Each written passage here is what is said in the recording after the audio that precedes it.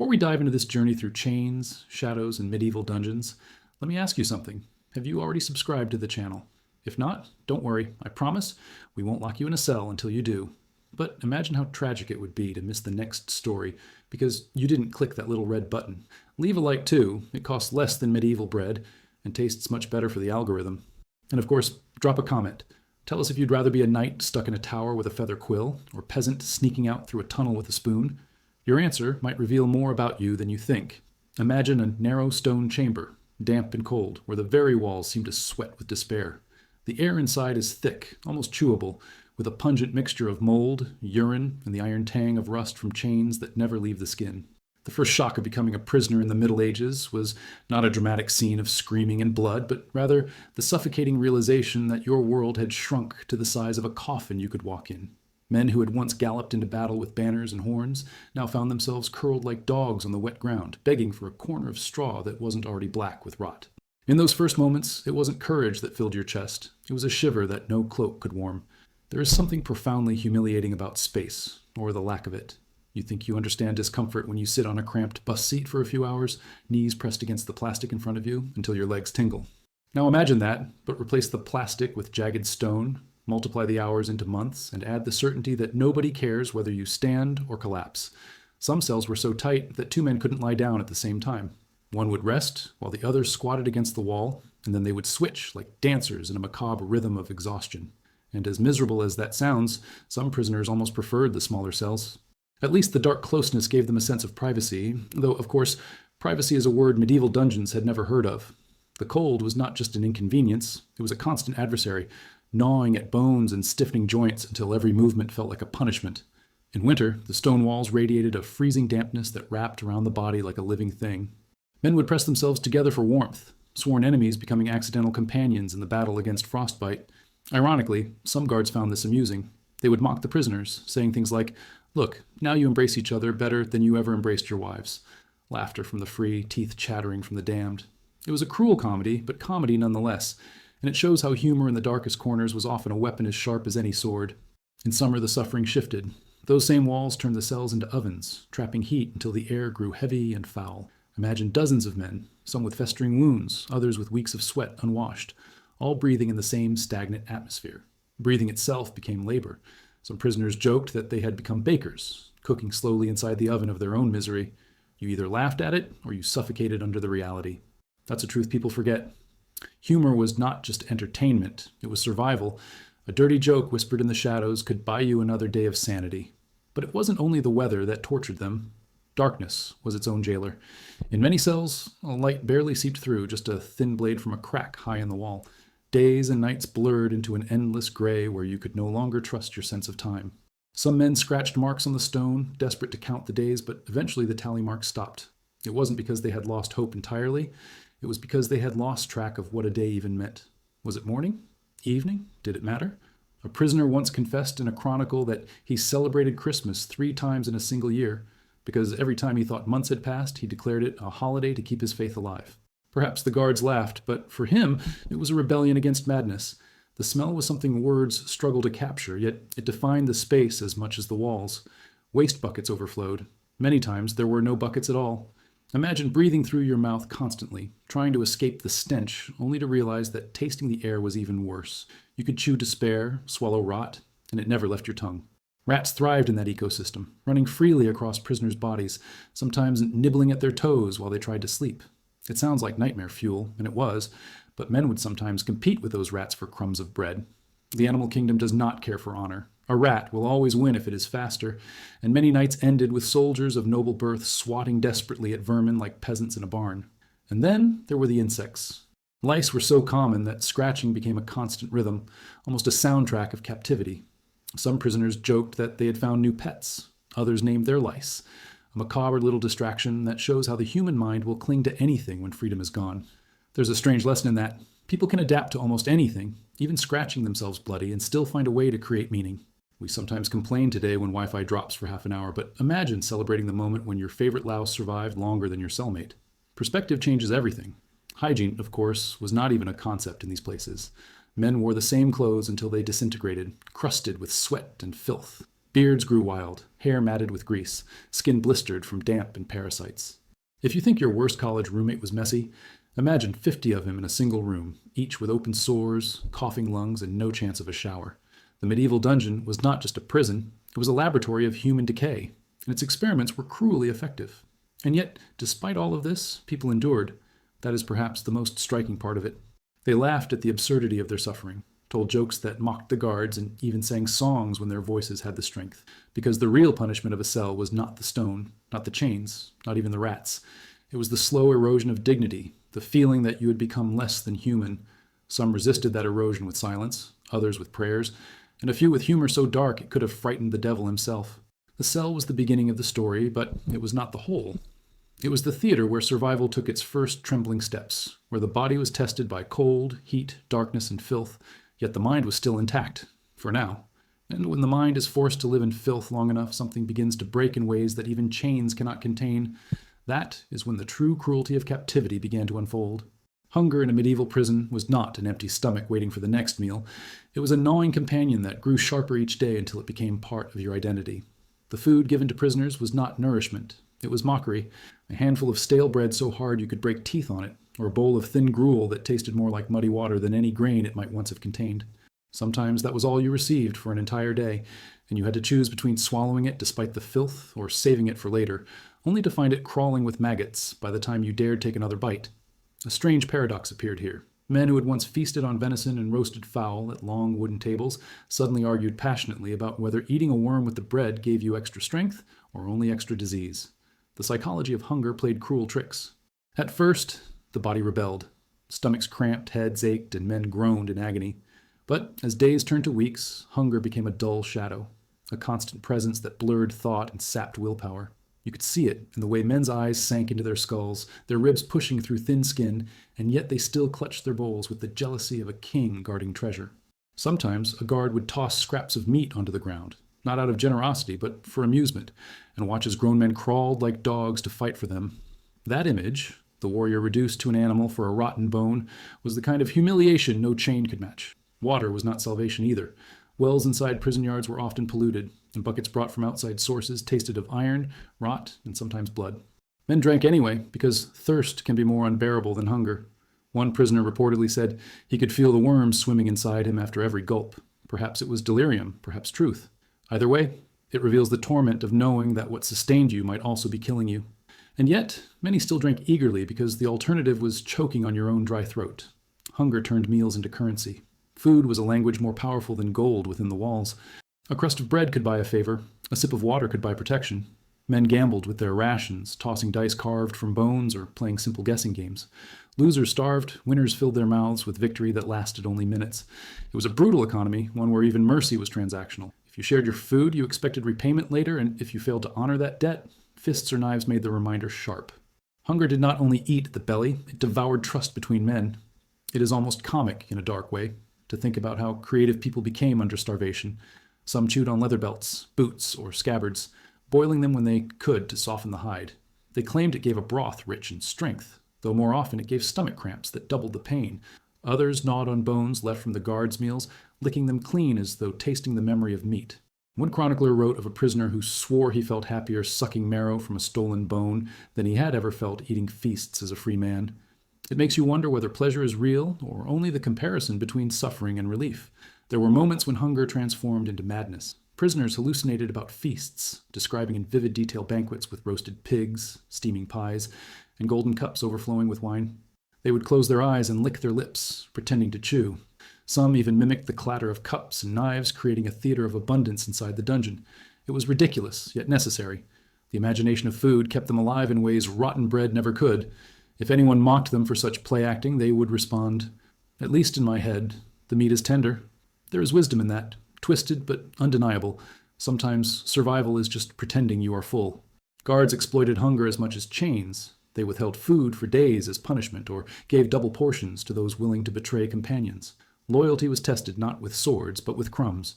Men who had marched side by side in war, who had sworn oaths of brotherhood, could be turned into enemies with the promise of half a loaf. Betrayal in these moments was not only strategic, it was intimate.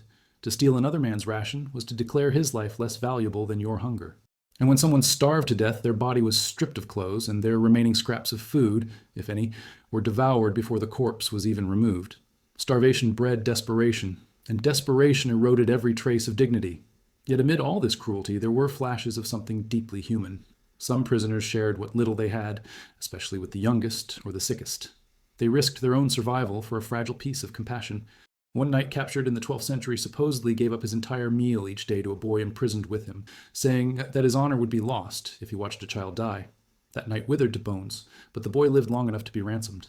Stories like that remind us that humanity can persist even in pits of hunger, though often at a price that leaves scars on the soul. The absurdity of it all becomes clearer when you compare it with the feasts held just above the prison walls. Lords and captors dined on roasted goose and sweetened wine, while beneath them men clawed over crumbs. Imagine the smell of spiced meat drifting through cracks in the stone, torturing those who could only imagine the taste. Some prisoners joked bitterly that the nobility should at least let them sniff the leftovers for seasoning.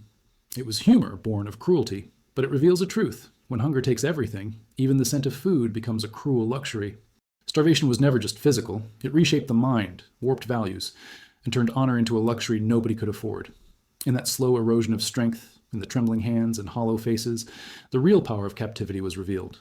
Because once hunger had done its work, once men were reduced to shadows fighting over scraps, they became easy prey for the next form of punishment that awaited them, one far more deliberate and designed to crush not just the body, but the spirit itself. Punishment in a medieval prison was not simply about maintaining order. It was theater, ritual, and spectacle designed to remind captives that they no longer belonged to themselves. A man could endure hunger, he could endure cold, but when every day brought deliberate cruelty, the line between living and merely existing began to vanish. Guards did not need to invent sophisticated methods. A whip of knotted rope, a wooden rod, or even the blunt end of a spear could break more than bones. It could break the soul. The lash across the back was not just pain, it was a signature written in flesh, proof that resistance was not only futile but laughable. One chronicler described how prisoners were forced to kneel in the yard while soldiers took turns striking them, not to kill, but to wound with precision. The bruises became maps of humiliation, purple stains marking the geography of defeat.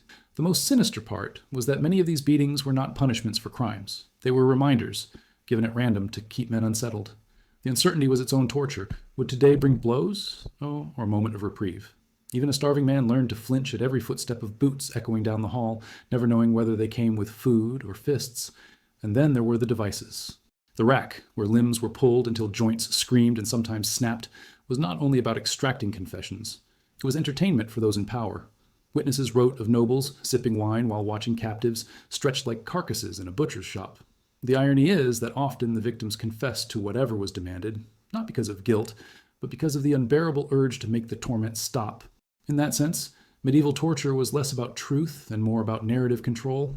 Who needed evidence when agony could write the story for you? Some punishments were surprisingly creative in their cruelty.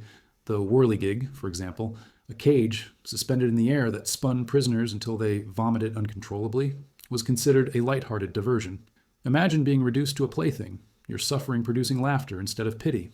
Or consider the stocks, where men's heads and hands were locked into wooden frames in the town square. Villagers spat, threw rotten food, and mocked them, a public theater of shame that blurred the line between punishment and festival. People brought children to watch as though it were a carnival, and perhaps in a twisted way it was. But not all punishment came from devices or beatings. Silence itself could be a torment.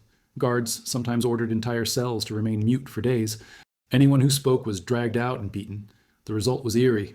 An entire group of men sitting in darkness, forbidden to whisper, forbidden to pray aloud, their thoughts echoing louder than screams. Silence eats at the mind in ways noise never can. It makes every breath feel guilty, every shuffle of chains a possible betrayal. Perhaps it sounds like an odd punishment, but for many prisoners, it was unbearable. One man reportedly clawed at the walls until his fingers bled, desperate to make a sound. Psychological cruelty often hurt worse than any lash. Guards would promise freedom to one man, only to drag him to the yard and hang him in front of the others. They staged mock trials where the verdict was predetermined, forcing prisoners to sit through the illusion of justice before hearing their doom. And sometimes they turned cruelty into games. A favorite involved leaving a prisoner in an open yard with bread just out of reach, watching him stumble and strain until exhaustion dropped him to the ground. There is something darkly comedic about imagining a knight, once a figure of authority, crawling like a child for food he cannot touch. But the laughter belonged to the captors, not the captives. Punishment also fed on betrayal. Guards rewarded snitches with small comforts. while punishing those who held their tongues. A man could be lashed not for breaking rules, but for refusing to accuse his companion. In this way, punishment destroyed trust as effectively as hunger did. Every blow landed not only on the body, but on the fragile fabric of companionship. When trust collapsed, despair filled the cracks. And yet, even in these moments of torment, humor found a way to sneak in. Prisoners joked about their beatings, giving nicknames to their scars. One man called the welt across his back the serpent. Another referred to his broken finger as the bishop's blessing. These jokes were absurd, but they were also weapons. To laugh at your wounds was to steal something back from your captors, and to show that while your body was theirs, your mind still had sharp edges. Still, no joke could erase the reality that daily punishments accumulated into a slow-motion execution. A lash here, a blow there, a night in the stocks. These were bricks in a wall of despair, each adding weight until the spirit sagged beneath it. The cleverness of this cruelty lay in its consistency. A man might endure a single day of torment, but weeks and months of small punishments wore down even the strongest will. It was death by erosion, not explosion. And when bodies were finally broken, when voices cracked and backs bent permanently, punishment shifted into something even darker. Because once the body was no longer useful to mock or beat, there were still other forces waiting in the shadows, forces that killed slowly, invisibly, and without needing a whip in hand. That was the next layer of captivity, one where death wore the mask of disease and despair rather than chains and rods. Disease in a medieval prison was not an accident of poor conditions. It was an inevitable resident, as permanent as the chains bolted into the walls. If hunger gnawed at the stomach and punishments bruised the flesh, then sickness hollowed the body from within, stripping away strength until men became husks, unrecognizable even to themselves. What made disease so terrifying was its invisibility. A rat could be seen, a whip could be avoided if luck was on your side, but fever crept in silently. One day you shared jokes with your cellmate, and the next day his skin burned like fire, his lips cracked, and his eyes stared past you into nothing. The dungeon did not simply hold captives. It was an incubator, a breeding ground for every pestilence Europe feared. The overcrowding turned cells into laboratories of infection. Dozens of men crammed into a space fit for a handful created an environment where breath itself carried death. Imagine the cough of one man echoing in the dark, wet and rattling, followed by another, until the air itself seemed thick with sickness. Pneumonia and tuberculosis were not modern diagnoses to them, but they knew the sound of lungs filling with rot. Some prisoners whispered that the dungeon walls fed on their breath, swallowing each cough and giving it back with double force. Superstition was as contagious as the disease itself, and when you cannot explain why men drop dead around you, ghosts and curses feel like the most logical explanation. Lice and fleas were the great messengers of illness. Crawling across skin, burrowing into clothing seams, they carried fevers that swept through entire populations of prisoners in days. There are accounts of men scratching so fiercely that they tore their own flesh open, creating wounds that festered. It would be almost comical if it weren't so horrific. An army of warriors once clad in armor, reduced to squirming and twitching like children covered in mosquito bites. Except these bites could kill. Guards joked about it too, laughing that prisoners were married to their lice. The prisoners themselves sometimes joined in the grim humor, naming their parasites as if they were pets. One man allegedly christened his largest flea Sir Richard, and joked that it was the only knight still loyal to him. That absurdity kept the mind from drowning, but it didn't stop the fever from spreading. Open wounds from punishments or battles became invitations for infection. Without any real medical care, even a small cut could swell and darken, the flesh turning black with gangrene. Prisoners learned quickly not to lean too close to the infected, not out of cruelty, but out of fear that their own bodies would betray them next. And yet, when death became certain, a strange solidarity often appeared. Men would hold their dying companions, whispering prayers or simply sit in silence as they passed. The irony was cruel. Companionship returned at the exact moment when it could not save anyone. The smell of sickness was unmistakable. It clung to the air thicker than the stench of waste. A mixture of sweat, blood, pus, and decay created an odor that no one could escape. Guards sometimes wore cloths over their noses when entering the cells, though they rarely offered such relief to the prisoners. Imagine trying to sleep while your neighbor wheezed, coughed blood, and the scent of rotting flesh filled every breath. It was as if the dungeon itself were slowly decomposing, and the men inside were only accelerating its progress.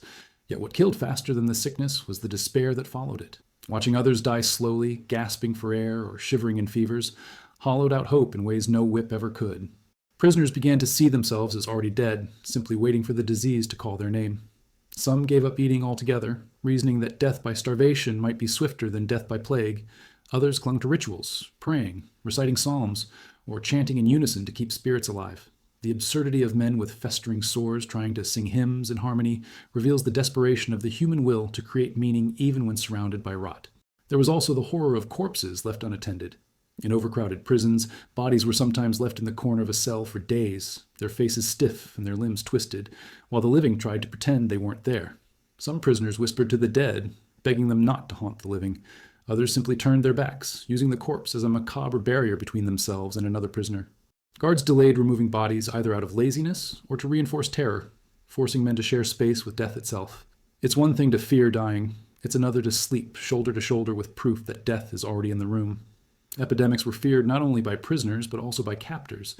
The plague did not care about iron bars, and many outbreaks that started in dungeons found their way into nearby towns. Ironically, this made prisoners both despised and necessary. They were living warnings of what disease could do, and sometimes officials paraded the sick through villages as reminders of divine punishment. The spectacle of a fevered, half-dead man dragged through streets was both terrifying and instructive. He was not just a prisoner anymore, he was a sermon in flesh. And yet, there were flickers of resilience. Some prisoners somehow survived wave after wave of sickness, earning reputations as men touched by God. Others experimented with crude remedies, chewing herbs smuggled in by sympathetic priests, drinking foul concoctions of water mixed with charcoal, or pressing hot stones to wounds in the belief that heat could burn out the infection. Most of these remedies did nothing, but the act of trying was itself defiance. To treat disease, even hopelessly, was to say, "I'm not finished yet." What disease truly revealed was the fragility of the human body under relentless stress. Cold, hunger, wounds, and filth all converged in one place, and illness did the rest. But once the body had been eroded, once hope was weakened by fever and despair, the dungeon still had more weapons to wield. Death by sickness was often slow, but there were other forms of waiting even crueler, waiting for negotiations that never ended, for rescue that never arrived, for freedom that remained always just one promise away. The most bitter form of captivity was not the chain around the wrist or the rat gnawing at the straw, but the endless waiting for something that rarely came. Negotiations for ransom were supposed to be a lifeline, the promise that one day the cell door might open, that gold and honor could buy back a man's freedom. But more often than not, those negotiations stretched into a cruel parody of hope.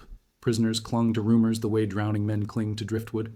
A guard might whisper that a letter had arrived, or that a noble family was raising money for release, and for a moment the dungeon filled with excitement. Men straightened their backs, cleaned their faces with filthy water, and imagined stepping once again into the sunlight. Days passed, then weeks, and nothing came. The silence, after hope, was more devastating than the silence of the cell itself. The entire system of ransom was a twisted game of politics and economics. Capturing a nobleman could mean a fortune, while a common soldier might be left to rot because his life was worth less than the cost of feeding him. This brutal hierarchy meant that in the same cell, one man might be treated to occasional decent food or allowed to write letters, while his companion wasted away forgotten. The disparity poisoned relationships, turning allies into resentful rivals. Some lower-born prisoners cursed their noble companions for still having a chance, while others clung to them, hoping to be included in their negotiations like scraps added to a bargain. It was a cruel reminder that war was not only fought with swords, but also with coin and lineage. Even when ransom money was promised, the process was deliberately slow. Messages had to travel across kingdoms, letters carried by riders who risked capture themselves. By the time a response arrived, months could have passed, and the prisoner might already be dead. Some captors had no intention of releasing their prizes quickly. They milked families for more gold by dragging out the talks, inventing new conditions, or suddenly losing earlier agreements. For the captive, every knock at the door might bring freedom or another delay. It became a cycle of anticipation and disappointment so relentless that many prisoners eventually stopped hoping at all. Faith often filled the vacuum left by failed negotiations. Men prayed constantly, bargaining with God when human bargains had failed. They swore that, if released, they would dedicate their lives to charity or pilgrimage. They told themselves that suffering in captivity was proof of their spiritual worth, that perhaps their chains were tests rather than punishments. Yet even faith was fragile. When weeks of prayer brought no relief, men sometimes turned bitter, cursing heaven with the same fury they once directed at their captors. The dungeon became not only a place of political imprisonment, but also a battlefield for the soul. The cruelest trick of all was the false rescue. Guards would sometimes announce that freedom had been secured, leading a prisoner out as if to release him, only to parade him before his companions and throw him back inside. The laughter of captors at these moments was described as worse than the lash. To be reminded that your freedom was always someone else's decision, always out of reach no matter how close it seemed, was a torment sharper than iron. Some prisoners even begged not to be told of negotiations at all, preferring the dull certainty of despair over the roller coaster of hope and betrayal. But not all waiting was tied to ransom. Some captives were held not for money, but as bargaining chips in larger political games. They were pawns in treaties, their lives leveraged to secure castles, trade rights, or royal marriages. Imagine knowing that your existence was being weighed not against coin, but against the fate of entire regions. You might starve in a cell for years, forgotten by your family, all because two kings could not agree on the border of a river you had never even seen. The absurdity of it was maddening, yet it showed how the power of war reached even into the smallest dungeon corner. While negotiations dragged on, men created rituals to measure time. Some carved calendars into the stone, counting the days since capture. Others composed songs or poems, recited over and over until they became part of the dungeon's atmosphere. These small acts of order in the midst of chaos were ways to resist the slow drowning of identity. Because what waiting really stole was the sense of self. Days blurred into one another until men forgot their own birthdays, the names of distant relatives, even the sound of their children's voices. In their place came the endless echo of chains and the mocking voice of uncertainty. Occasionally, hope was justified. A prisoner might be freed after years of waiting, walking out of the dungeon into sunlight he barely remembered. But the freedom was not always sweet. Men who left their cells found themselves strangers in their own lands, unable to eat rich food after years of starvation, unable to sleep in beds after years of stone. Some even longed for the dungeon, where suffering had at least given them purpose. Freedom, ironically, could feel like another prison when the world outside had moved on without them. The cruel cycle of negotiation and waiting exposed the deepest truth of captivity. It was not designed merely to hold bodies, but to fracture time itself. To wait without certainty was to live in a constant state of suspension, where every heartbeat felt wasted and every tomorrow seemed both inevitable and unreachable. And when the body had been weakened by hunger, when the spirit had been broken by punishment, and when hope itself had been strangled by delay, there was still one final enemy left, the most intimate of all, the betrayal of the mind against itself, the slow unraveling of sanity. Sanity in a medieval prison was as fragile as a candle flame flickering in a storm. The body could adapt to chains, hunger, and even disease with a stubborn sort of endurance, but the mind was different. The mind demanded meaning, and when meaning was denied, it began to invent shadows. Prisoners spoke of voices whispering to them in the dark, voices of mothers, wives, children, or long-dead comrades. Some swore they could hear church bells tolling outside the walls even when the town was miles away. Hallucinations were not simply madness. They were a desperate effort of the brain to make sense of endless silence, to fill the void with something other than despair. Isolation was one of the cruelest weapons. Some captives were placed in solitary cells so narrow that stretching their arms touched both walls. Days passed without hearing another human voice. At first, men counted breaths, then heartbeats, then tried to invent entire conversations with themselves. They gave names to stones, debated with rats, and recited prayers backward just to feel that words still had weight. The irony is that many fear dying not of hunger but of boredom, because boredom in its purest form becomes unbearable. One man famously scratched a chessboard into the floor and played both sides every day for years, growing so attached to his invisible pieces that when he was finally freed, he asked his family to carve him a proper board to continue the game. Madness spread even in shared cells. Without privacy, men became mirrors for one another's despair. If one began to mutter, another picked up the habit until the cell echoed with a chorus of nonsense. Laughter erupted at the most inappropriate times, high-pitched and uncontrollable because the boundary between humor and hysteria had dissolved. A prisoner might laugh at the death of a companion, not from cruelty, but because the mind had lost the ability to process grief. Guards sometimes found this more disturbing than silence. They preferred men who groaned in pain to those who smiled eerily in the dark. Dreams became a battleground.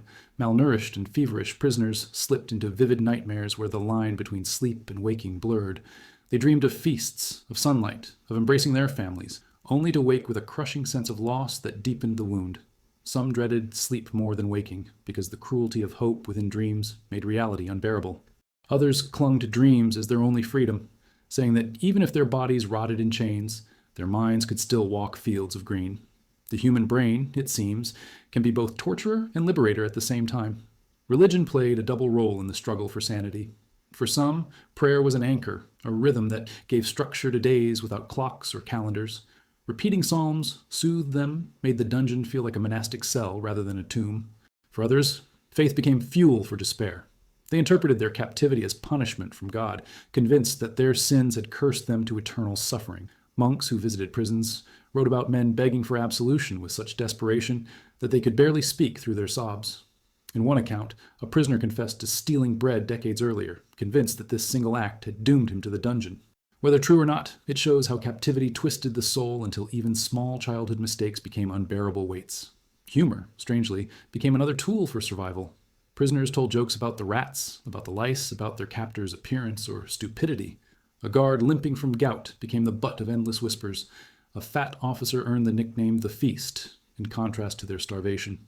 Dark jokes about death circulated freely. Men called the corpses in the corner our roommates, and debated whether ghosts deserved rations. Laughter in these moments was not mere mockery, it was rebellion. To laugh was to refuse full surrender, even if the joke was cruel or absurd.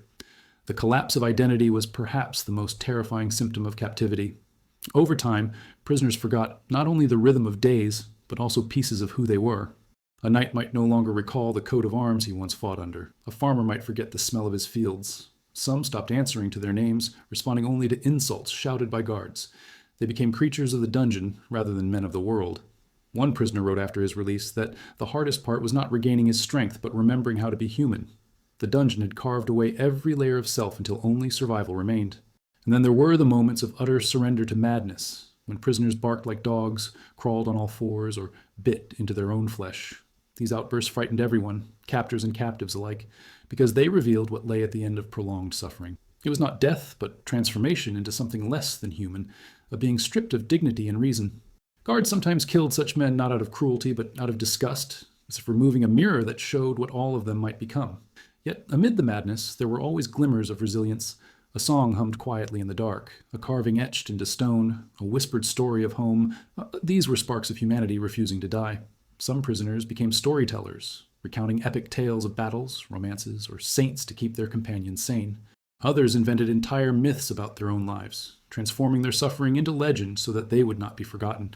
In those moments, sanity was not measured by logic, but by the ability to imagine something larger than the dungeon itself. And it was precisely that imagination, the power to believe in something beyond chains and filth, that kept the human spirit alive long after bodies had been broken. But imagination could also be dangerous, because when the mind wandered too far, it began to craft illusions that blurred with reality. Illusions that sometimes ended not in survival, but in reckless attempts at escape. Desperate gambles that turned the slow erosion of captivity into a sudden confrontation with freedom or death. Escape was the forbidden dream that haunted every prisoner, a flickering light in the darkest corners of the mind. No matter how tight the chains, no matter how thick the walls, the thought of freedom scratched endlessly at the imagination. Most never acted on it. Fear and exhaustion chained them more firmly than iron ever could. But stories of daring escapes circulated like legends, whispered in the dark to keep hope alive. Each tale, whether true or invented, was retold until it grew into myth. A man who once climbed a tower wall became a hero of impossible courage, a symbol that maybe, just maybe, the dungeon was not the end. The architecture itself seemed designed to crush such hopes. Thick stone walls, often built with sloping bases to prevent digging, rose like mountains around the prisoners. Iron doors were bolted not with a single lock, but sometimes with 3 or 4, each requiring a different key that guards carried proudly on heavy rings. Windows, when they existed at all, were nothing more than slits so narrow that even a child would struggle to fit through. And yet, despite these barriers, human desperation has always found creativity. Some prisoners spent years patiently loosening stones with scraps of metal, smuggling out pebbles in their clothing until a hole wide enough for a body appeared. Others twisted straw into ropes, braided them with hair, and tested their strength by hanging from rafters. Desperation turns even filth into tools. The failures were as legendary as the successes. Chronicles describe men caught halfway through tunnels, suffocating when the dirt collapsed on them, their bodies discovered days later by the stench. Others fashioned makeshift ladders from stolen wood, only to fall and break their legs in the attempt. The tragic comedy of these escapes often amused the guards, who sometimes left failed tunnels visible as warnings. "Look," they would laugh. "Another rat tried to leave the nest." For the prisoners, the sight was not only discouragement, it was a reminder that even hope could bury you alive. Still, some escapes worked. A famous account tells of a knight who disguised himself as a washerwoman, slipping out of the prison disguised under layers of filthy laundry. Another bribed a guard with promises of gold and managed to flee in the middle of the night, only to be recaptured weeks later and punished with such cruelty that his story became both inspiration and warning. The line between bravery and madness was razor thin, and prisoners debated endlessly whether risking immediate death was nobler than enduring slow decay. Psychologically, escape was not just a plan, but a lifeline. Even those who never acted on it used the thought as a form of survival. Planning tunnels, counting guard shifts, memorizing the squeak of hinges, all of this gave shape to time that otherwise dissolved into meaninglessness. A prisoner with a plan, however hopeless, walked differently. He carried himself with a secret, and that secret made him feel human again. Guards noticed it too. They mocked it, saying, "Plot all you like, the walls are older than your grandfather's." But the very fact that they mocked it revealed their own unease, because they knew that one man slipping through the cracks could unravel the illusion of total control. Religion often mingled with the idea of escape. Some prisoners believed divine intervention would aid them, that angels might weaken chains or guide them through the night. There are tales of men who claimed to see visions of saints pointing the way to freedom, only to be discovered wandering blindly into guard posts. Others took inspiration from biblical stories, Daniel in the lion's den, Paul and Silas breaking free of prison, and convinced themselves that suffering was only the prelude to miraculous liberation. Skeptics in the cells sometimes joked, "If angels are coming, they'd better bring a file for these locks." Yet even sarcasm carried within it the seed of hope. There was also the grim humor of failed attempts. One prisoner supposedly tried to starve himself thin enough to squeeze through a narrow window. He succeeded in losing weight, but not enough to escape. Guards found him wedged halfway through the opening, legs kicking helplessly inside the cell. Instead of killing him, they dragged him back in, laughed for hours, and gave him double rations to make sure he never tried again. The cruel irony is that even his act of desperation gave the jailers amusement, another weapon to use against the dignity of the imprisoned. Escape was not always about leaving the walls. Sometimes it was about small acts of rebellion that felt like freedom. Smuggling messages to families, hiding contraband knives, or even singing forbidden songs, these were escapes of the spirit, if not of the body. One chronicler tells of men who scratched riddles and poems onto the walls with bits of bone, creating secret codes to amuse themselves. It was pointless, perhaps, but it was also a refusal to be fully owned by captivity. In a way, every act of imagination was a miniature jailbreak. And then there were those who succeeded and never returned, vanishing into the world outside.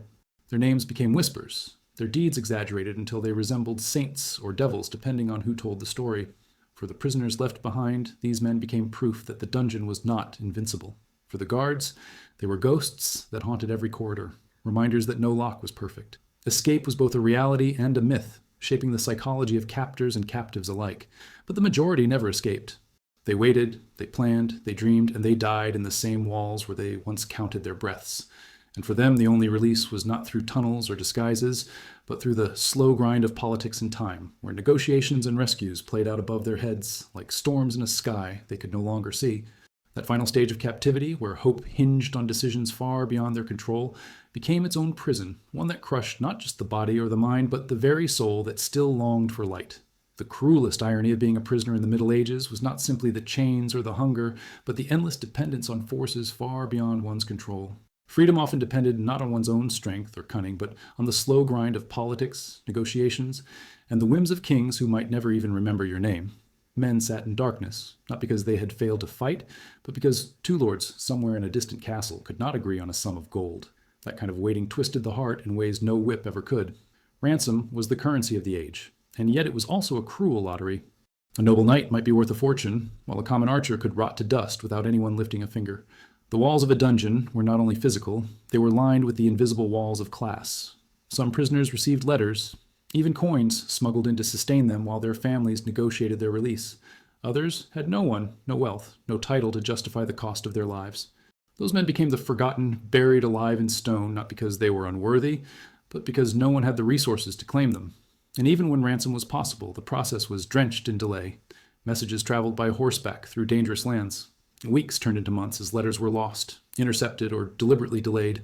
Imagine the torment of hearing that your family had agreed to pay, only for the captor to demand more, or to insist on humiliating conditions that no lord would ever accept. Freedom dangled like bait on a hook, always visible, never within reach. Men counted days, then years, as negotiations circled endlessly. Some even died after their ransom had been paid, victims of timing and indifference, their bodies rotting in cells while their families prepared feasts for their return. The cruelty of false promises added another layer of suffering. Guards sometimes told prisoners their release was imminent, only to laugh when days passed without change. A cruel joke might involve leading a man outside into the sun, letting him breathe fresh air for the first time in years, before dragging him back into the dungeon with the mocking words, "Not today." That taste of freedom, sharper than any chain, broke men in ways lashes never could. They would sit in silence afterward, staring at the walls as though they had finally understood the depth of their captivity. Faith became the only negotiation many prisoners truly trusted. When gold failed and politics stalled, men turned to prayer. They bargained with God in the same way they had once bargained with captors. Some swore that, if released, they would march barefoot on pilgrimage, give away their wealth, or dedicate their lives to service. Others, bitter and broken, cursed heaven for abandoning them. convinced that their suffering was divine punishment. The dungeon became a strange monastery of despair, where prayer and blasphemy echoed side by side. And yet, even curses had power, for they reminded men that their voices still carried meaning, even if no one outside the walls listened. The rhythm of waiting created its own strange rituals. Men carved calendars into stone, marking time with scratches until the walls looked like they were covered in scars. Others invented games to measure passing hours, tossing pebbles, reciting verses, or retelling the same stories until they became myths of their own captivity. These rituals were not entertainment, they were lifelines. Without them, days dissolved into one another, and men forgot not only the date, but the shape of their own lives. One account tells of a prisoner who, after years of captivity, could no longer remember the faces of his children. He wept not because he was chained, but because memory itself had betrayed him. Some men were eventually freed, but freedom after such waiting was complicated. Stepping into sunlight after years of darkness was blinding, painful even. Food that once delighted their tongues now made them sick because their stomachs had forgotten abundance. Beds felt strange after stone floors, and silence outside the dungeon was unnerving without the familiar rattling of chains. Families celebrated their return, yet the men themselves often felt like strangers in their own homes. They had been reshaped by captivity, carved down to a shadow of what they once were, and no amount of gold could buy back the time lost. For others, there was no release. They died waiting, their names forgotten in the endless paperwork of ransom disputes. Their bones lay in unmarked graves, their stories fading with every passing generation. And yet, in the echo of those forgotten lives lies the true cruelty of captivity. Not death, not pain, but the slow erasure of identity.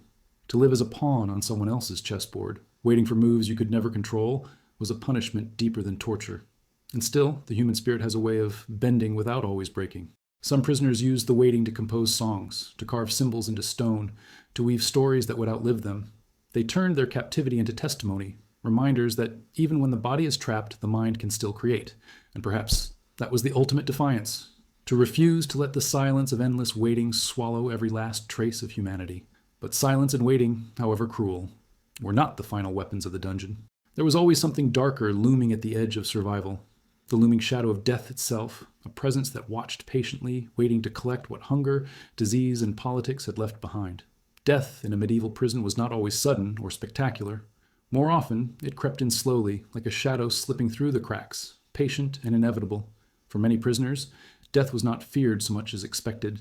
The real question was not if it would come, but how. Would it arrive with the quiet exhaustion of starvation, the fevered sweat of disease, or the sharp crack of a guard's blade? Each possibility carried its own dread, but all shared one truth. In the dungeon, death was not the end of suffering, but the final insult, the punctuation mark to a sentence written in pain. Sometimes, death came in silence. A man would simply stop moving during the night, his chest no longer rising, his body stiff in the straw by morning. Companions might nudge him, call his name, shake his shoulder until they realized he was gone. In overcrowded cells, the dead often remained among the living for hours, even days before guards bothered to remove them. Imagine trying to sleep while your neighbor's body cooled beside you, knowing that you could be next. Some prisoners prayed for the dead, whispering psalms into the dark. Others muttered bitter jokes, calling the corpse lucky for finally escaping. It was gallows humor in the most literal sense, a coping mechanism for men who knew they were sleeping in line for the same fate. Disease, of course, was the most common executioner. Fevers burned through cells like wildfire, leaving trails of shivering, coughing men who wasted away until their bodies were no more than bone and skin. The smell of sickness clung to the air even after the dead were removed. Guards, fearful of contagion, sometimes refused to enter sick cells, tossing food from a distance and leaving the prisoners to rot.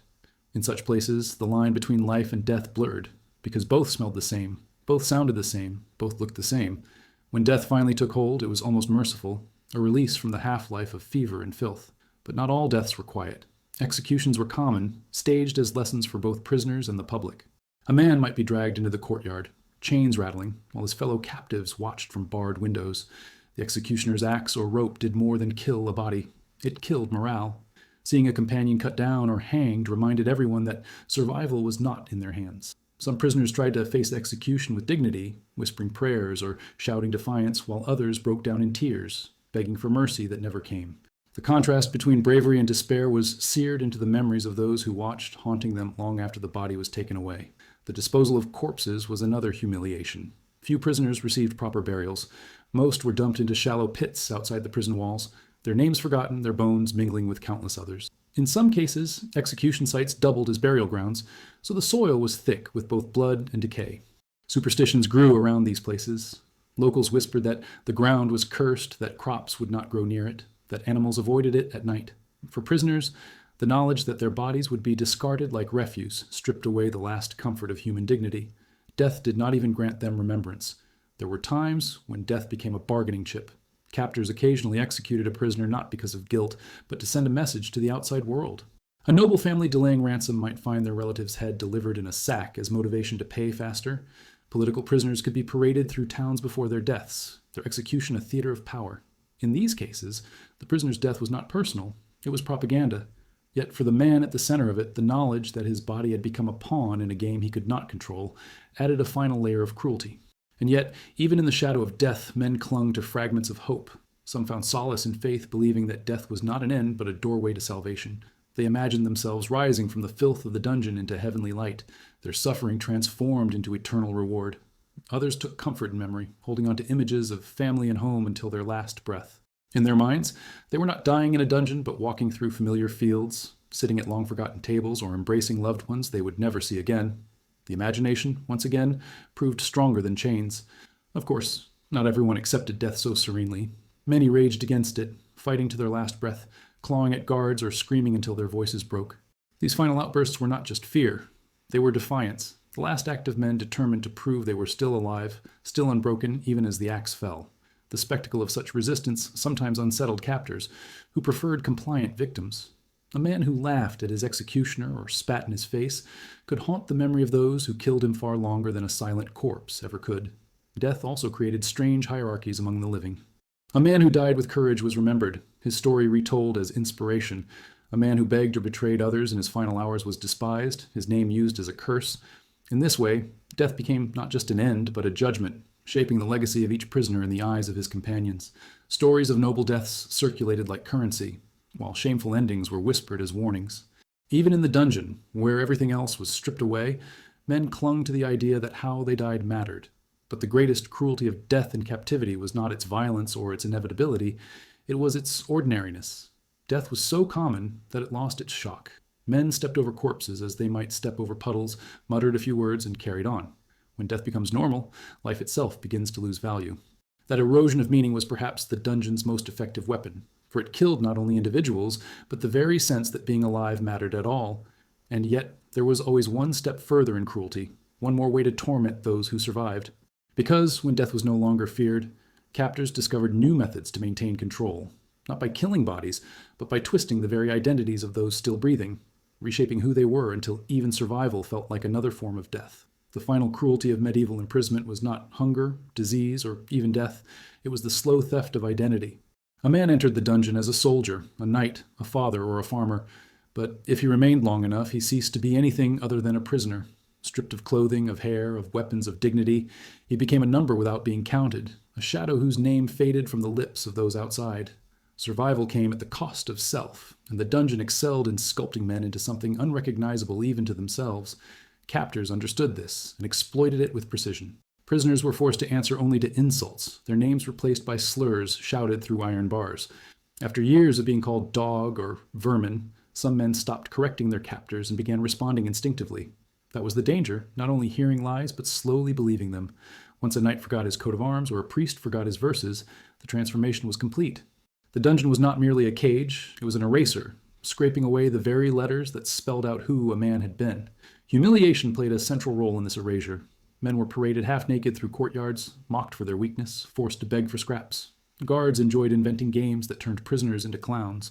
One story tells of captives ordered to dance for their food, stumbling in chains while soldiers roared with laughter. Another describes men forced to fight one another for crusts of bread, the losers left bloodied and starving. These rituals were not about discipline, they were about rewriting men's sense of self until they saw themselves not as warriors or free men, but as animals on display. Religion, which had once been a refuge, was sometimes twisted into another tool of control. Captors demanded conversions, pressing prisoners to renounce their faith for better treatment. Some gave in, not out of belief, but out of desperation for survival. Others resisted, clinging to prayer even as it marked them for harsher punishment. In both cases, faith became tangled with humiliation, leaving men to question not only their gods, but their own souls. The torment was not simply about living or dying, it was about what kind of man you would still be when the choice was taken away. Over time, the erosion of identity seeped even into memory. Some prisoners forgot the details of their past lives, the names of siblings, the color of their wife's eyes, the way their children's laughter once filled a room. This forgetting was not immediate, but gradual, a slow shedding of memory like autumn leaves falling from a tree. Each loss left them emptier, until the dungeon felt more real than the world beyond. When freedom finally came, some men found themselves strangers in their own villages, unable to fit back into the lives they had once longed for. In that sense, captivity extended long past the unlocking of chains. Yet identity was not always surrendered willingly. Many fought fiercely to hold on to fragments of themselves. They carved their names into stone walls, scratched symbols of their families, or told stories of their lineage so often that their companions could recite them by heart. These acts were small, but they were defiant, reminders that even when the body was chained, the mind could still cling to its roots. Guards mocked this stubbornness, erasing carvings or silencing storytellers, but they could never fully erase the impulse to remember. Some prisoners even reinvented themselves inside the dungeon. A knight might become a poet, composing verses in the dark and whispering them to others. A farmer might become a healer, using herbs smuggled in to treat wounds. In this strange way, captivity created new identities, fragile but powerful, forged in suffering rather than freedom. The irony is that while the dungeon destroyed many men, it also gave some the chance to reshape themselves, to find meaning in the very place designed to strip it away. But the price of survival was often steep. Those who lived long enough to see release were rarely whole. They walked out with bodies broken, minds fractured, and identities reshaped beyond recognition. Families celebrated their return, but behind the smiles lay unease. The man who had left was not the man who came back. He carried the dungeon inside him, in his habits, in his silences, in his sudden flinches at noises others found ordinary. Some survivors could never again live among people without feeling imprisoned by walls of memory. The dungeon had freed their bodies but kept their souls, and that is perhaps the ultimate legacy of medieval captivity. It was not just about holding men behind walls, but about reshaping the human spirit until freedom itself became complicated, even frightening. To survive was to be transformed, and transformation was rarely gentle. The dungeon's true power lay not in chains, but in its ability to rewrite a man's story against his will. Even centuries later, when we look back at these prisons, the most haunting detail is not the torture devices or the chains rusted into the stone. It is the silence of forgotten names, the faces that vanished into darkness without leaving a trace. History remembers kings and knights, treaties and wars, but the prisoners remain shadows, their identities dissolved into the damp air of the dungeons that consumed them. And perhaps that is the greatest cruelty of all, that so many lives ended not with a cry, not with a battle, but with the slow, quiet erasure of who they had once been. One of the most overlooked aspects of captivity in the Middle Ages was the role of memory, the delicate thread that tied prisoners to the world outside. Chains could hold the body, but memory was what kept the heart alive. At first, men clung to their recollections with desperate precision. They repeated their children's names, recited the exact sound of their wives' voices, described the smell of fields after rain. These memories were polished like treasures, whispered in the dark as though speaking them aloud could keep them safe. But memory is fragile, and in the endless monotony of stone walls, even the brightest recollections began to fade. The laughter of a daughter became just a shape in the mind. The face of a father blurred until it looked more like a stranger. For many, that loss was more painful than the whip or the hunger. Stories became a way to fight this erosion. Prisoners told and retold tales of their homes, their battles, their youth. The same stories circulated for years, embroidered with new details to keep them alive. A farmer would describe the harvest rituals of his village until his fellow captives could recite them as if they had been there themselves.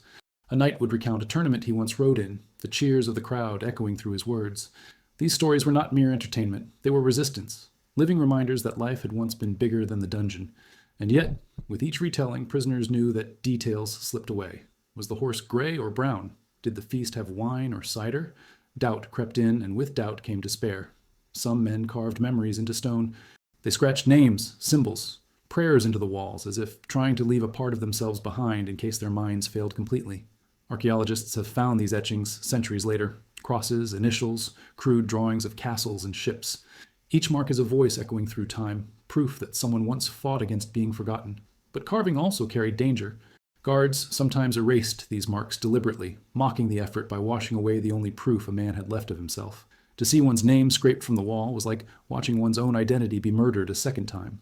Companionship often served as a safeguard for memory. Men reminded each other of their families, reciting names back and forth as if they were prayers. They created rituals. Each morning, one man would speak aloud the name of his wife, another the name of his son, another the name of his village. Together, they built a fragile network of remembrance, holding on to one another's identities when their own minds began to falter. But the loss of a companion to death was doubly cruel. It meant not only grief, but the erasure of memories he had carried for others. The silence left behind was filled not only with sorrow, but with the fear that soon no one would remember at all. Music, too, played a role. Some prisoners hummed tunes from their childhood, melodies that carried them out of the cell for a brief moment. Others pounded rhythms on the walls, creating crude instruments from chains and bowls. Songs, even when broken and half-remembered, were anchors to the world outside. But the brain, weakened by hunger and fever, sometimes twisted those tunes into nonsense.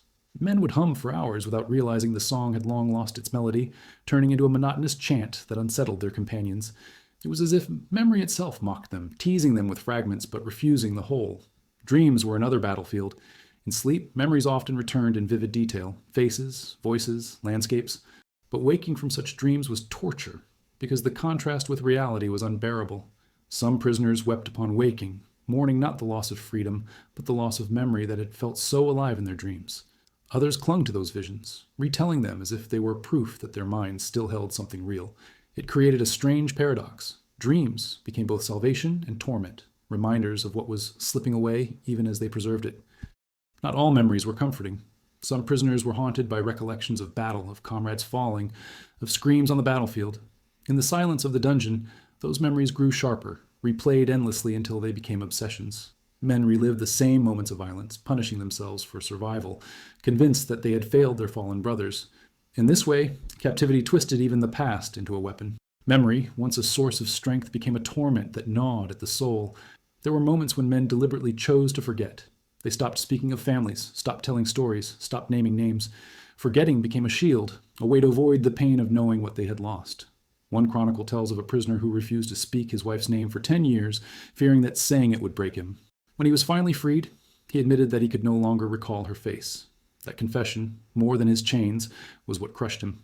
Forgetting was a form of survival, but it was also its own death. The cruelest part was that memory and identity were intertwined.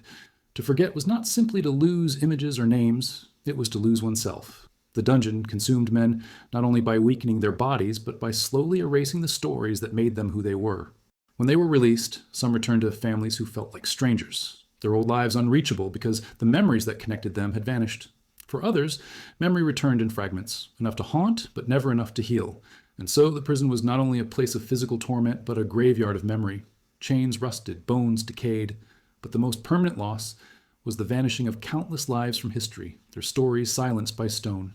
The cruel joke is that the world outside often forgot them long before they forgot themselves. Letters stopped coming, families moved on, villages replaced their names with others. The prisoner's greatest fear was not dying in the cell. It was being erased so completely that it was as if he had never lived at all. And it was in that silence, in that slow fading of memory, that the dungeon revealed its most terrifying power. Not to kill, but to make men vanish piece by piece until nothing remained but the echo of chains in the dark. The dungeon was not only a place of stone and chains, it was a stage where power itself was performed. To be a prisoner in the Middle Ages meant living under the constant weight of politics, the whims of kings, lords, and churchmen who played games of authority with human lives as their pieces. Your body might be locked away, but it was your status that determined whether you were treated as a bargaining chip, a trophy, or a disposable shadow. The walls themselves seemed to whisper reminders that you were less a man than a symbol of someone else's dominance.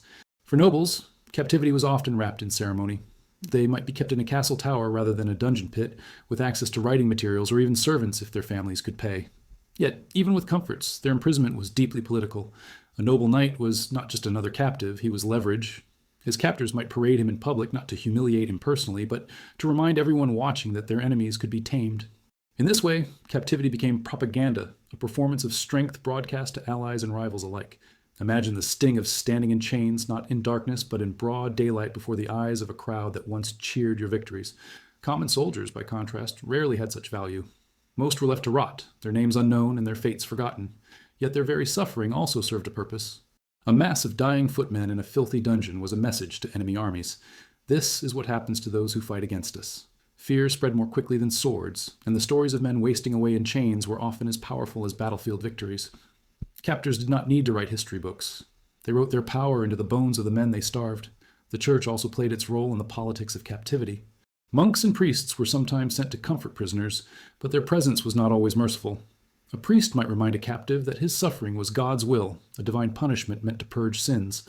For some, this gave meaning to their torment, but for others, It deepened despair. Worse still, religion was weaponized. Captors sometimes demanded conversion as a condition of release, pressing prisoners to abandon their faith for freedom. It was not only a spiritual battle, but a public one. To parade a converted prisoner was to parade victory, not just over an enemy army, but over an enemy's soul. Political prisoners, the rebels, the dissidents, the challengers to authority, suffered a different fate. Their imprisonment was not about ransom or leverage, but about silencing. Many were locked away for years without trial, their names deliberately erased from records, so that their causes would die with them. To these men, the dungeon was not only a physical punishment, but a deliberate attempt to erase history. The silence of their imprisonment echoed louder than chains, for it meant that their voices, their ideas, their rebellion would vanish without ever reaching the ears of the future. In a way, their cells were not cages, but tombs of memory. But politics also created strange ironies. There are accounts of prisoners who were treated as honored guests while technically still captives. A noble might dine with his captor, share in hunts, even laugh at the same table, all the while knowing that his freedom depended on a sealed letter or a pile of gold. This blurred line between hospitality and imprisonment reveals how captivity was not always about cruelty. It was about power. To keep a man alive, to feed him well, and to hold his fate in your hands was sometimes a greater display of dominance than starving him. And for the prisoner, the psychological torment of pretending to be a guest when he was, in truth, a hostage was its own form of torture. The manipulation of prisoners extended even to their families. Ransom letters were sometimes deliberately written in the prisoner's own hand, describing his suffering in vivid detail, designed to squeeze gold from relatives' coffers. In some cases, captors dictated the words themselves, forcing the prisoner to beg for his own worth. Imagine the humiliation of writing to your loved ones not to share affection or memory, but to put a price on your head. Worse still, families sometimes refused, whether from poverty, pride, or betrayal. Some never paid. For the prisoner, knowing that his kin had chosen not to buy him back was a wound deeper than hunger or chains. Politics also dictated punishments. Executions of important captives were rarely private. They were grand spectacles, staged to demonstrate not only justice, but dominance. A rival lord's death was a performance meant to echo through courts and kingdoms. The axeman's swing was less about ending a life and more about announcing a victory to the world. For prisoners who witnessed such deaths, the lesson was chilling. They were not just men in chains, but pawns in a theater much larger than themselves. Their suffering was a script written by men in power, and they were forced to act it out. And yet, despite being trapped within this machinery of politics, prisoners sometimes found ways to resist. They carved their names, smuggled out letters, or maintained dignity in the face of mockery. A noble who refused to bow in captivity, a soldier who sang his homeland's songs until his last breath, a rebel who clung to silence rather than betray his cause. All of these acts carried weight. Even powerless, men found ways to declare, "I am still myself." In a world where politics treated them as objects, those small acts of identity became sparks of rebellion. The truth was that the dungeon was never just about walls and chains. It was about control of bodies, of voices, of memories, of entire narratives. Each prisoner was a piece on the chessboard of power, moved or sacrificed as lords and kings dictated. And the most haunting part is that many captives realized this fully. They knew that their lives were not their own, that their suffering was theater for others, and that even their deaths would serve someone else's story. To endure that knowledge required a strength greater than muscle, greater than steel. It required a refusal to let one's soul be rewritten by the games of the powerful. But while politics determined the fate of prisoners, the daily cruelty of life behind bars remained. And if the manipulation of families and kingdoms was the grand stage, the dungeon itself was the intimate chamber where the final struggles were fought, not with armies or gold, but with silence, memory, and the fading resilience of the human heart. One of the strangest paradoxes of medieval captivity was that even in the darkest dungeons, life did not disappear completely. It adapted, twisted, and sometimes flourished in grotesque ways. The prison was not only a chamber of death, but a laboratory of survival, where men forged unlikely communities, where friendships bloomed under chains, and where alliances were tested in ways no battlefield could ever match. The social fabric inside those walls was fragile, yet strangely resilient, a constant negotiation between desperation and dignity. At first glance, companionship in the dungeon might seem impossible. Hunger made men selfish, punishment made them suspicious, and the constant threat of betrayal made trust feel like a luxury. And yet, human beings are not designed to live entirely alone. Even in the filth of a cell, prisoners formed bonds. They shared scraps of food, whispered stories to keep one another sane, and sometimes defended each other against guards who sought to divide them. In many accounts, it was companionship, not faith, not strength, that kept men alive longer than expected. One prisoner wrote that he survived because another man sat with him every night, repeating the same psalm until sleep finally came. Without that voice in the dark, he admitted, he would have surrendered to despair. But not all bonds were noble. The dungeon could breed hierarchies as cruel as those outside its walls. Stronger men took control of rations, trading protection for food. Weak prisoners often became servants to the stronger, fetching water, cleaning filth, or surrendering their portions in exchange for safety. Some groups became gangs, ruling their cell with as much brutality as the guards did. In this sense, captivity created its own miniature societies, complete with leaders, rules, and punishments. And just as in the outside world, corruption thrived. Humor was another surprising glue. In the middle of suffering, jokes became weapons sharper than knives. Prisoners teased each other about their lice, about their hollow bellies, about the absurdity of noble knights and common peasants rotting side by side. A peasant might laugh that he finally dined with a lord, though the banquet was a rat stolen from the corner. A knight might respond by declaring that the rat was at least more tender than his mother-in-law's cooking. Such humor seems grotesque to us, but to them it was oxygen. Without laughter, the walls pressed closer. The chains grew heavier and silence became unbearable. Language itself became a tool of survival. In dungeons filled with men from different lands, prisoners invented crude mixtures of dialects, piecing together words from French, German, Latin, and local tongues. These hybrid languages allowed them to communicate, to trade, to plan. It was a strange melting pot, proof that even in captivity, necessity creates innovation. Some historians argue that these prison dialects influenced the evolution of regional languages, leaving behind invisible traces of desperation in the words people still speak today. Religion, too, found new forms in captivity. Collective prayers were whispered in the dark, hymns hummed until they became lullabies for the dying. Even men who had once been indifferent to faith often clung to it in chains, for it offered structure when everything else dissolved. Some formed small congregations inside their cells, electing leaders who would guide prayers as if the dungeon were a chapel. Others turned cynical, mocking those who prayed by saying, "If God were listening, we wouldn't be here." But even mockery proved the same point.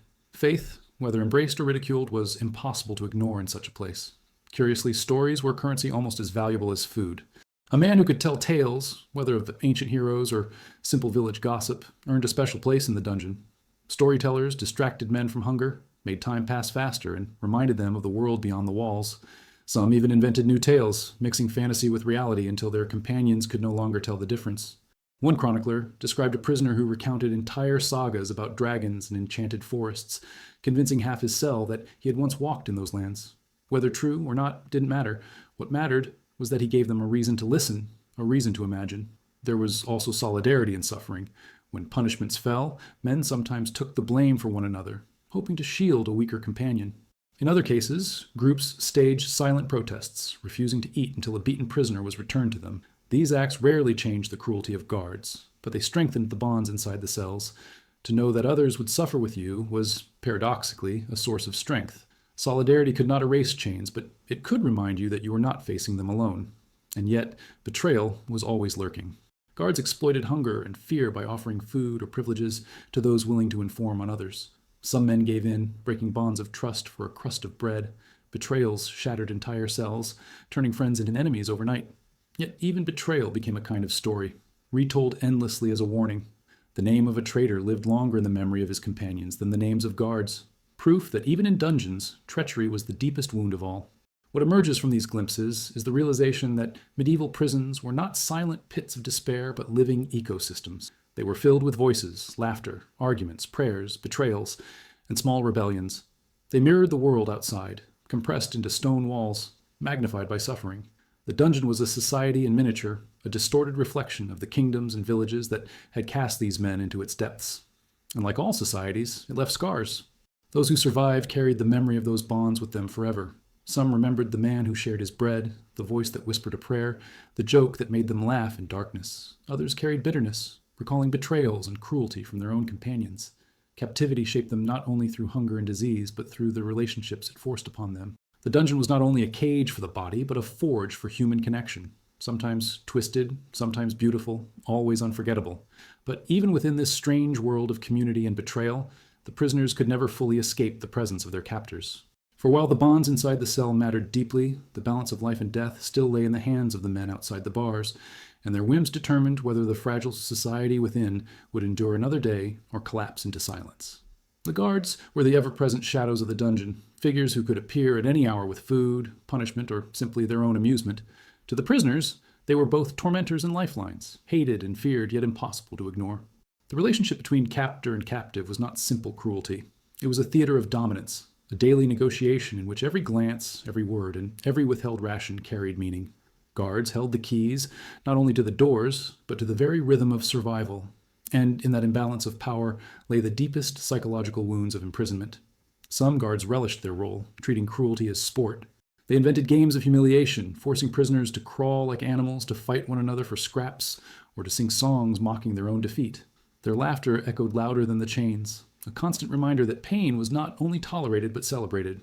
For men already broken by hunger and disease, the laughter of a captor could cut deeper than any lash.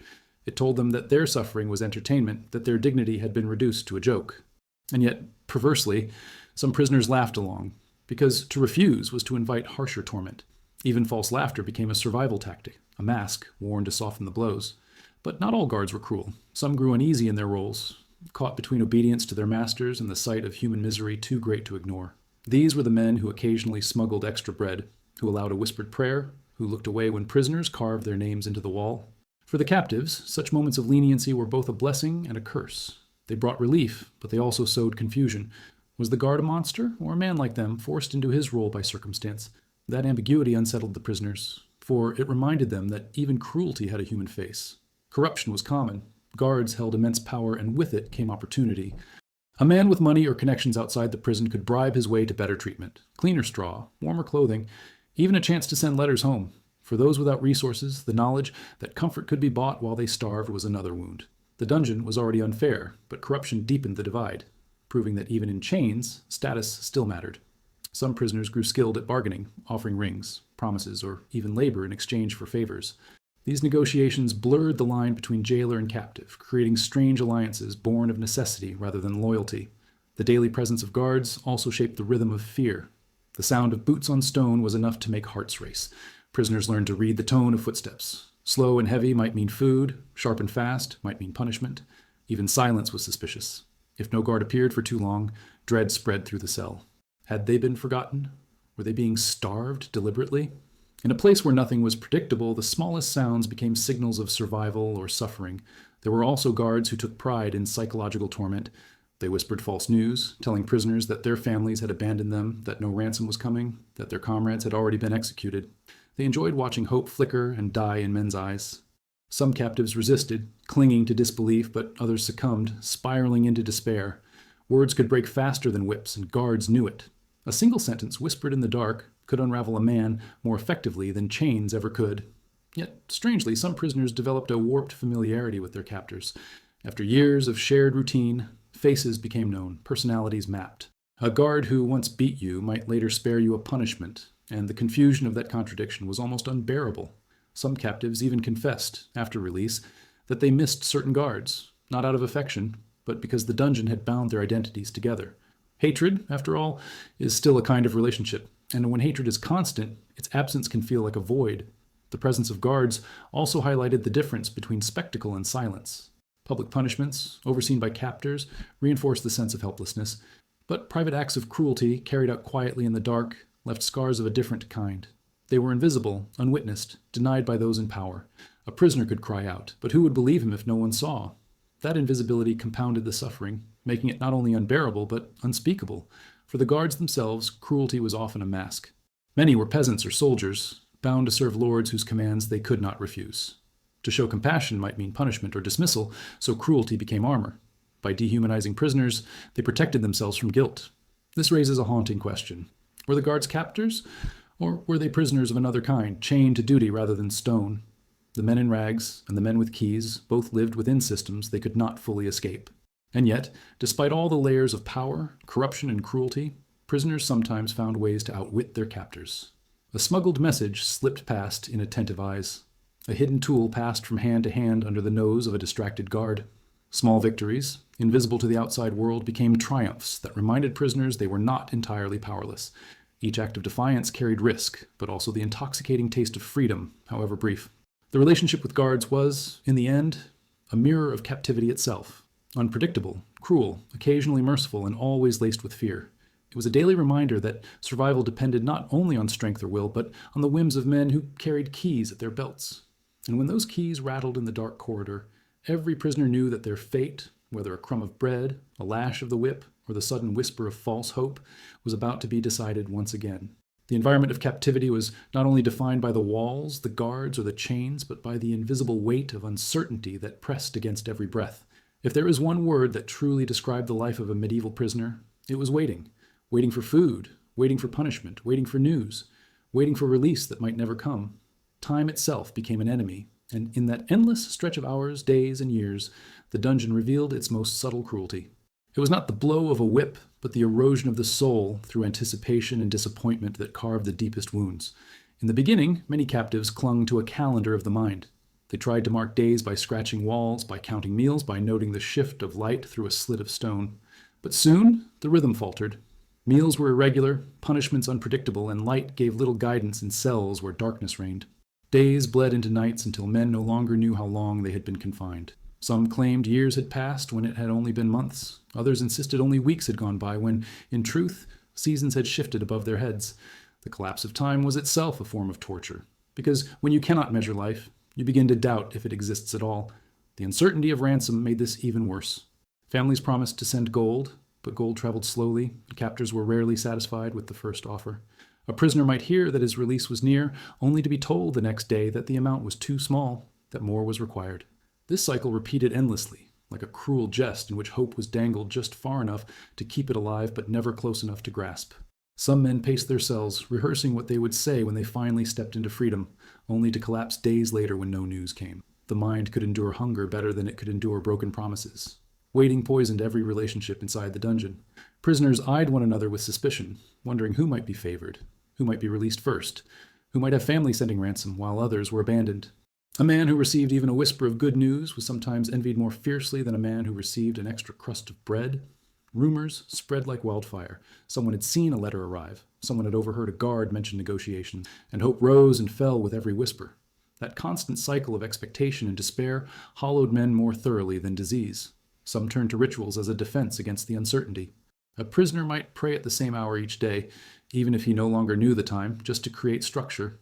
Others repeated the same stories or chants until they became incantations, as if words themselves could anchor reality. One group of captives carved notches on a beam and declared every 10th mark a holiday, celebrating with laughter and song despite having no idea if it was spring or autumn outside. These rituals were absurd, but in their absurdity lay their power. They transformed waiting from a void into something at least faintly recognizable, something that felt like life. But rituals could also slip into obsession. Some men counted and recounted scratches on the wall until their fingernails broke, desperate to control time they could not control. Others developed superstitions, knocking 3 times before eating, never sleeping on the same side of the cell 2 nights in a row, saving the last crumb of bread as a charm against despair. When those superstitions failed, and they always did, the collapse was devastating. Hope built on ritual, when shattered, left men more broken than before. The cruelest waiting was for punishment. Guards rarely announced when beatings or tortures would occur. A man might hear footsteps and wonder if they brought food or the lash. That uncertainty created a tension worse than the pain itself. Some prisoners even begged to be punished immediately, just to end the suspense. Imagine fearing not only what would happen, but when. Every sound of keys, every creak of a door, every cough in the corridor became a drumbeat of dread. That constant anticipation carved deeper scars into minds than whips carved into backs. Waiting also reshaped memory. As time blurred, so did the past. Prisoners began to forget details of the lives they once lived, what their children looked like, what their fields smelled like after rain, what their wives' laughter sounded like. The mind, desperate to survive, sometimes filled those gaps with imagination, blending real memories with dreams until the two became indistinguishable. A man might swear he had seen his wife visiting him in the cell, speaking to him with tender words, only to realize later it had been a dream. These illusions were not madness. They were the brain's way of filling the emptiness left by endless waiting. And yet, in rare cases, waiting produced unexpected strength. Some men embraced it as training for patience, turning captivity into a kind of involuntary monastery. They meditated, prayed, and wrote poetry in their minds, convinced that endurance itself was a virtue. A few who were released later became monks or hermits, believing that their time in chains had prepared them for a life of spiritual discipline. It is strange to imagine, but for some, waiting did not destroy. It transformed. Still, for most, the endless uncertainty eroded not just hope, but the very sense of self. Men forgot who they were, forgot why they were waiting, forgot even what they were waiting for. In that void, captivity reached its cruelest triumph. Not killing the body, but hollowing the soul until nothing remained but a shell that waited for death without knowing why. And when freedom finally did come, if it came at all, it was often too late to restore what waiting had taken. Because time was not only stolen in the dungeon, it was rewritten. Each moment of waiting was both nothing and everything, a weight heavier than chains, a silence louder than screams. And when men emerged from such captivity, the outside world often felt unreal, because they had lived so long in a place where time itself was the jailer. One of the most haunting aspects of medieval imprisonment was the way captivity lingered long after the chains were gone. The dungeon did not simply end when the door finally creaked open and sunlight poured in. For many, freedom felt unreal, almost unbearable, because the prison had not only marked their skin, but carved itself deep into their minds. Release was not always relief. It was another shock, one that many prisoners were unprepared to face. Stepping into the light after years underground was disorienting. Some men shielded their eyes like animals dragged from caves, unable to endure the brightness. The world outside had color, birdsong, and open air, yet to the freed prisoner it felt overwhelming, almost hostile. Imagine breathing air without the stink of rot, only to cough because your lungs had forgotten what clean air tasted like. Some fell to their knees in fields of grass, clutching the earth in disbelief, while others trembled, convinced it was an illusion that would vanish at any moment. Freedom, in that sense, was its own form of punishment. Too rich, too vivid, too sudden after years of gray. The return to food was equally treacherous. Bodies accustomed to scraps of moldy bread and thin broth could not handle roasted meat or heavy wine. Some who ate too eagerly after release fell violently ill, their starved stomachs rejecting abundance. Chroniclers tell of prisoners who wept at the sight of a feast, but were unable to swallow more than a few bites before pain forced them away. It was a bitter irony. They had dreamed of banquets for years, only to find that their bodies no longer belonged to those dreams. In some ways, hunger was easier to bear than the cruel reminder that plenty had become dangerous. Reunion with family brought its own wounds. Children no longer recognized fathers. Wives and husbands had aged into strangers. Villages had moved on, wars had shifted, and the world outside the dungeon no longer matched the memories prisoners had clung to for survival. One man who returned after 15 years of captivity reportedly wandered his own village in silence, unable to speak to anyone because he felt he did not belong. The home he had longed for was gone, replaced by something familiar yet alien. Freedom did not return him to his old life. It revealed that his old life had died without him. The scars of captivity also revealed themselves in behavior. Freed men often startled at sudden noises, flinched at the sight of ropes or iron, and slept poorly in beds that felt too soft after years on stone. Some preferred to lie on the floor, unable to relax on a mattress. Others hoarded food compulsively, hiding bread under pillows or tucking scraps into clothing, afraid that hunger would return without warning. These habits puzzled families, but made perfect sense to men whose lives had been ruled by deprivation. The dungeon trained the body and mind in ways that could not simply be unlearned. For some, freedom turned into a second prison, the prison of memory. Men carried the dungeon inside them, reliving punishments and nightmares, waking in sweats to the sound of phantom chains. Even laughter and music, meant to be joyful, could feel wrong, as if they belonged to someone else's life. Survivors spoke of living in two worlds at once, one where the sun shone and children played, and another where the walls closed in and the air reeked of death. These two worlds never fully separated, and many found themselves trapped between them for the rest of their days. Curiously, not all who left longed to stay free. Some prisoners, broken by years of captivity, felt safer in chains than outside them. The dungeon had given them structure, food at certain times, rules to obey, limits that defined their existence. Freedom, with its choices and uncertainties, was terrifying. There are recorded cases of men who committed crimes after release simply to be imprisoned again. They preferred the known misery of the dungeon to the chaotic freedom of a world that no longer felt like theirs. It is a reminder that captivity does not always end when the walls disappear. Sometimes the mind carries its own dungeon wherever it goes. And yet, not all stories ended in despair. Some prisoners used their survival as a source of strength, becoming storytellers, monks, or chroniclers who shared the lessons of captivity. They turned their suffering into warnings for others, or into testimonies of faith and endurance. For them, the dungeon was not only a place of torment, but also a crucible that revealed resilience they had never known. These men walked with scars, but they wore them as proof that even in the darkest pits, humanity could endure. Still, the line between resilience and ruin was thin. The same experience that made one man a survivor could destroy another. The difference often lay not in strength of body, but in the fragile threads of hope and memory that either held firm or snapped in the dark. When we look back at medieval prisons, what haunts us most is not only the cruelty inflicted, but the silence that followed. The countless men who returned to the world only to find they no longer had a place in it. Because in the end, the true legacy of the dungeon was not carved into stone walls, but into human lives. It lingered in families broken, in names forgotten, in villages that welcomed home shadows of men who never truly returned. Captivity was not just an episode of suffering. It was a transformation that could never be undone. Freedom, when it finally came, was both a blessing and a curse. A reminder that the worst prisons are not always built of stone, but of memory, loss, and the pieces of identity that captivity quietly steals away. One of the strangest paradoxes of medieval captivity was how it became not only a personal ordeal, but also a cultural spectacle. Prisons were not always hidden places of secrecy. They were often woven into the social and political fabric of towns, castles, and kingdoms. The presence of captives reminded everyone of the costs of war, the fragility of honor, and the cruel hierarchies that determined whose lives were worth rescuing and whose could be left to rot. To be a prisoner was to exist in a liminal space, half forgotten, half displayed, both invisible and yet constantly invoked as symbols of power. Castles themselves were not only fortresses, but also prisons. The tower was as much a symbol of prestige as it was of fear. To be locked in a lord's keep often meant that your suffering was meant to be witnessed. Villagers walking by knew which high window held an enemy knight, which barred gate held rival soldiers, and which underground chamber swallowed rebels who had dared to defy authority. These spaces were part of the architecture of intimidation. Just as a cathedral inspired awe through grandeur, a prison inspired obedience through dread. It was not merely a place for holding bodies, it was a monument to the authority of those who controlled them. The social memory of prisoners seeped into folklore. Ballads told of brave knights unjustly held, of maidens wasting away in towers, of heroes tunneling out of impossible walls. These tales blurred truth and legend, but served a cultural purpose. They reminded listeners that captivity was universal. It could happen to the noble and the commoner alike. At the same time, they also reinforced the values of loyalty, endurance, and cunning. A story of a man who starved but never betrayed his comrades carried as much moral weight as a story of a battlefield victory.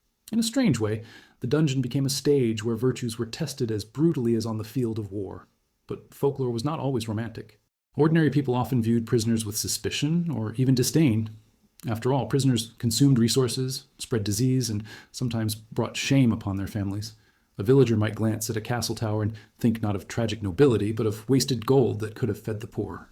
Families who failed to ransom their relatives quickly became objects of gossip. Were they too poor, too careless, or simply unwilling to pay? The stigma of captivity extended beyond the walls, casting shadows across entire households. To be the son of a prisoner was to live with the suspicion of disgrace, as if shame were hereditary. The church, too, shaped the cultural imagination of imprisonment. Monks and priests often compared captivity to spiritual struggle. A dungeon was described in sermons as a metaphor for sin, with chains as the bonds of temptation and darkness as the absence of God. Prisoners themselves sometimes embraced this language, interpreting their suffering as a test of faith or even as penance for past sins. Yet the church was not only a comforter, it was also complicit. Ecclesiastical prisons existed, and heretics or blasphemers often found themselves in cells where punishment was wrapped in the language of salvation. In those cases, captivity was not a political accident, but a deliberate theological statement. Cultural fascination with captivity also revealed itself in law and custom. Manuals of chivalry devoted entire sections to the proper treatment of noble prisoners, insisting they deserved courtesy, clean quarters, and the possibility of ransom. These codes were rarely followed for commoners, of course, but the very existence of such rules shows how imprisonment was embedded into the values of the time. Knights swore oaths not to kill certain captives, believing that a man's honor could survive even in chains. But honor was selective, and one man's chivalry was another man's hypocrisy. To a starving archer, the idea of courtesy in captivity must have sounded like bitter comedy. Art and literature often romanticized the image of the imprisoned. Illuminated manuscripts depicted noble ladies gazing longingly through barred windows, or warriors writing letters of devotion from their cells. These images softened the brutal reality of filth, rats, and disease, transforming dungeons into stages of melancholy rather than horror. This gap between image and experience is telling. For those outside, captivity was entertainment, a narrative device that gave stories tension and pathos. For those inside, it was a nightmare of decay that no artist could ever truly capture. One striking curiosity is how some prisoners themselves embraced the cultural role forced upon them. They wrote poems, letters, even entire treatises from their cells. The famous French knight Charles d'Orléans, captured at Agincourt in 1415, spent 25 years in English captivity, during which he wrote exquisite poetry that still survives today. His verses transform personal suffering into cultural treasure, proof that even within chains, the human voice could resonate across centuries. In that sense, captivity was not only a silencing, it sometimes amplified voices, though always at a terrible cost. And yet, beneath all the stories, songs, and sermons, the brutal reality remained. Captivity was a business, a tool of politics, a stage for cruelty. Behind every romantic ballad of a lady in a tower lay countless nameless men who died in filth, their bones discarded without memory. Behind every chivalric code about noble treatment lay the screams of common prisoners who were never considered worth writing about. The cultural fascination with captivity often masked its cruelty, wrapping suffering in poetry while ignoring the blood and the stench that defined real dungeons. Still, this very contrast, the brutal and the romantic, the forgotten and the immortalized, shows why imprisonment held such a powerful grip on the medieval imagination. It was both a lived reality and a symbolic canvas, both punishment and metaphor. The dungeon stood as proof that power could strip a man of freedom, but it also whispered that even in chains, stories, songs, and prayers could survive. And perhaps that was the greatest paradox of all, that a place designed to erase men from history became, through culture and memory, one of the most enduring symbols of the age. The dungeon was not only a place of punishment and politics, it was also a mirror that revealed how medieval society understood power, loyalty, and the fragility of human worth. To be taken prisoner was not only to be stripped of freedom, but to be thrown into a system that reflected the deepest contradictions of the age. On the one hand, captives were treated as disposable burdens, bodies to be broken and forgotten. On the other hand, they were valuable commodities, pawns in games of ransom, leverage, and prestige. This duality made imprisonment a strange and shifting reality, sometimes degrading, sometimes oddly privileged, but always precarious. What determined the difference was status. A knight of noble birth could find himself lodged in a chamber above ground, allowed to receive letters and occasionally even allowed to ride under guard, while the common foot soldier rotted in a pit where light never reached. The irony was glaring. The man who swung the sword in battle starved, while the man who ordered the charge wrote poetry at a desk by the window. For the medieval world, worth was not measured by courage, but by coin and title, and that hierarchy was enforced every day within the walls of captivity. Yet even nobles were not immune to humiliation. The very purpose of their imprisonment was to display that even the high and mighty could be brought low. Captors delighted in parading captured knights through villages, forcing them to walk in chains while peasants jeered.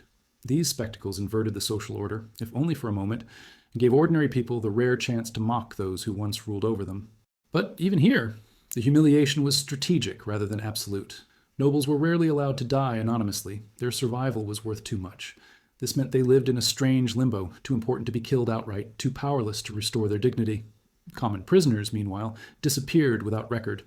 Chronicles barely mention them except as numbers. Dozens starved, hundreds perished. Their anonymity was part of their punishment. No letters were written on their behalf, no gold exchanged for their release. For these men, the dungeon was not only captivity, but erasure. Their suffering did not become poetry or ballad. It ended in silence, bones mixed with straw, forgotten by the world outside. In this way, medieval imprisonment reflected the cold calculus of its society. Some lives were worth saving, others were worth nothing at all. Still, captivity sometimes created unexpected reversals. A noble and a peasant might share the same cell, both reduced to hunger and filth. Stripped of armor and servants, titles lost their sheen. Some prisoners discovered humility in this enforced equality, while others clung desperately to the illusion of superiority. There are accounts of knights who refused to share food with commoners even as both starved, and of peasants who quietly saved the lives of noble companions by sharing their last crumbs. These moments blurred the rigid lines of class, revealing both cruelty and compassion in equal measure. The political weight of captivity also extended beyond individuals. A captured knight could alter the course of war. Armies marched, treaties shifted, and castles fell, based on whether a ransom was paid or withheld.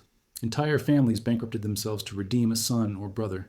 The pressure was immense, and it rippled outward into society. Villagers might be taxed more heavily to fund a ransom, while rival lords schemed to delay negotiations in hopes of weakening their enemies further. In this sense, every prisoner was more than a body in chains. He was a stone thrown into the pond of medieval politics, sending ripples far beyond the walls of his cell. The uncertainty of this system bred paranoia. A noble prisoner never knew whether he would be honored as a valuable hostage or discarded as a political inconvenience. A common soldier never knew whether he would be forgotten entirely or executed as a message. Hope and fear coexisted uneasily. Every sound of footsteps might signal food, release, punishment, or death. The unpredictability was a torment in itself, for the human mind can endure pain more easily than endless uncertainty. And yet, within this uncertainty, some prisoners discovered new forms of resilience. Stripped of everything, they rebuilt meaning in small acts. They carved names into walls, whispered prayers, composed songs, or scratched symbols of their families into stone. These gestures were not trivial. They were attempts to reclaim worth in a world that treated them as objects. Even in chains, men asserted their existence, saying in effect, "I was here, I lived, I mattered." It is haunting that centuries later, archaeologists still uncover these scratches, voices of men who refused to vanish quietly. Captivity also exposed the thin veil between power and vulnerability.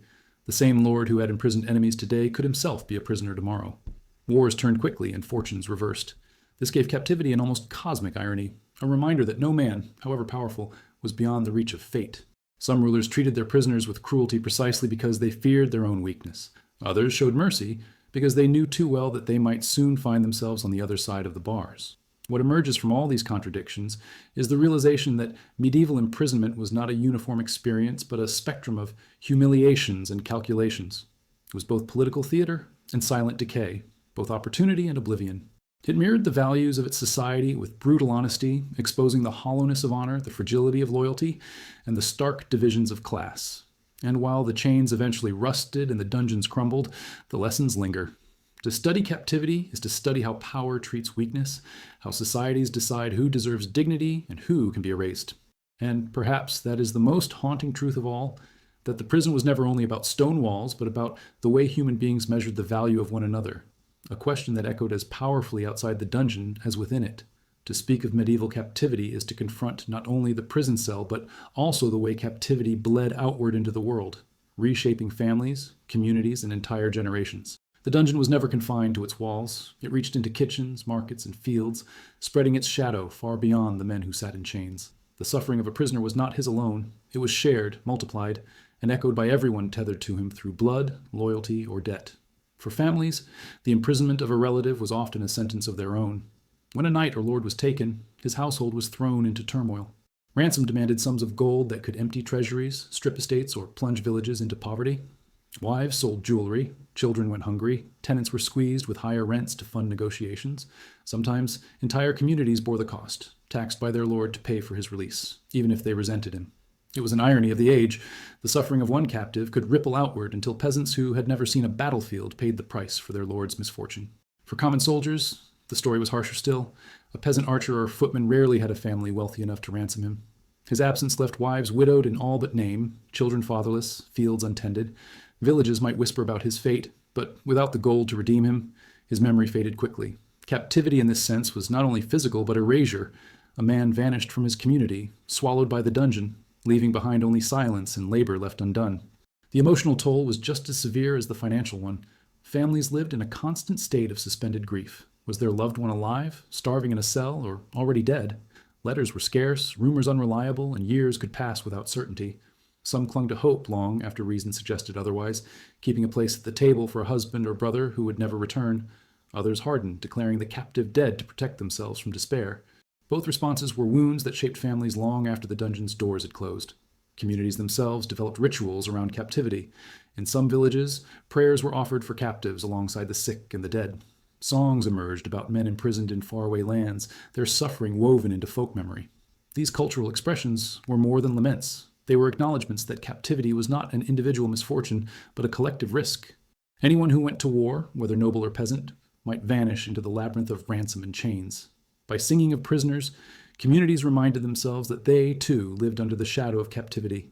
The burden of captivity also reshaped politics. Lords weakened by imprisonment left power vacuums that rivals exploited. Regents or stewards ruled in their absence, sometimes faithfully, sometimes treacherously. Families fractured as disputes over inheritance flared while the rightful heir languished in chains. In this way, dungeons far from home altered the destinies of entire regions. A single prisoner's fate could change the map of kingdoms, not because of his actions in war, but because of his helplessness in captivity. Even religion played a role in how communities processed captivity. Pilgrimages were sometimes made in the name of captives, prayers offered to saints believed to intercede in matters of imprisonment. The story of Saint Leonard, patron saint of prisoners, became popular precisely because captivity was such a universal fear. Shrines dedicated to him drew donations and vows from families desperate for the release of loved ones. Faith provided comfort, but it also reinforced the idea that captivity was not merely a political reality, it was a spiritual test, a trial woven into the fabric of divine providence. For those who eventually returned, the reintegration into family and community was often fraught with difficulty. A man who had lived years in darkness did not simply step back into his old life. He carried scars, both visible and invisible. Some returned with broken bodies, too weak to farm or fight, becoming burdens to those who had sacrificed everything for their release. Others came back with minds marked by the dungeon, haunted by nightmares, unable to find joy in ordinary life. Their families welcomed them with tears, but also with unease. For the man who returned was not the man who had left. And yet, for all the pain, captivity could also create legends. A lord who endured years in prison and returned alive might be celebrated as a hero of endurance, his suffering transformed into a story of loyalty and strength. Communities sometimes rallied around these figures, seeing in them proof that survival was possible, that even chains could not break the human will entirely. These stories offered inspiration, though they also masked the reality that for every celebrated survivor, countless others vanished without song or memory. The truth was that captivity in the Middle Ages was never solitary. The chains rattled not only in the dungeons, but in homes, villages, and fields across Europe. Families bore the weight of ransom, communities bore the loss of labor, kingdoms bore the instability of absent leaders. The prisoner's suffering was multiplied 100-fold, carried invisibly by those outside the walls. In this way, the dungeon's reach was vast, its influence stretching far beyond the stone chambers where men sat in darkness. And it is precisely in this reach, this invisible echo of chains across society, that captivity revealed its deepest cruelty. It did not simply break the men it held. It reshaped the lives of those who loved them, those who depended on them, those who barely knew them, yet still felt the consequences of their absence. The dungeon was not only a place of stone, it was a shadow cast across entire generations. One of the most profound truths about medieval captivity is that it was not only a punishment or a bargaining tool, but also a revelation of human endurance. The dungeon was a crucible where survival was stripped down to its rawest form, where every instinct and every shred of will was tested.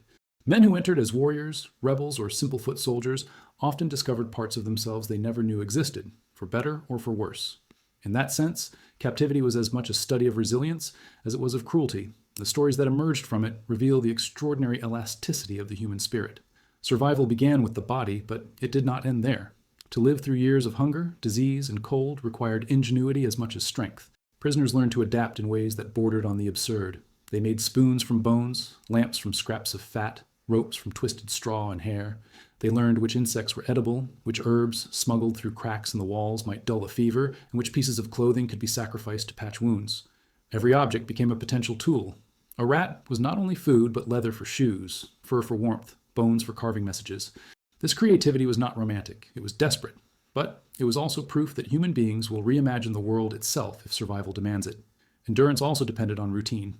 Prisoners who found ways to structure their days, even within the chaos of punishment and neglect, often survived longer than those who surrendered to despair. Some recited prayers at set intervals, not only out of faith, but out of the need for rhythm. Others exercised in their cramped cells, pacing in circles until sweat dripped down their faces, determined to keep their muscles alive. A few turned their memories into discipline, reciting entire stories or poems to keep their minds sharp. These routines might sound small, but in the void of captivity, they became lifelines, anchors against the tide of madness that threatened to wash everything away. Community played an equally vital role. A prisoner alone often perished faster than one with companions. Shared food, shared jokes, shared whispers of hope became a collective resistance to despair. When one man collapsed, another lifted him. When one lost faith, another reminded him of his family waiting outside. Some men formed bonds so deep that they called one another brothers, swearing to survive or perish together. And yet, community could be fragile. Hunger bred envy, and punishment bred fear. And there were always those willing to betray others for a crumb of bread. Survival in such an environment meant learning whom to trust and when to withdraw, balancing solidarity with self-preservation. Faith was perhaps the most unpredictable force of survival. For some, belief in God gave their suffering meaning. They saw their chains as trials, their hunger as penance, their survival as divine will. This faith could create astonishing resilience. Chronicles speak of men singing hymns as they were beaten, their voices steady even as blood ran down their backs. For others, faith collapsed under the weight of suffering. They cursed heaven, declared themselves abandoned, and sank into despair. Both reactions reveal the same truth. Captivity stripped away every pretense, exposing belief for what it truly was, a foundation or a fragile facade. But endurance was not only about hope, it was also about defiance. Acts of rebellion, however small, gave prisoners a sense of power, carving names into walls, smuggling messages, hiding tools, refusing to beg even when starving. These were ways to declare, "I'm still myself." Such gestures might seem trivial to outsiders, but within the dungeon they were monumental. They allowed men to see themselves as more than victims, to preserve dignity in a place designed to erase it. Some prisoners even joked that their graffiti would outlive their captors, and in many cases they were right. Centuries later, their scratched words still remain, silent witnesses to survival. Not all endurance was noble. Some men survived by becoming crueler than their captors, hoarding food, betraying companions, or embracing brutality.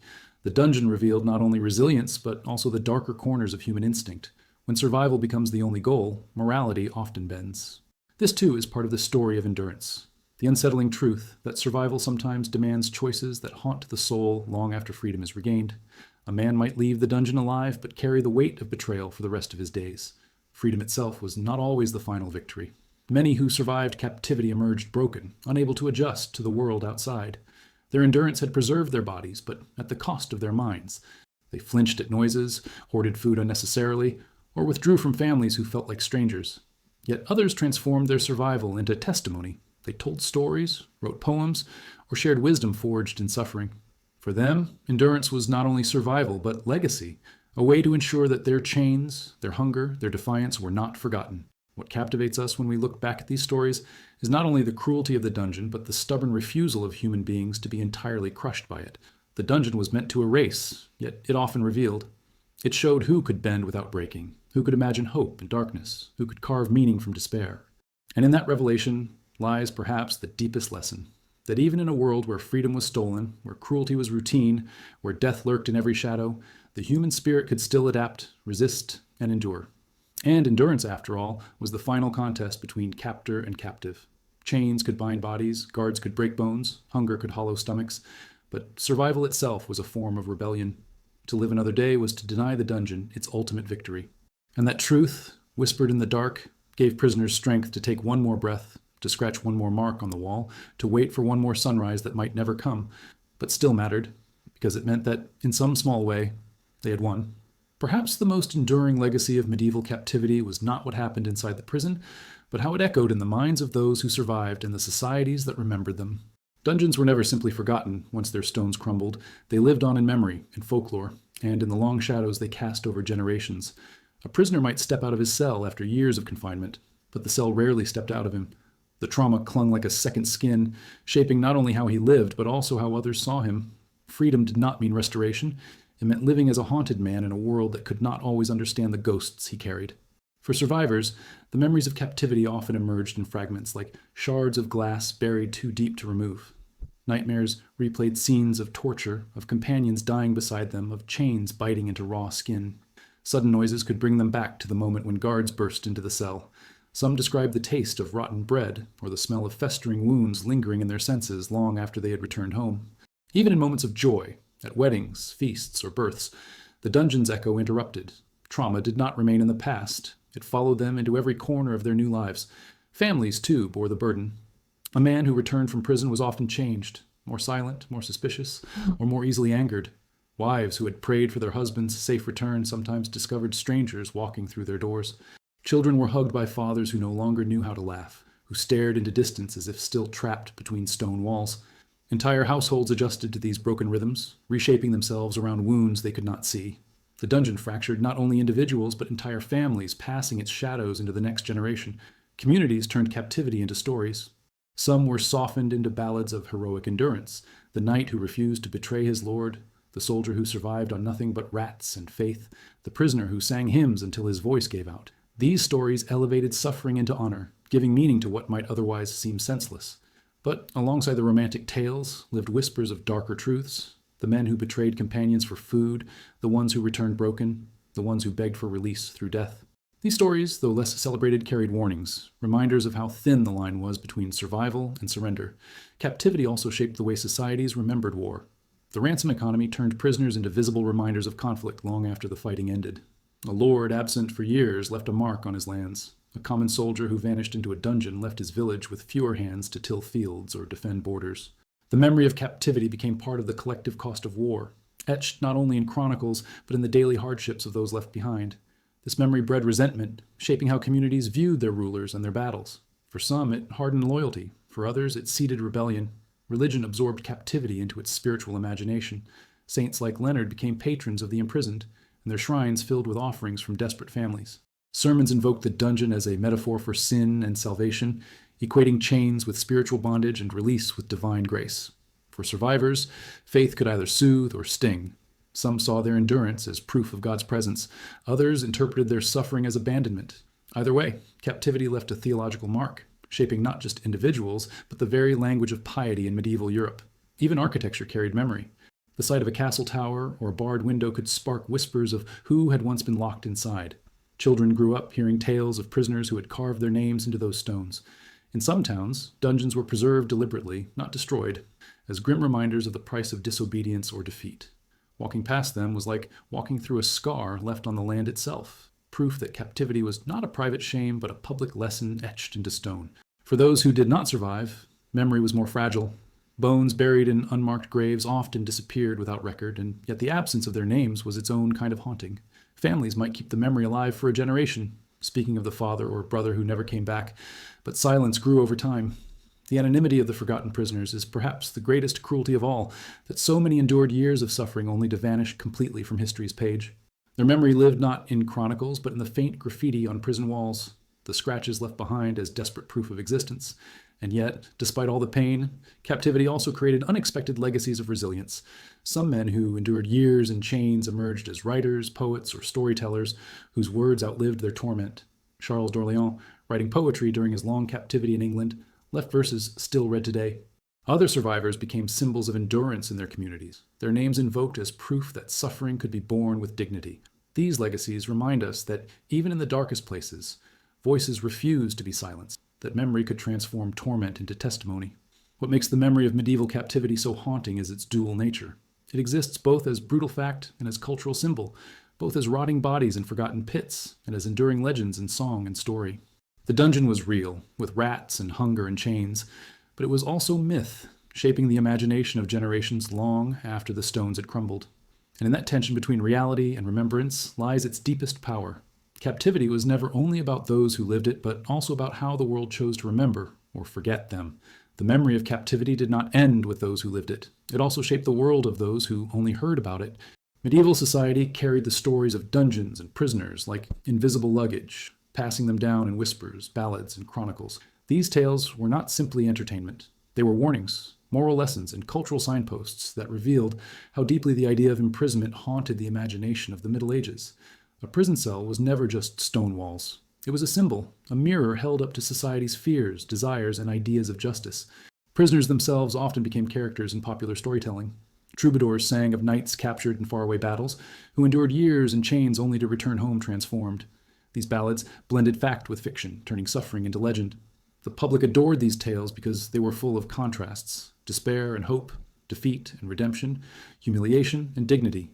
In them, the prisoner was not just a victim, but a figure of suspense, someone whose fate might shift at any moment. And because so many families had experienced captivity firsthand, either through ransoms or disappearances, these stories resonated with painful familiarity. Writers and chroniclers also used captivity as a lens to explore power and morality. Chronicles of kings and lords often lingered on their time in prison, framing it as a trial of character. A ruler who endured chains with patience and cunning was praised as wise, while one who begged or despaired was remembered with scorn. The dungeon, in this sense, was a theater where reputations were rewritten. Victory in battle showed strength, but endurance in prison revealed the true measure of a man's soul. Even defeat could be turned into honor if one bore it without surrender. But these narratives were not only for nobles. Folklore is filled with stories of ordinary men and women imprisoned unjustly. Peasants accused of theft, lovers separated by cruel parents, rebels silenced by lords. These tales reflected society's unease with the power of imprisonment itself. While prisons were seen as necessary tools of order, they were also feared as places where justice could be twisted into tyranny. The story of the innocent prisoner became a recurring theme, a way for communities to voice their distrust of authority while disguising it as entertainment. The church, too, absorbed captivity into its teaching. Sermons often used the imagery of chains and cells as metaphors for sin, with salvation portrayed as liberation. Saints were said to appear in dungeons, breaking locks or comforting the despairing. Saint Leonard, the patron of captives, became one of the most beloved saints in Europe precisely because so many lived under the shadow of possible imprisonment. His shrines filled with offerings from families praying for loved ones in chains. In this way, captivity was woven not only into social memory, but into the spiritual language of hope and fear. Literature of the later Middle Ages began to romanticize the dungeon even further. Courtly romances often placed heroines in towers, guarded by cruel fathers or jealous husbands, awaiting rescue by daring knights. These fictional prisons bore little resemblance to the stinking pits of reality, but they carried the emotional weight of captivity into the realm of love and honor. The image of the lady in the tower became iconic, a symbol of vulnerability, patience, and the longing for liberation. Reality and imagination fed each other, turning imprisonment into a metaphor not just for war and crime, but for human desire itself. Even law codes reflected this cultural obsession. Rules were written about the treatment of noble prisoners, about the terms of ransom, about the legitimacy of imprisonment as punishment. The very fact that laws needed to spell out these details reveals how central captivity was to medieval life. Unlike today, where prison is often hidden from public view, in the Middle Ages it was a visible, expected part of society. Everyone knew someone who had been captured, or feared that they themselves might one day be taken. Law simply gave structure to a reality already deeply ingrained. Curiously, captivity even shaped architecture and tourism of the time. Visitors to castles were often shown the dungeons as proof of a lord's power. Chains, pits, and barred doors were displayed not only as tools of order but as trophies. To own a dungeon was to declare authority, to demonstrate that one held the power of both life and death. And long after prisoners had rotted away, those spaces remained as haunted chambers of memory where locals whispered of cries still echoing at night, where children dared each other to peek into the darkness. But the most powerful legacy of captivity in culture was its silence. For every ballad of a noble knight, there were hundreds of nameless prisoners whose suffering left no record. Their absence from the stories speaks just as loudly as the legends themselves. It reminds us that memory is selective, that the world preferred to remember the noble sufferer and forget the common one. And in that act of forgetting lies the truest cruelty, not just the suffering endured, but the erasure of it from collective memory. Captivity, then, was never merely an episode of history locked in stone walls. It was a story continually retold, reshaped, and reimagined, seeping into law, faith, literature, and daily life. It haunted families, inspired legends, and carved itself into the imagination of Europe. And even centuries later, when we read these stories or walk through ruined castles, we can still feel its weight. Not only the chains that once clinked in darkness, but the enduring fascination with what it means to be trapped, to endure, and to hope for freedom against all odds. The memory of medieval captivity was not confined to chronicles or whispered ballads. It seeped into the very bones of society, shaping how generations understood war, justice, and even the fragility of human existence. Imprisonment did not simply vanish when the cell door opened or when a prisoner's body was discarded in an unmarked grave. It lived on in the scars carried by survivors, in the debts that weighed down families, and in the stories that communities passed down long after the details had blurred. In this way, captivity became less a singular event and more a continuing presence, a shadow that lingered over villages, castles, and even kingdoms. One of the most striking legacies of captivity was economic. Ransom culture meant that families could be bankrupted by a single imprisonment. A knight captured in battle could demand such a sum that entire estates were sold, taxes raised, and tenants driven into misery. These debts often outlived the prisoner himself, shaping the lives of children and grandchildren who had never seen the inside of a dungeon, but who nonetheless bore its weight. Imagine inheriting land stripped bare of resources because a grandfather once sat in a rival lord's tower. The dungeon was not only a place of confinement, it was an engine of poverty, grinding its gears long after the chains had rusted away. The psychological inheritance was just as heavy. Families of former prisoners carried the silence, the bitterness, and sometimes the shame of captivity. A son might grow up hearing only fragments of his father's story, because the father could not bear to relive it aloud. Daughters might watch mothers navigate life with husbands who had returned, but returned as shadows, men quick to anger, men who flinched at laughter, men who preferred silence to conversation. These were not just individual wounds. They shaped entire family dynamics. A house once filled with joy might become a place of unspoken tension, haunted not by ghosts, but by memories too raw to name. Communities, too, kept the memory alive in ways both subtle and loud. In villages, stories of captured men were retold in taverns, gradually transforming from personal accounts into cautionary tales. One man's endurance became the model of loyalty. Another's betrayal became the example of cowardice. These stories educated younger generations about what captivity meant. Not only the suffering, but the choices it forced upon men. Should one hold faith, even in chains? Should one resist, even when resistance meant death? Communities debated these questions through the stories of their neighbors, turning captivity into a moral classroom. Religion absorbed this memory and magnified it. Churches held prayers for captives long after they were gone, their names etched into lists read aloud in Sunday services. Pilgrimages were undertaken to shrines like that of St. Leonard, not only to pray for release, but to honor those who had already suffered. Even after captives were freed, or confirmed dead, the rituals continued as if the act of remembrance itself was a form of penance for the community. Captivity became not only a worldly concern, but a spiritual condition, an ever-present reminder that bondage in this life echoed the soul's bondage to sin. But perhaps the most fascinating aspect of this legacy is how captivity found its way into folklore and imagination. Castles became haunted not just by legends of battles, but by the cries of prisoners said to echo in their dungeons. Children grew up daring one another to approach barred windows or dark staircases, convinced that the spirits of captives lingered there. These stories may sound fanciful, yet they reflect how deeply imprisonment marked the cultural landscape. The dungeon was not merely a structure of stone, it was a symbol that lived in the mind, a place of fear, warning, and fascination passed down through generations. Even art carried the memory. Manuscripts and carvings depicted chained figures, sometimes as sinners in hell, sometimes as noble captives awaiting ransom. These images blurred earthly and spiritual captivity, reinforcing the idea that chains were not only metal but metaphor. Artists portrayed prisoners staring longingly at heaven, their bodies bent but their souls unbroken.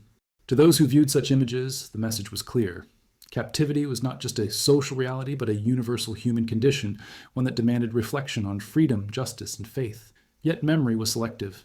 Nobles and kings had their captivity immortalized in chronicles, while the countless common soldiers and peasants who rotted in pits left no record.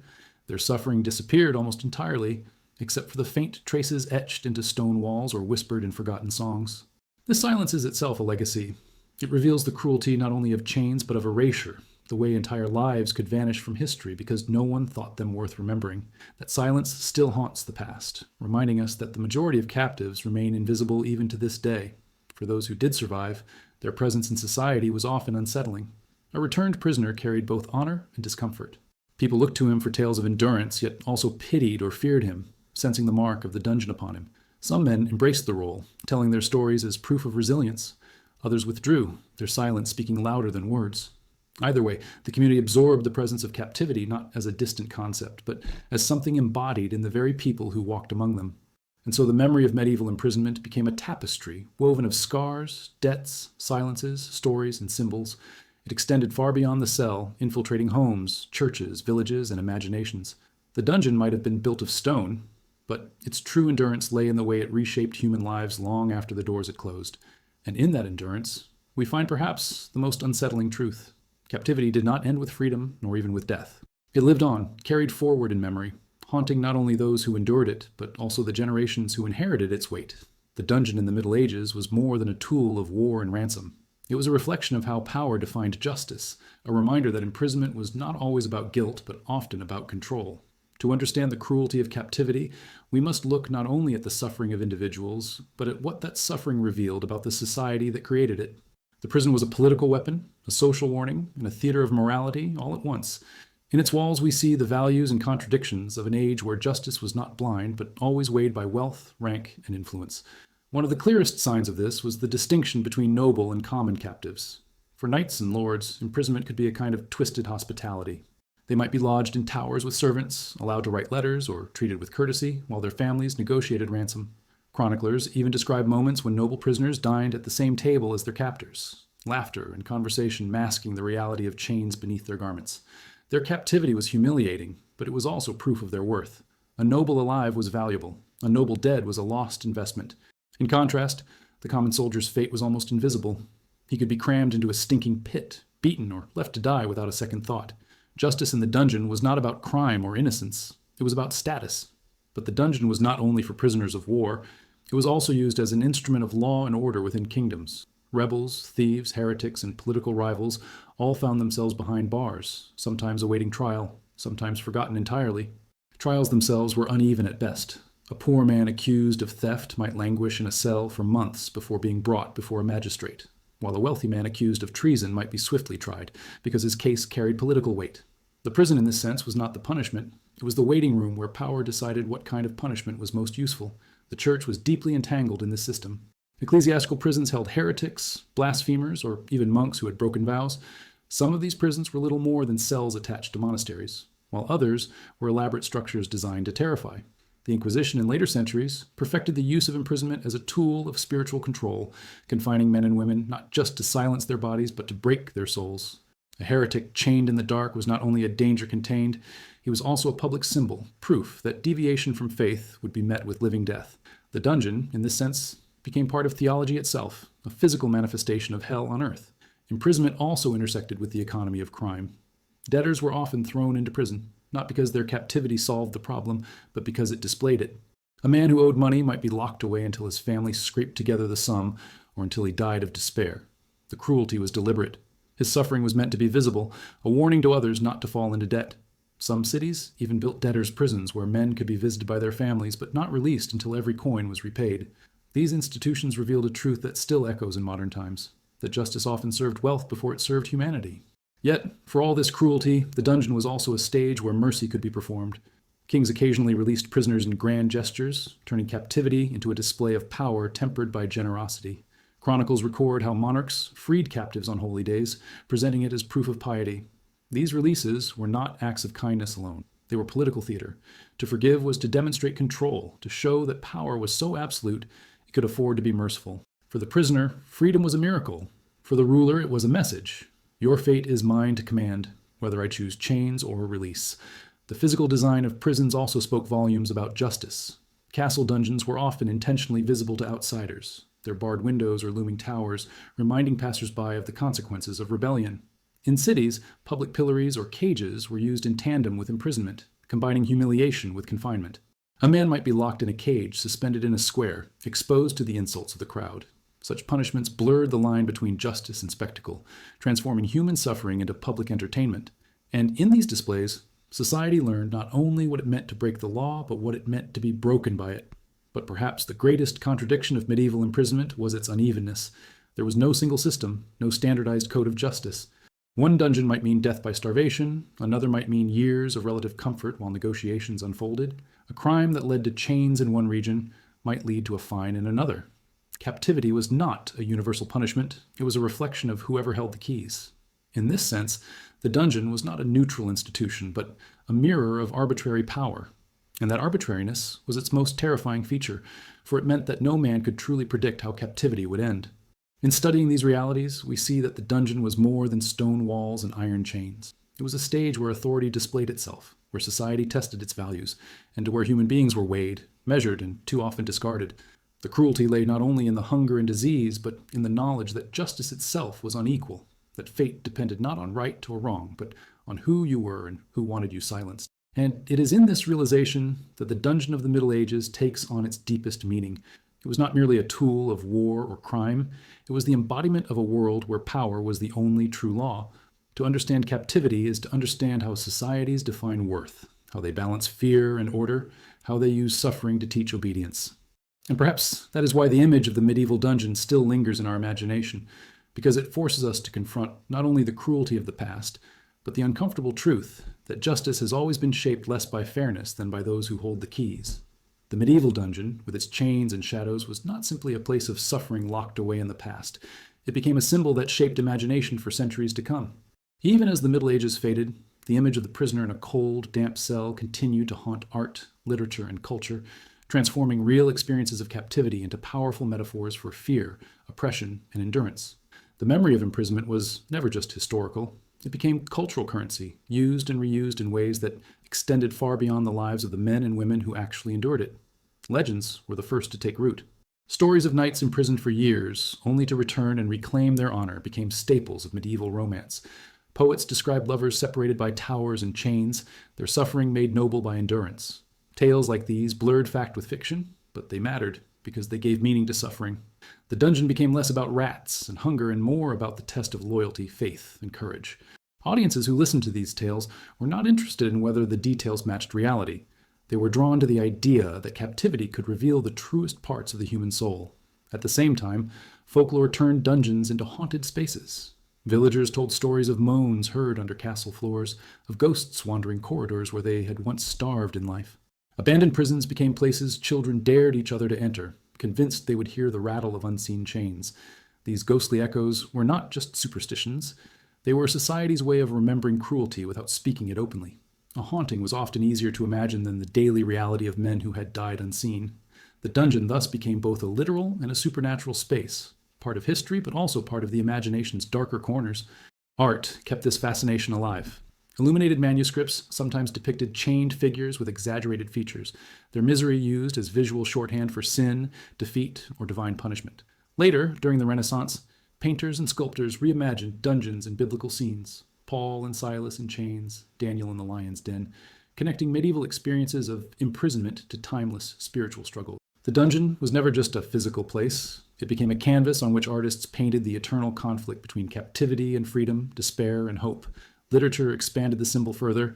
Captivity stories filled medieval romances, but they continued into early modern and even modern writing.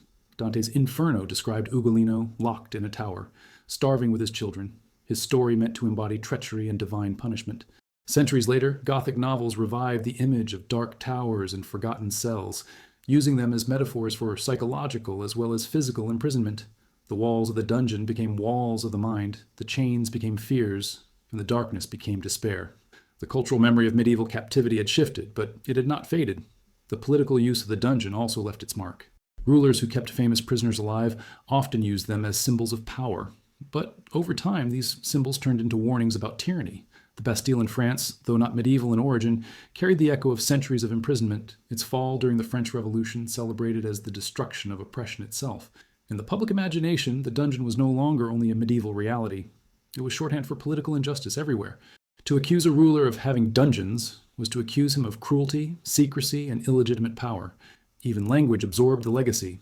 Phrases like thrown into the dungeon or left to rot in a cell became common ways to describe not just literal prisons, but any form of isolation or neglect.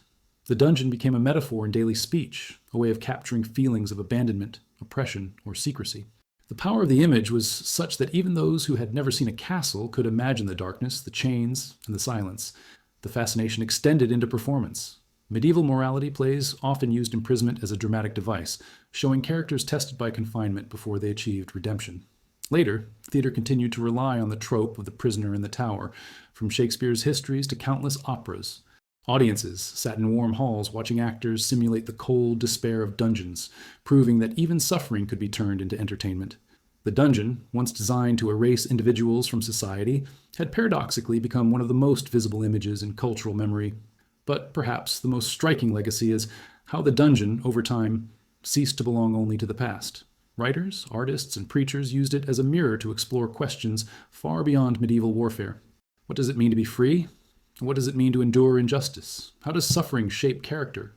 These questions transcended the walls of any particular cell, turning the medieval dungeon into a timeless symbol of the human struggle against oppression. The echo of chains became the echo of universal fears, fears of being forgotten, of being powerless, of losing one's identity in the dark. And this is why the dungeon continues to haunt us. It is not just about knights or peasants or castles long gone. It is about what those chains represented, about the way human beings wrestled with despair and clung to fragments of dignity.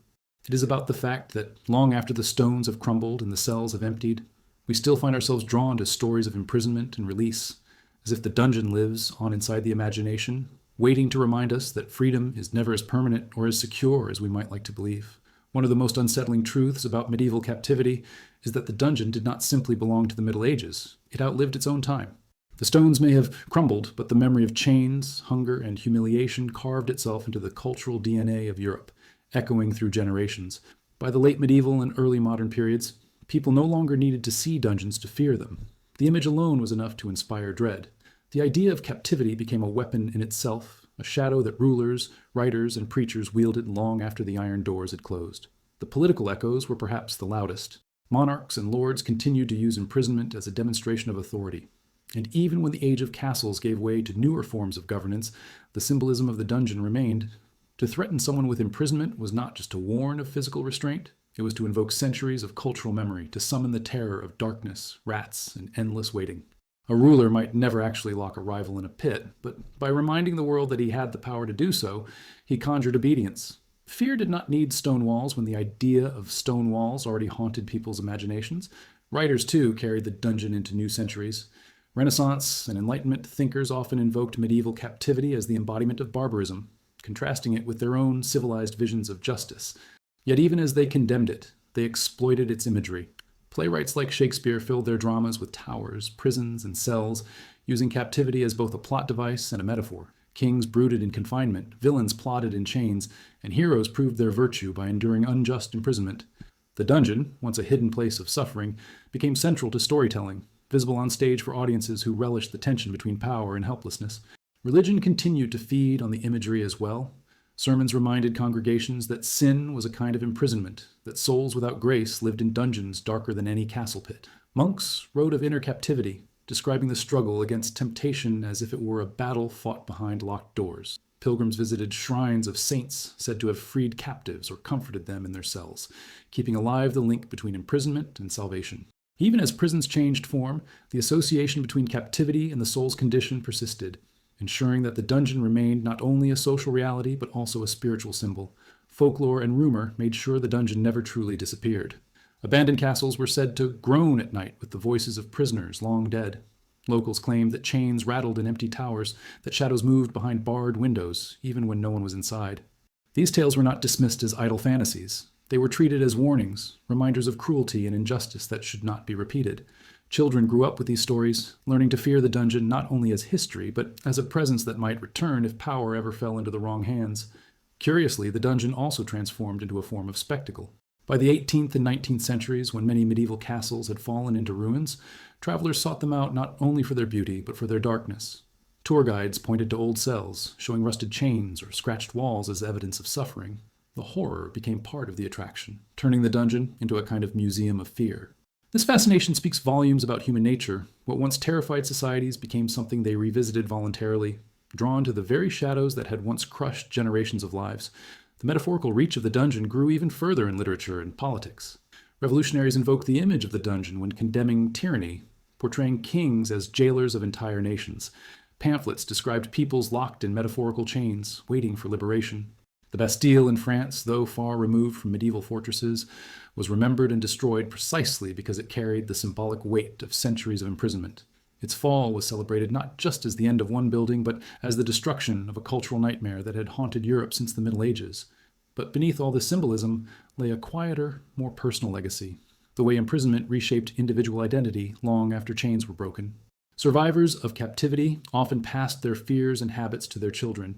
The man who hoarded food after starvation taught his sons to do the same. The woman who mistrusted laughter after years of silence raised daughters who listened more than they spoke.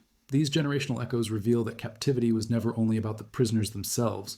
It seeped into families, altering the fabric of daily life, long after the doors of the dungeon had closed. Perhaps this is why the image of the dungeon has proven so enduring. It speaks not only to the brutality of the past, but to something universal. The fear of losing control, of being erased, of existing without freedom or recognition. The medieval dungeon may have been built of stone, but it became a metaphor flexible enough to outlast the very society that created it. It turned into a symbol of tyranny, of despair, but also of resilience. The reminder that even in chains, human beings found ways to sing, pray, carve names into walls, and remind the world that they were still alive. And so, the story of captivity does not end with the crumbling of castles or the rusting of chains. It continues in the way we use the dungeon as metaphor, in the way we shudder at the thought of darkness and confinement, in the way we remember and retell the suffering of those who came before us. The medieval dungeon lingers because it represents more than an era.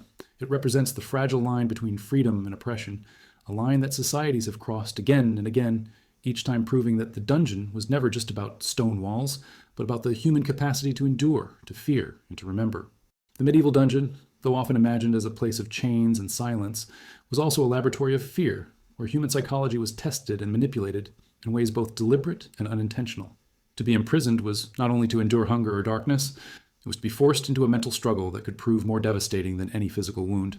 The torment of the cell lay not only in what it inflicted upon the body, but in how it warped the mind, bending memory, time, and even identity until the prisoner became something other than who he had once been.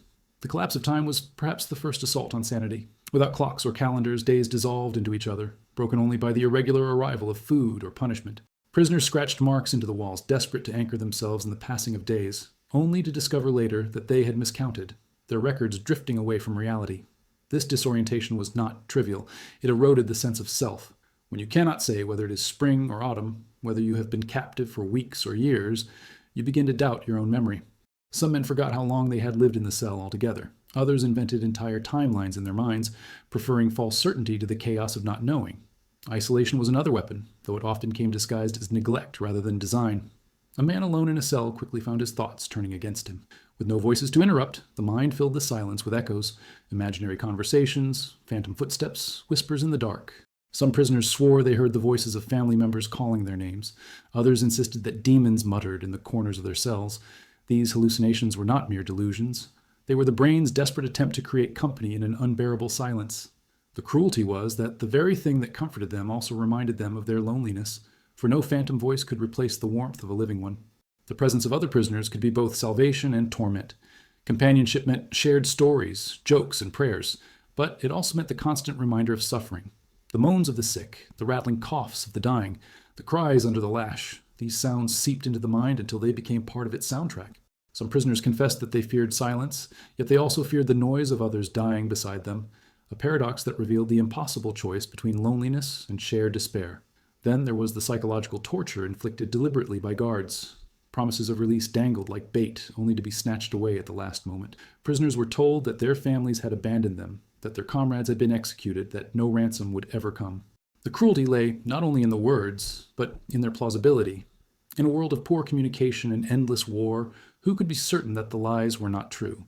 The constant uncertainty hollowed out the mind until hope itself became a weapon used against the captive. Even the body became part of the mind's torment. Hunger altered thought, making men irritable, suspicious, and sometimes delirious. Disease brought fever dreams, in which reality and nightmare intertwined. Pain rewired memory, so that the body flinched at shadows, anticipating blows that might never come. Some men even began to identify with their suffering, defining themselves by their wounds and chains as if they could no longer imagine existence without them. Captivity did not merely wound the flesh, it colonized the mind. And yet, amid all this, resilience appeared in surprising forms. Some men used imagination as a shield, constructing entire worlds inside their heads.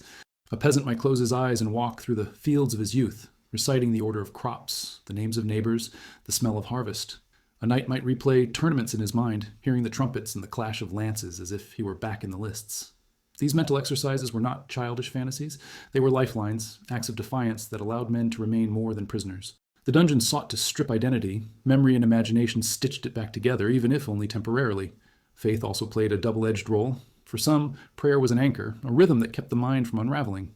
Monks who found themselves imprisoned often relied on psalms, reciting them until their words became as familiar as breathing. But for others, captivity shattered faith. They prayed and heard nothing, begged for relief and saw none, until silence itself became proof of abandonment. This spiritual despair could be more corrosive than hunger, for it hollowed out not only the body but the soul. And yet, even in this despair, some discovered new forms of belief, stripped of ritual, built only on the stubborn hope that survival itself might carry meaning. Perhaps the most fascinating part of this psychological landscape is how it revealed the elasticity of the human mind. Some men went mad within weeks, others endured years with their sanity intact. The difference did not always lie in strength or health, but in the delicate balance between memory, imagination, and will. A man who could turn a straw mat into a chessboard, who could transform scratches on the wall into letters of a secret alphabet, who could find meaning in carving his name into stone. Such a man could outlast conditions that killed others quickly. The dungeon was not only a test of endurance, it was a contest of creativity, a battle to keep the mind alive when the world sought to bury it. And in that struggle, captivity revealed a truth that outlived the Middle Ages. That imprisonment is never only about walls and chains. It is about the attempt to break the human mind, to dissolve time, memory, and identity until nothing remains. But it is also about the refusal of the mind to be broken, the endless ways it invents to endure, to resist, to remember. And it is perhaps in that refusal, in the whispered prayer, the scratched name, the imagined field, that the deepest legacy of the medieval dungeon lies. By the time we reach the later echoes of medieval captivity, what emerges most vividly is not only the cruelty of confinement, but the way imprisonment reshaped the very meaning of freedom. To be chained in a dungeon was to understand freedom in a way no free man ever could. It was no longer an abstract privilege or a right taken for granted. It became something as physical as bread and water, as urgent as breath, as sacred as prayer. When a man lived without it, even for a short time, he came to see freedom not as a wide and open field, but as the smallest of gestures. The ability to move one's arms without chains, to walk into sunlight without permission, to close one's eyes without fear of a guard's footsteps. Captivity taught that freedom was not grand, it was intimate. Those who survived spoke of freedom not in lofty terms, but in the simplest images. One man, released after years underground, described his first meal of fresh bread as if it were a banquet for kings, the warmth of the loaf in his hands more miraculous than any feast. Another prisoner, freed after decades, wept not at seeing his family again, but at hearing birdsong, a sound he thought he would never hear outside of memory. These small details remind us that captivity reduced existence to survival, so that the most ordinary freedoms became extraordinary treasures. The dungeon was cruel not only because it chained men, but because it forced them to forget what freedom felt like until its return was almost too overwhelming to bear. Freedom after captivity was also complicated by fear. Many who emerged into the world found themselves unable to trust it. Open spaces felt hostile. Sunlight hurt their eyes. Crowds made them anxious. Some preferred to stay close to walls, as though the dungeon had rewired their instincts to cling to shelter. Others hoarded food, even when it was plentiful, still driven by the fear of starvation. The habits of captivity did not dissolve with freedom. They lingered, shaping daily life long after the chains had fallen away. In this way, captivity revealed the paradox of freedom. To be freed was not always to be free. Communities viewed returned prisoners with mixed emotions. Some were celebrated as martyrs, honored for their endurance and sacrifice. A knight who had survived years in chains could become a living legend, his scars, proof of loyalty to his lord or king. But common men often returned to silence. A peasant who had spent years in a dungeon might find no song sung for him, only the cold reality that his farm was gone, his family scattered, his place in the world lost. For these men, freedom meant beginning again as strangers in the very villages they once called home. The dungeon did not just take years, it took belonging. The contrast between noble and common freedom reveals the inequality that defined the age. A noble's release might mean banquets, heraldry, and chronicles that immortalized his story. A peasant's release might mean obscurity, his suffering known only to a few family members and forgotten by history. The same chains bound them, but freedom did not greet them equally. This division is part of the haunting legacy of medieval imprisonment, that survival itself was a privilege only some could transform into triumph, while for others it was little more than a continuation of struggle. Freedom also became a weapon of politics. Rulers staged the release of captives as public theater, using it to prove their generosity or their dominance. To pardon a prisoner was to display power, to show that a king could not only command chains but remove them at will.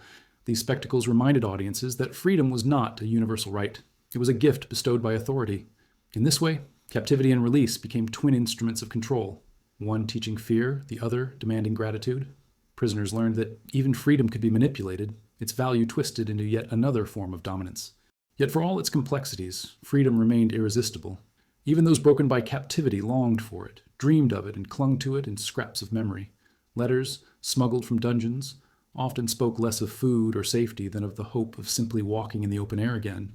Prisoners carved images of windows into their walls, sketched crude drawings of horses, trees, or rivers, symbols of the life they hoped to touch once more. These carvings, discovered centuries later, testify to the way freedom existed as an imagined reality even when it was physically impossible. It lived in the mind long before it returned to the body. What captivates us when we reflect on these stories is how captivity clarified freedom's fragility. We often think of liberty as secure, but prisoners knew it was as breakable as bread crust, as fleeting as candlelight. A knock at the door, a defeat in battle, a shift in politics, all could turn a free man into a captive within hours. This knowledge made freedom precious, but also precarious, a jewel that could slip from one's grasp without warning. And perhaps that is why medieval captivity continues to fascinate us, because it reveals that freedom, the thing we most take for granted, has always been the most fragile treasure of all. And so the story of freedom after chains is not one of simple relief. It is a story of contradictions, joy and fear, triumph and loss, gratitude and resentment. To walk out of a dungeon was not to walk back into the same world. It was to enter a new one forever shadowed by the memory of darkness. The legacy of captivity was not erased by freedom, it was deepened by it. For only those who had lived without it could understand how fleeting, how delicate, and how desperately human the hunger for freedom truly was. The story of captivity in the Middle Ages is not complete without examining how it shaped power long after the chains were removed. The dungeon was not just a place of punishment. It was a stage where authority displayed itself, where rulers wrote their dominance not with words but with walls and locks. Every imprisoned body was a political message, every barred window a reminder that control did not rest only on the battlefield, but also in the ability to erase an enemy from sight. In this way, prisons were not merely instruments of suffering, but tools of narrative, shaping how rulers were remembered and how societies understood power itself. Kings and lords wielded captivity as proof of legitimacy. To hold rivals in chains was to show not only victory, but permanence. A battlefield triumph could be reversed in a week, but a dungeon full of prisoners was enduring evidence of dominance. The longer a noble enemy languished in a tower, the more it announced that his captor's authority could not be challenged. Chronicles often recorded these imprisonments as triumphs in themselves, listing who had been captured with as much pride as who had been slain. Victory was not only about killing, but about keeping men alive in humiliation, paraded as trophies of power. The dungeon also served as a theater of fear. A castle with a known prison was more than a fortress. It was a warning. Villagers passing its gates knew that defiance led not only to death, but to years of slow decay and darkness. This fear was not abstract. It was visible. Rumors spread quickly of men wasting away behind those walls, and whether true or exaggerated, the stories achieved their purpose. Power thrives on imagination, and the dungeon's silence spoke louder than swords. People obeyed not only out of loyalty, but out of the unspoken dread of vanishing into a place where time itself disappeared. Captivity reshaped diplomacy as well. Hostages were not only prisoners of war, but bargaining chips in negotiations between kingdoms. Princes, daughters of nobles, and even clerics were sometimes handed over as guarantees of peace. These hostages lived in a strange limbo, neither honored guests nor true captives, their every move watched, their fates tied to the fragile promises of treaties. Their presence in foreign courts was a silent reminder of trust and suspicion entwined, an unspoken threat that peace could be broken at any moment. Power was written, not just in signed agreements, but in the nervous smiles of hostages who embodied the fragility of alliances. The ransom economy further demonstrates how captivity shaped political structures. Nobles captured in war could command enormous sums for their release, shifting wealth from one region to another. Families mortgaged lands, raised taxes, and squeezed peasants to pay for ransom, altering the balance of local economies for years. In this way, a single capture could change not only a household, but an entire region. Wealth flowed through chains as much as through trade, and captivity became one of the strange engines that redistributed power across medieval Europe. Even the architecture of dungeons carried political weight. Towers were not built merely for defense. They were designed to display authority. The sight of a looming keep with narrow barred windows was meant to impress and intimidate. To imprison someone in such a place was to declare not only their defeat, but their insignificance in the face of stone. These architectural choices were not accidental. They were political theater in stone, reminders that power was not only held but shown, yet power expressed through captivity was not invulnerable. The same dungeons that symbolized strength could become symbols of tyranny when rulers overreached. Chroniclers sometimes condemned lords who filled their prisons with rivals and subjects alike, depicting them as tyrants who relied on chains instead of justice. In these cases, the dungeon no longer projected stability but weakness, proof that a ruler could not command loyalty and had to enforce obedience through fear. The line between authority and oppression was as thin as the bars that separated the prisoner from the free. Religion also played its role in this theater of power. Ecclesiastical prisons reminded society that the church, too, wielded chains. Heretics, blasphemers, and even rebellious monks were confined in cells that served not only to punish, but to prove the church's authority over both body and soul. To lock someone away for spiritual crimes was to declare dominion not just over law, but over belief itself. In this way, the dungeon became an altar of power, a place where rulers of earth and heaven alike demanded obedience, but captivity also carried risks for those who used it. A ruler who held too many noble prisoners invited rescue attempts, rebellions, and diplomatic crises. Castles were stormed not only for their treasure, but for the men locked in their towers. A dungeon filled with the wrong enemies could turn from a symbol of strength into a spark of war. This precariousness reveals another truth about power, that chains are never absolute, that every prison door is also a point of vulnerability. What captivates us when we reflect on this is how deeply captivity was woven into the medieval understanding of authority. It was not a side effect of war, but a central stage where power was displayed, negotiated, and contested. The dungeon was as much a throne room as a battlefield, a place where rulers wrote their strength not in speeches, but in silence, not in banners, but in chains. And yet, the very reliance on imprisonment exposed the fragility of power. For every prisoner paraded as proof of victory, there was a guard who might turn traitor, a wall that might crumble, a ransom that might bankrupt a household, a story of cruelty that might turn admiration into rebellion. Power displayed through captivity was dazzling, but it was never unshakable. And it is in that tension between strength and fragility, between triumph and tyranny, that the dungeon reveals its deepest lesson about authority, that even chains can bind their masters as tightly as their prisoners. The final echoes of medieval captivity remind us that prisons were not only physical structures, but cultural forces that lingered in the imagination long after their stones had crumbled. What captivates us most is not simply the image of a man in chains, but the way captivity shaped ideas about justice, fear, resilience, and power for centuries to come. The dungeon may have been born out of practical necessity, holding rivals, punishing criminals, intimidating rebels, but it grew into something far larger, a symbol that reached across generations, defining how societies thought about freedom and authority. The most enduring aspect of this legacy is how captivity seeped into collective memory. Families told stories of ancestors who had rotted in castles, villages whispered about men taken in wars who never returned, and bards sang of knights held in towers until ransoms were paid. These stories ensured that the dungeon lived on, not as a forgotten ruin, but as an ever-present shadow in the cultural consciousness. Even today, when we think of the Middle Ages, one of the first images that comes to mind is the dungeon, dark, damp, and oppressive. The fear it generated was so powerful that it became timeless. Yet captivity was never only about fear. It was also about endurance. Some of the most remarkable testimonies of the medieval world come from those who survived imprisonment and left behind poems, carvings, and chronicles. Charles d'Orléans, for example, turned his decades of captivity in England into verses that still move readers with their quiet dignity and melancholy beauty.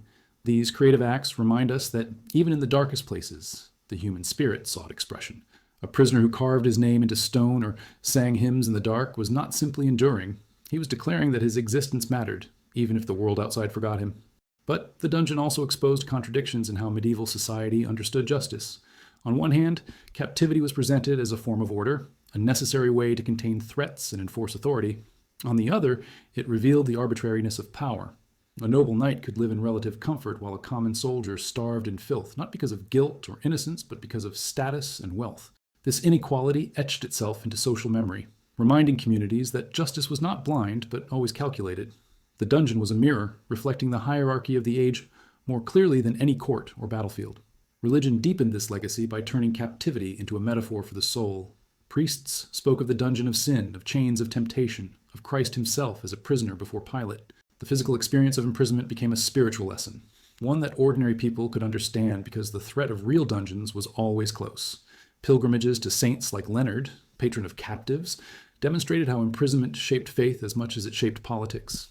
Chains, whether on the body or the soul, became symbols of struggle, endurance, and sometimes redemption. Even architecture carries this memory.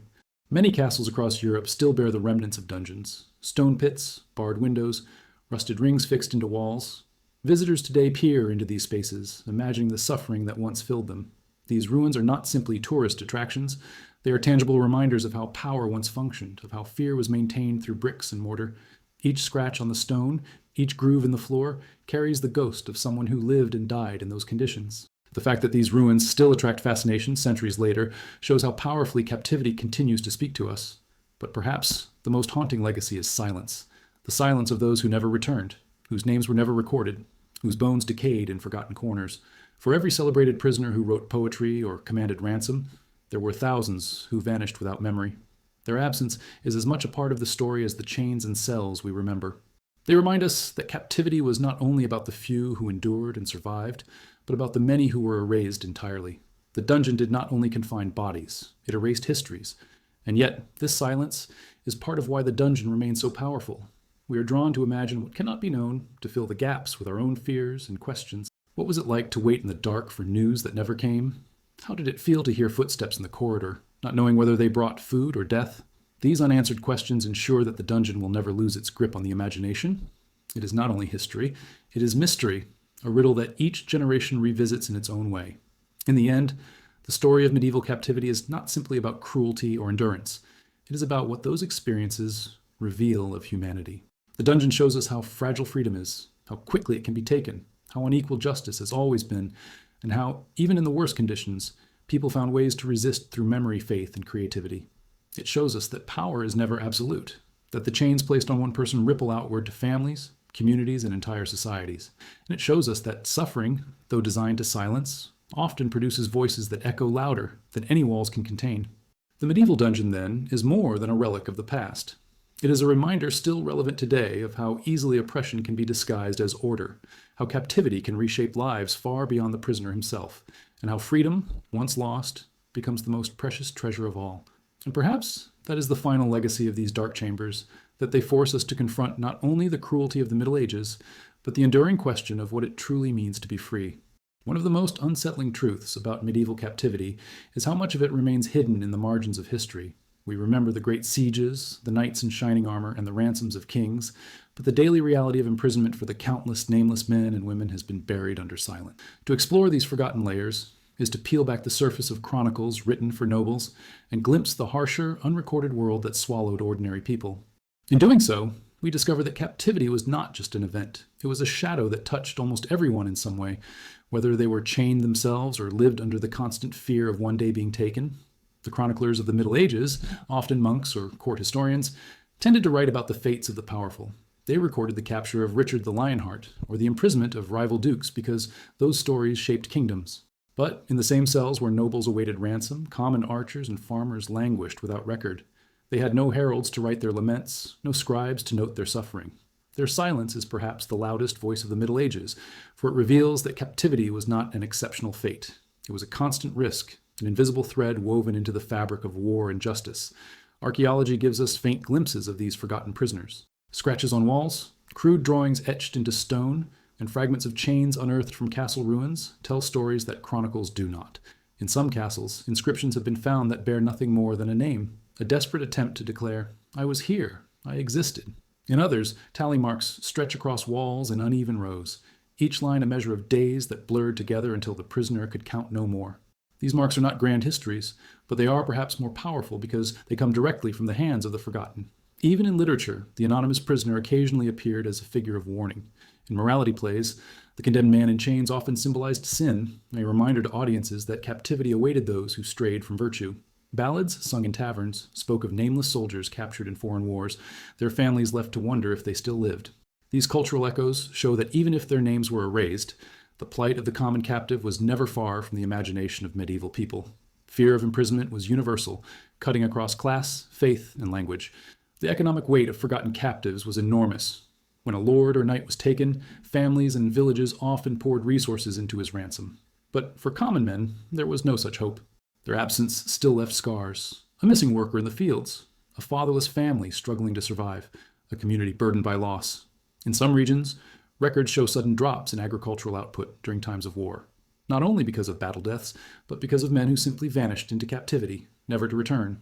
These invisible casualties remind us that the dungeon's reach extended far beyond its walls. It reshaped economies, starved villages, and forced women and children to bear the work of men who had been swallowed by war.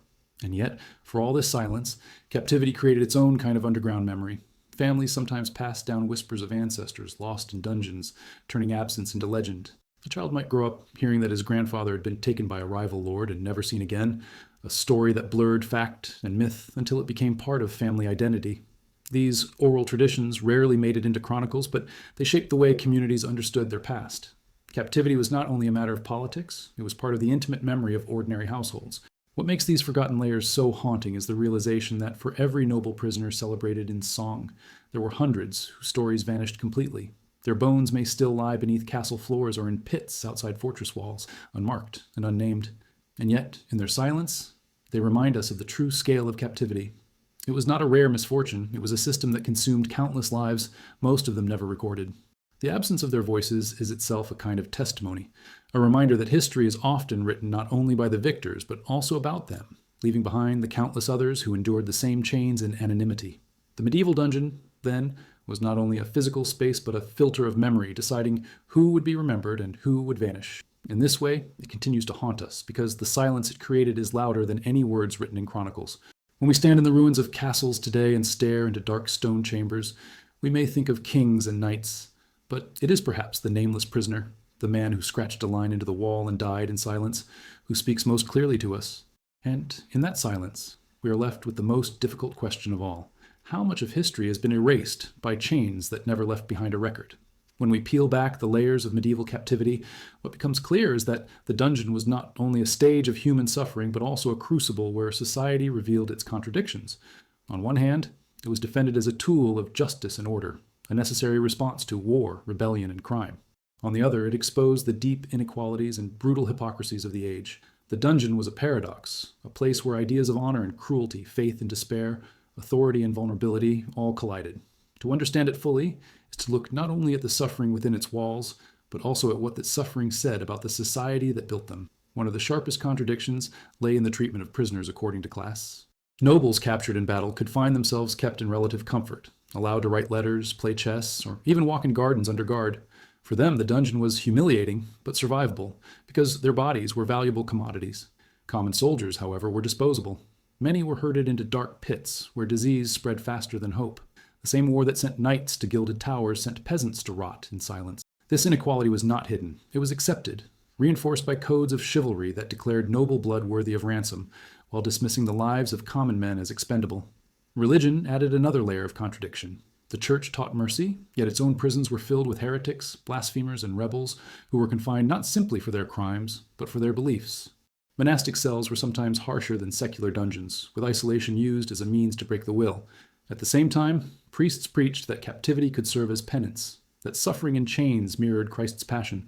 For some, this offered comfort.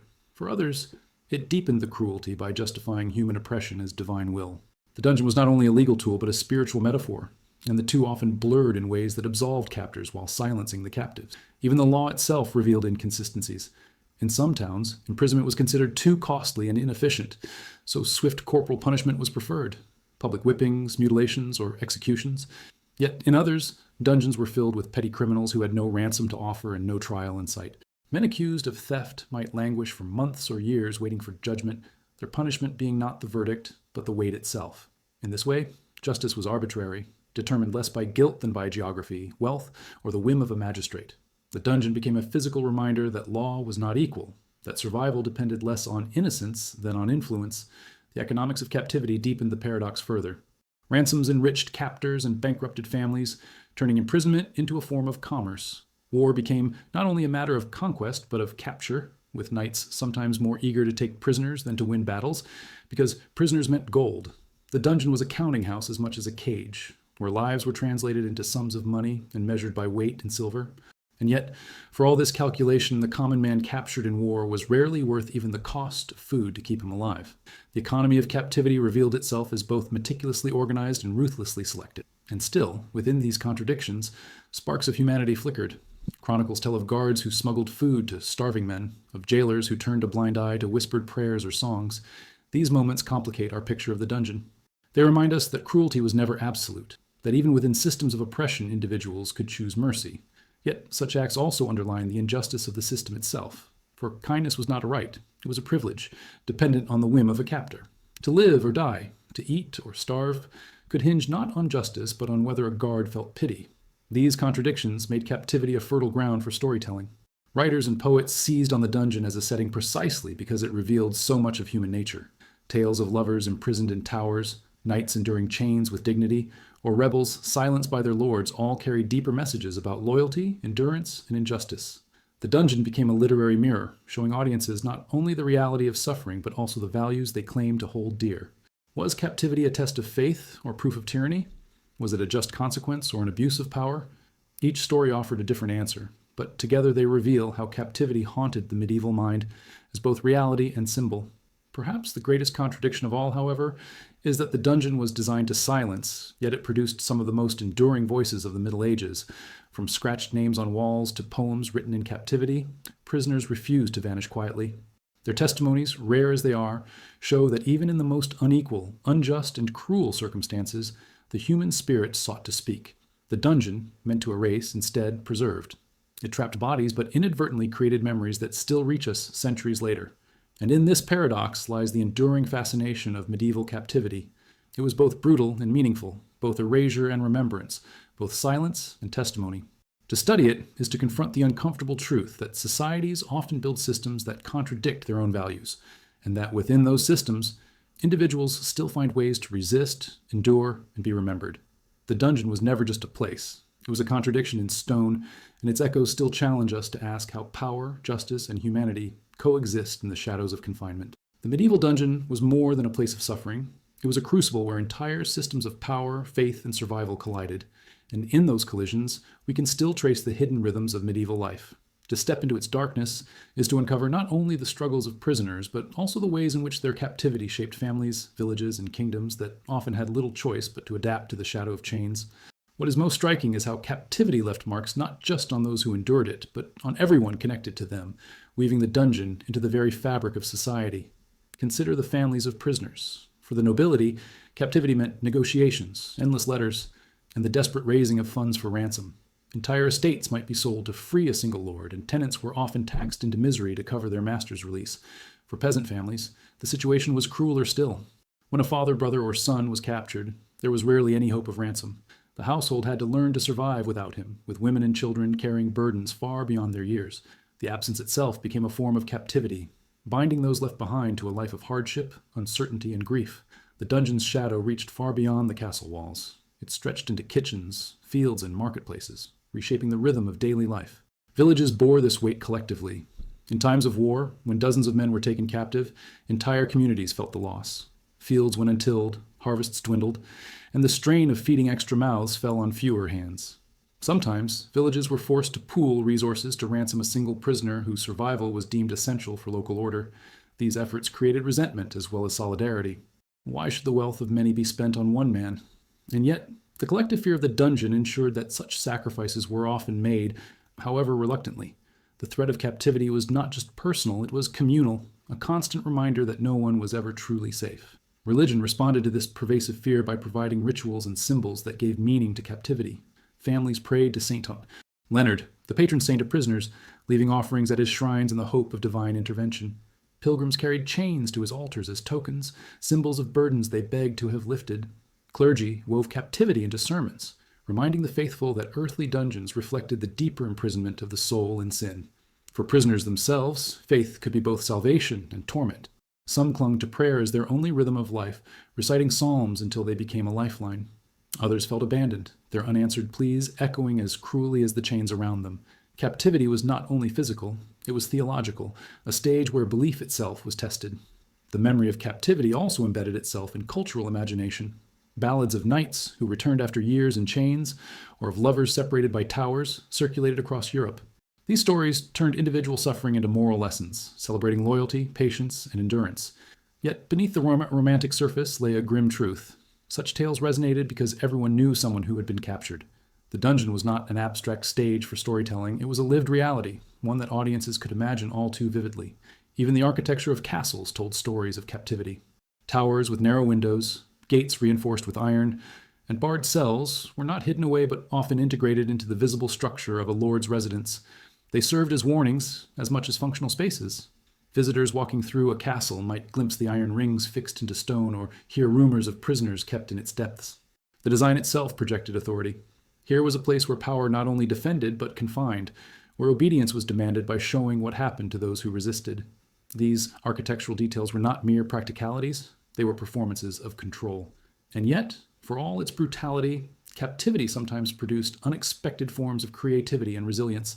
Prisoners carved images into stone, etched prayers into walls, and composed songs that outlasted their chains. Some even wrote entire works of literature in confinement, turning their isolation into a crucible of thought. Their creations remind us that even within spaces designed to erase identity, the human spirit found ways to leave marks. Archaeologists today still uncover these traces, drawings of ships, animals, or saints scratched into dungeon walls, proof that prisoners refused to vanish silently. The contradictions of captivity shape politics as well. A ruler who kept prisoners too harshly risked appearing tyrannical, while one who treated them too generously risked looking weak. Negotiations over ransom could alter the course of wars, and the fate of a single captive could sway alliances. Thus, the dungeon was never only about the individual. It was a pivot of diplomacy, a space where decisions about chains determined the balance of kingdoms. Captivity was personal suffering transformed into political leverage. One man's hunger turned into another's bargaining chip. What remains most haunting, however, is the silence of those who left no record at all. For every noble whose poems we still read, there were thousands of common men whose stories died in the dark. Their absence from history is itself a kind of presence, a void that reminds us of the countless lives erased by chains. They do not speak to us directly, but in the scratches on stone, in the sudden gaps in parish registers, and the ghostly legends of castles, we hear their echoes. The dungeon was not just a place of memory, it was a machine of forgetting. And the struggle against that forgetting continues every time we try to imagine the lives of those left unnamed. And so, to reflect on medieval captivity is to confront both presence and absence, both testimony and silence. It forces us to see that imprisonment was not an isolated cruelty, but a system that reached into every corner of society, shaping families, faith, politics, and culture. And perhaps what makes it so compelling even now is that it forces us to ask the same questions that haunted medieval people. How much can a person endure? What does it mean to be free? And what traces of us remain when the world tries to erase our names? To dive deeper into the story of medieval captivity is to realize that the dungeon was never only about the physical walls or the iron chains. It was about how captivity reshaped the meaning of life, freedom, and even death for those who endured it. Prisoners did not simply sit in darkness. They lived entire worlds of waiting, negotiating, hoping, despairing, and sometimes creating. The dungeon was a place where time stretched endlessly, where moments of cruelty were punctuated by long stretches of silence, and where survival itself became both a physical battle and a mental art. One of the most striking realities of captivity was how time was weaponized. In a dungeon, days lost their rhythm. There was no sunrise to mark morning, no bells to mark the hours, only the irregular intrusion of guards with scraps of food or the echo of chains being rattled somewhere in the distance. Captivity was measured not in minutes or hours, but in the slow erosion of the body and the mind. Prisoners often scratched calendars onto the walls, counting days with desperate precision, only to realize later that they had miscounted. The cruel irony was that even when they tried to preserve time, it betrayed them. slipping away until weeks blurred into months and years. Ransom negotiations added another layer to this distortion of time. For nobles and knights, imprisonment often meant an agonizing wait while their families or lords raised the gold required for release. Letters traveled slowly, emissaries delayed, promises broken. A prisoner might spend years waiting for a ransom that could be agreed upon in a single conversation but took a lifetime to gather. Hope became a fragile currency. Each rumor of negotiations rekindled it, each delay crushed it again. For common soldiers, of course, there was no such hope. Their time was not a currency to be bargained, but a sentence that ended only with death or decay. Yet captivity was not only about waiting, it was about negotiation and the games of power that swirled around the captives. Some prisoners were paraded publicly, their suffering meant to display the might of their captors. Others were hidden away, their existence a closely guarded secret used as leverage in political intrigue. Kings, lords, and even bishops were not above using prisoners as bargaining chips in larger schemes. A dungeon could be as much a diplomatic chamber as a cage, where chains were transformed into tools of persuasion, and every starving body represented a shifting balance of power. Inside the dungeon, survival depended on adaptation. Prisoners learned to use whatever they could find. Bones turned into tools, scraps of straw twisted into rope, fat drippings molded into makeshift candles. Even rats, despised for their filth, became both enemies and resources, eaten in desperation, skinned for their tiny scraps of fur, or simply tolerated as silent companions in the dark. Such details remind us that survival was not heroic in the way ballads might later describe it. It was practical, desperate, and often humiliating. To eat vermin or drink water laced with filth was not glorious, but it was necessary, and prisoners clung to these small acts of endurance as their only weapon against death. But survival was not only physical, it was psychological. Some prisoners retreated into memory, revisiting fields they once worked, castles they once defended, or families they once held close. Others invented games or recited prayers endlessly, creating rhythms that gave shape to the emptiness around them. A few even produced remarkable works of creativity in captivity. Poetry, songs, and even philosophical treatises scratched onto scraps of parchment or whispered into the ears of fellow captives. Charles d'Orléans, captured at Agincourt, turned decades of captivity into some of the most poignant poetry of his age, proving that even in chains, the human voice could sing. The paradox of captivity was that it sometimes inspired resilience as much as despair. Men who emerged from dungeons often carried scars, physical, mental, and spiritual. But they also carried stories of endurance that could inspire awe. Chronicles describe prisoners who returned gaunt and broken, yet were celebrated as symbols of loyalty and patience.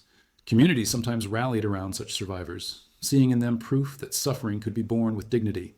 And yet, just as often, returning prisoners found themselves estranged from the lives they had left behind, unable to bridge the gap between those who had endured chains and those who had only imagined them. Freedom was never a simple return. It was a transformation, sometimes triumphant, sometimes tragic. Perhaps the most haunting detail of all is how captivity blurred the line between life and death. Many prisoners never knew if they would live another day, if ransom would come, if their jailer would choose cruelty over pity. Each knock on the cell door could bring food, torture, or execution. Living in this constant uncertainty was itself a form of torment, a slow suffocation of the spirit. And yet, even in this limbo, prisoners carved names into stone, sang hymns, whispered jokes, and dreamed of freedom. Their defiance lay not in great escapes or daring rescues, but in the simple act of existing, of refusing to be erased. And so the dungeon, with all its darkness and silence, was more than a chamber of cruelty. It was a mirror that reflected the society around it, a society that prized ransom over justice, status over humanity, faith over doubt, power over mercy. It revealed what people valued most and what they were willing to discard. It showed that suffering could be turned into both political currency and personal endurance, and that even in the deepest shadows, human beings found ways to resist, to remember, and to remain. And it is in these fragments, these scratched walls, these whispered prayers, that we begin to understand not only what it meant to be imprisoned in the Middle Ages, but what it means to be human when everything else has been stripped away. The deeper we move into the story of medieval captivity, the more we realize that imprisonment was not only a matter of stone walls and iron chains, it was a confrontation with mortality. The dungeon was a place where death lingered in the air like smoke, where every cough, every drip of water, every creak of wood carried the possibility of an ending. Prisoners did not simply live in darkness. They lived in the constant company of death, sometimes sudden, sometimes agonizingly slow, and always unpredictable. To understand this is to see captivity not as an interruption of life, but as a rehearsal for death itself. Disease was often the first and most merciless executioner. In cramped, damp spaces, where dozens of men were packed together without sanitation, sickness spread like wildfire. Dysentery, fevers, and infections from untreated wounds killed more prisoners than swords ever did. Chronicles occasionally mention outbreaks in dungeons, describing how one man's illness could sweep through a cell until nearly all were dead. The irony was cruel. Prisoners captured alive on the battlefield often had shorter lives than those struck down outright. Death by disease was not dramatic, but it was relentless. And prisoners who survived learned to watch companions waste away, one after another, until the cell felt more like a graveyard than a place of confinement. The handling of the dead reveals another layer of grim reality. In some places, corpses were removed quickly, dumped into mass graves or shallow pits outside the castle walls. In others, bodies were left to rot for days among the living, their stench filling the cell, their presence a daily reminder of what awaited. Prisoners wrote of lying awake beside corpses, unable to move them, forced to breathe the foul air until they too fell sick. This mingling of life and death was not accidental. It was part of the psychological punishment, a cruel message that survival itself might only mean sharing space with decay. Executions, too, played a role in shaping the atmosphere of death and captivity. While many prisoners were kept alive for ransom, others were deemed too dangerous or too worthless to preserve. Some were hanged in public squares as warnings, their deaths meant to reinforce authority.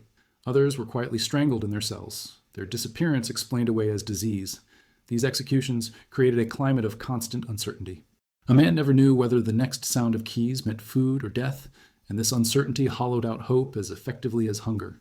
What is remarkable is how prisoners responded to this omnipresence of death. Some became fatalistic, accepting death as inevitable and ceasing to struggle. Others grew fiercely attached to life, clinging to every breath, every scrap of food, every whisper of possible release. A prisoner who had seen dozens die around him might suddenly laugh at the absurdity of still being alive, his humor grim but defiant. Chronicles even describe prisoners who joked about their own impending deaths, mocking their captors by turning fear into laughter. Such moments remind us that even in the shadow of death, the human spirit searched for ways to resist, even if only through gallows humor. Faith offered another form of resistance. Many prisoners believed that dying in chains could be transformed into a kind of martyrdom, a trial of the soul rather than merely the body. Hymns sung in the darkness, prayers whispered over corpses, or psalms carved into stone were ways of defying death's silence. But faith also brought torment. Some prisoners feared that dying in captivity meant dying forgotten, their souls adrift without proper burial rites. In an age when burial was deeply tied to salvation, this fear was profound.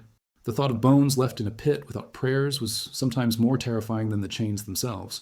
There were also cultural rituals that grew from this reality. Communities that learned of their loved ones' deaths in captivity sometimes held symbolic funerals, burying an empty coffin to give closure to the family. These acts show how deeply the shadow of the dungeon extended into the world outside. Death in captivity was not only a prisoner's fate, it was a wound for families and communities, a reminder that the dungeon consumed not only bodies but also identities, erasing men into silence unless their loved ones found ways to remember them. And yet, in rare cases, the nearness of death gave birth to creativity. Some prisoners composed last letters, scratched farewell messages into walls, or carved their names alongside crosses as testaments that they had lived and died there. These final acts transformed death into memory, ensuring that even if their bodies vanished, their voices might survive. Archaeologists have uncovered such inscriptions centuries later, reading the last thoughts of men who otherwise would have been forgotten. In those faint marks, we hear defiance, grief, and an unyielding demand to be remembered. Death in the dungeon was not an accident of history. It was part of its design. By mingling disease, execution, and decay, imprisonment in the Middle Ages created an environment where life and death blurred constantly, where survival was never secure, and where the presence of mortality shaped every decision, every thought, every breath.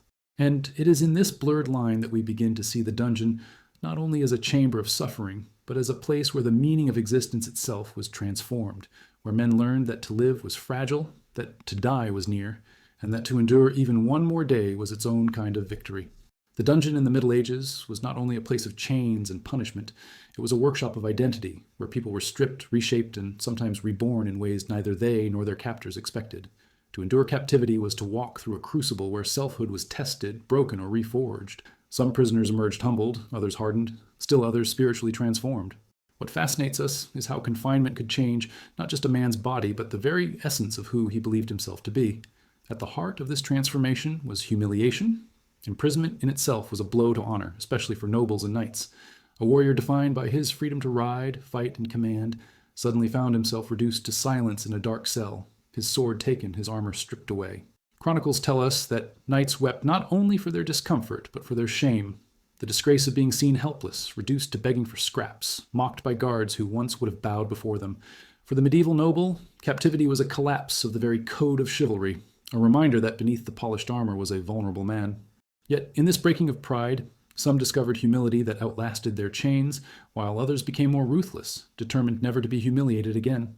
For common prisoners, identity was tested in different ways. A peasant soldier who had marched with his village comrades suddenly found himself isolated, his survival dependent not on his community but on his own wits. Without land to till or family to feed, he faced the terrifying question: who was he when stripped of all that defined him? Some withered into despair, but others found surprising strength, learning skills of endurance that carried into the rest of their lives. Stories survive of prisoners who returned home after years in chains, no longer merely farmers but storytellers, men whose tales of captivity became part of village lore. In this way, the dungeon created unlikely voices of memory from those who might otherwise have been forgotten. Captivity also forced people to confront faith in ways that transformed their identities. Many prisoners turned to prayer as their only rhythm, reciting psalms until their words became as much a part of them as breath itself. For some, this deepened devotion. They emerged from dungeons with reputations for holiness, their chains seen as trials sent by God. But for others, captivity eroded faith, replacing it with bitterness or even heresy. A man who prayed for years without rescue could come to believe he had been abandoned not only by society but by heaven itself. Both paths reveal that the dungeon was not simply a place of physical suffering, but of spiritual reckoning, where the soul itself could be reshaped as dramatically as the body. Another layer of transformation came through the bonds prisoners formed. Shared suffering created identities rooted not in family or class, but in endurance. Men who would have been enemies on the battlefield sometimes became brothers in the cell, bound together by hunger, whispers, and survival. Conversely, captivity could shatter identity through betrayal, as men stole from one another or traded loyalty for scraps of food. In this way, the dungeon exposed the extremes of human behavior, its capacity for solidarity and its capacity for cruelty. A man's identity could be reforged in either direction, depending on the choices he made in the dark. Even memory itself became a part of identity in captivity. To survive, many prisoners clung to recollections of home, repeating names of children, wives, or villages, like prayers to keep them alive in the mind. Others deliberately cut themselves off from memory, believing that forgetting would lessen the pain. Some constructed elaborate fantasies, convincing themselves that their captivity was temporary, or that they would one day be heroes celebrated for their survival. These acts of mental resistance reveal how identity was never static in the dungeon. It was a shifting balance between memory, imagination, and despair. Curiously, some prisoners emerged from dungeons not broken but reinvented. Chronicles tell of men who returned to freedom more disciplined, more cunning, even more powerful than before. Captivity had stripped them down to nothing, but in doing so, it taught them resilience that later became a source of authority. Others became storytellers or chroniclers, transforming their pain into legacy. Their voices remind us that the dungeon, for all its cruelty, was not always the end of a life. It could be the strange, painful beginning of a new one. And yet, we cannot romanticize this transformation too much. For many, captivity left scars that never healed. Some returned home unable to laugh, to work, to trust. Others carried paranoia, convinced that freedom itself was fragile, that chains could return at any moment. These men were prisoners even after their release, their identities permanently shaped by fear. Freedom did not erase the dungeon. It only gave them a larger cell, one without walls but still full of shadows. The medieval dungeon, then, was a forge of the self. It melted down pride, stripped away certainty, and tested every bond of faith, loyalty, and memory. What emerged was rarely the same as what had entered. And in these transformations, we glimpse not only the cruelty of captivity, but also its strange, dark power, to reveal who people were when everything else had been taken, and to remind us that identity itself is often forged not in triumph, but in endurance.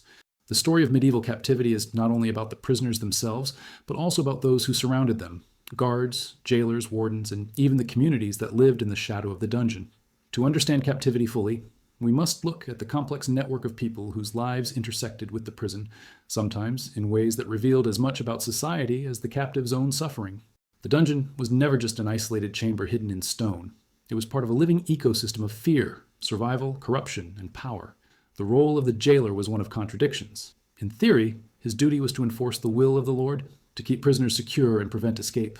In practice, he often became both tormentor and lifeline. Some jailers were cruel, taking pleasure in withholding food or mocking prisoners. Others found themselves forming quiet sympathies with the men they guarded, slipping them extra bread or turning a blind eye to whispered prayers after curfew. The relationship between prisoner and jailer was not always defined by hostility.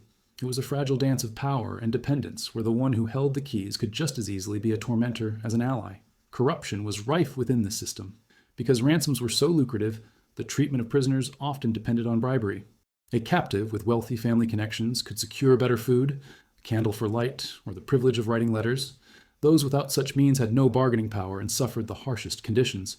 Chronicles tell of jailers who grew rich from accepting bribes, turning dungeons into markets of survival, where money and influence determined whether a prisoner endured or perished. Even within the darkest pits of society, economics shaped fate. Communities living near castles and prisons were not untouched by captivity. Villagers often bore indirect costs, taxed to support their lord's household or to help fund the ransom of noble captives. They might also serve as laborers, carrying food, water, and supplies into prisons. Some were drawn into the shadow economy of the dungeon, selling goods to prisoners when allowed, or smuggling items in exchange for coin. Captivity was not confined to stone walls. It spilled outward into the lives of those who lived nearby, weaving itself into the daily rhythm of the medieval world. For guards and soldiers tasked with overseeing dungeons, the work was both mundane and dangerous.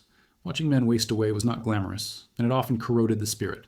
Some guards became hardened, treating cruelty as routine. Others were haunted by what they saw, speaking of shadows in cells and voices that seemed to linger long after prisoners had died. To stand at the edge of human suffering every day required either callousness or an ability to compartmentalize. Those who could not often turn to drink, superstition, or ritual, convincing themselves that the work was necessary for order. In this way, captivity scarred not only the imprisoned, but also those who enforced it. Prisoners sometimes exploited these cracks in the system. There are accounts of captives befriending guards, persuading them with stories, gifts, or promises of reward after release. Some used charm or persuasion to secure privileges, while others sowed seeds of guilt or pity. These small victories might mean an extra loaf of bread, a chance to communicate with family, or even opportunities to plot escape. The dungeon was not only a place of suffering, it was also a place of negotiation, where human relationships blurred the rigid lines of power. Religion once again intertwined with these roles. Jails often had chaplains assigned to offer spiritual comfort to captives, though not all did so sincerely. For some, ministering to prisoners was a genuine act of mercy.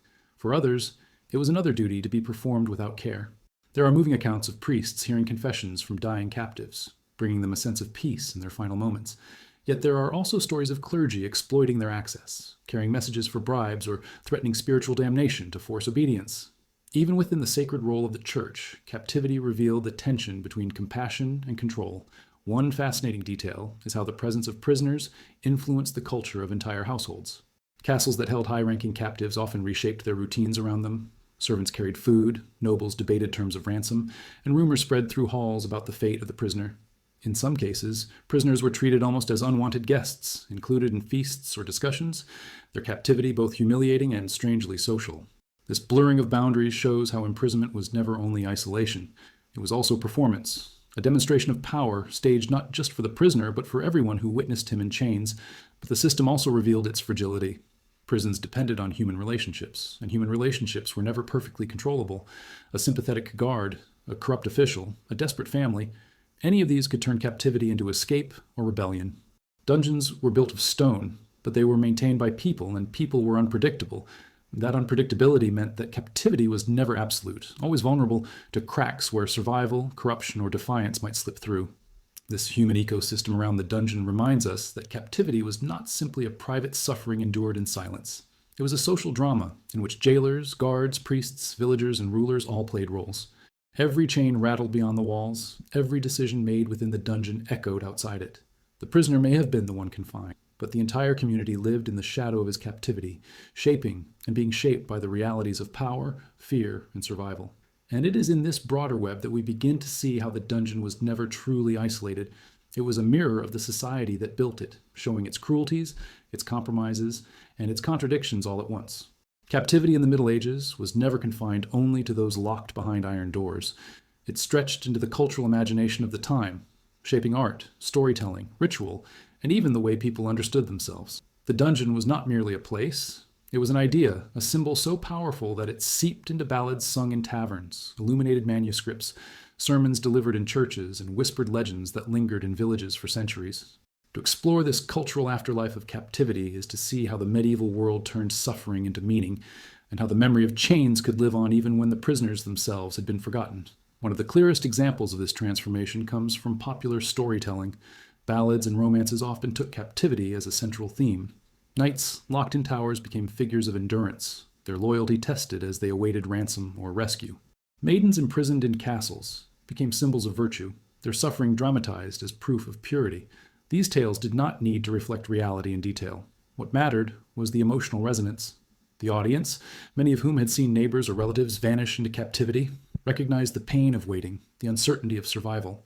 The dungeon in these stories became both literal and metaphorical, a place where character was revealed, where weakness was punished, and where resilience was exalted. Literature of the period also wove captivity into allegory. Dante's Inferno imagined hell as a kind of eternal prison, with sinners confined in spaces as dark and suffocating as any dungeon on earth. Mystical writers compared the soul's struggle with sin to a man chained in a cell, yearning for liberation. These metaphors were powerful because they connected earthly experience to spiritual truth. A man who had seen or endured captivity could immediately understand the idea of sin as imprisonment. The dungeon thus became more than a tool of war or punishment. It became a universal symbol of the human condition, linking body and soul in the same chain. Art reinforced this symbolism. Illuminated manuscripts sometimes depicted captives in chains alongside saints and martyrs, creating visual parallels between worldly suffering and spiritual triumph. Prisoners were shown not only as victims, but as figures enduring trials with patience, their bowed heads echoing Christ before Pilate. Castles themselves, with their looming towers and barred windows, were painted in manuscripts as much for their symbolic weight as for their architecture. The dungeon became a visual shorthand for despair and oppression, instantly recognizable to anyone who saw it. Even music carried traces of captivity. Troubadours composed songs lamenting absent knights who languished in foreign prisons, their verses blending personal grief with political commentary. These songs often circulated widely, ensuring that the pain of a single captive could resonate far beyond his cell. Listeners who had never seen a dungeon could still feel its weight through melody and metaphor, proving that captivity was as much an imaginative experience as a physical one. Folklore added yet another layer. Abandoned castles were said to echo with the voices of prisoners long dead, their chains rattling in the night. Stories of unjust captivity, of men falsely accused, of women locked away by jealous husbands, became warnings woven into oral tradition. These tales were not confined to the past. They were retold and reshaped over generations, turning real suffering into moral lessons, superstitions, and communal memory. In this way, the dungeon outlived its stones, becoming part of the landscape of imagination. The church amplified captivity's symbolic power through ritual and devotion. Pilgrims visited shrines of saints associated with liberation, offering chains as votive gifts. Saint Leonard, patron of captives, became one of the most venerated saints in Europe, precisely because so many people lived under the threat of imprisonment. His shrines were adorned with fetters left behind by those who claimed miraculous release, transforming instruments of suffering into tokens of faith. The act of bringing chains to a holy site reveals how deeply captivity had entered the spiritual consciousness of medieval society. The dungeon was not just a worldly punishment, it was woven into the very language of salvation and deliverance. What is perhaps most fascinating is how captivity could become a kind of cultural currency. A noble who endured years in chains often returned with enhanced prestige. His suffering turned into a badge of honor. Poets celebrated his resilience, chroniclers recorded his patience, and his reputation as a man tested by fate spread across courts. Even his enemies could acknowledge his endurance. In this way, captivity paradoxically elevated some individuals, transforming their humiliation into glory. Meanwhile, the silence of common captives, the thousands who perished unnamed, shows the selective nature of memory. Culture celebrated suffering only when it served a narrative of honor or redemption, erasing the many whose pain could not be made into story. This cultural saturation of captivity reveals a truth. The dungeon was never just about the prisoners inside it. It was about the society outside it, the people who told stories, sang songs, prayed prayers, and built rituals around the idea of chains. The fascination with imprisonment shows how deeply medieval people grappled with questions of power, freedom, justice, and endurance. The dungeon lived not only in stone but in imagination, shaping how people thought about themselves and their world. And in that imagination, the dungeon gained immortality. Long after castles crumbled, the image of the prisoner remained, a figure in chains, staring at the light through a narrow window, waiting for release that might never come. It is an image that continues to haunt us, not only because it speaks to the cruelty of the past, but because it taps into something timeless, the fear of confinement, the longing for freedom, and the desperate hope that suffering, if endured, might carry meaning. Captivity in the Middle Ages was not an isolated episode sealed within castle walls. It was a thread that wove itself into the broader fabric of medieval society, influencing politics, culture, and even the way communities understood loyalty and betrayal. To be taken prisoner was to enter a strange limbo where survival depended on negotiations, economics, and the shifting sands of power. But beyond the dungeon itself, captivity shaped the behavior of entire societies, forcing them to reckon with questions of duty, sacrifice, and identity. One of the most powerful social effects of captivity was the burden it placed on families and kinship networks. When a nobleman was captured, his entire household was mobilized to raise ransom.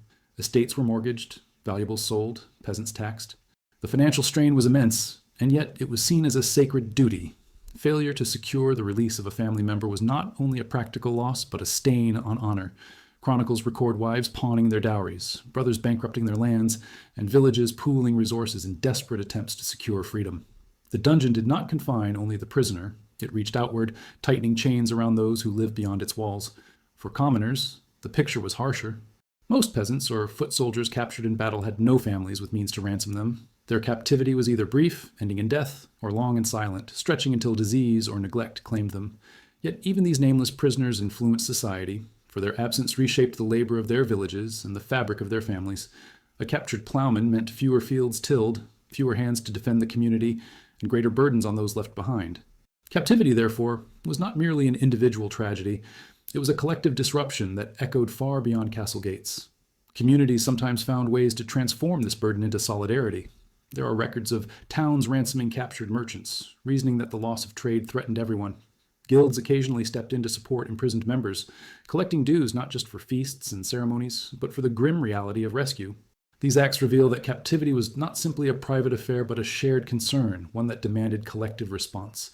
Yet solidarity often coexisted with resentment. Villages grumbled when taxes rose to ransom nobles, while common men rotted in obscurity, a resentment that whispered of the deep inequalities captivity laid bare.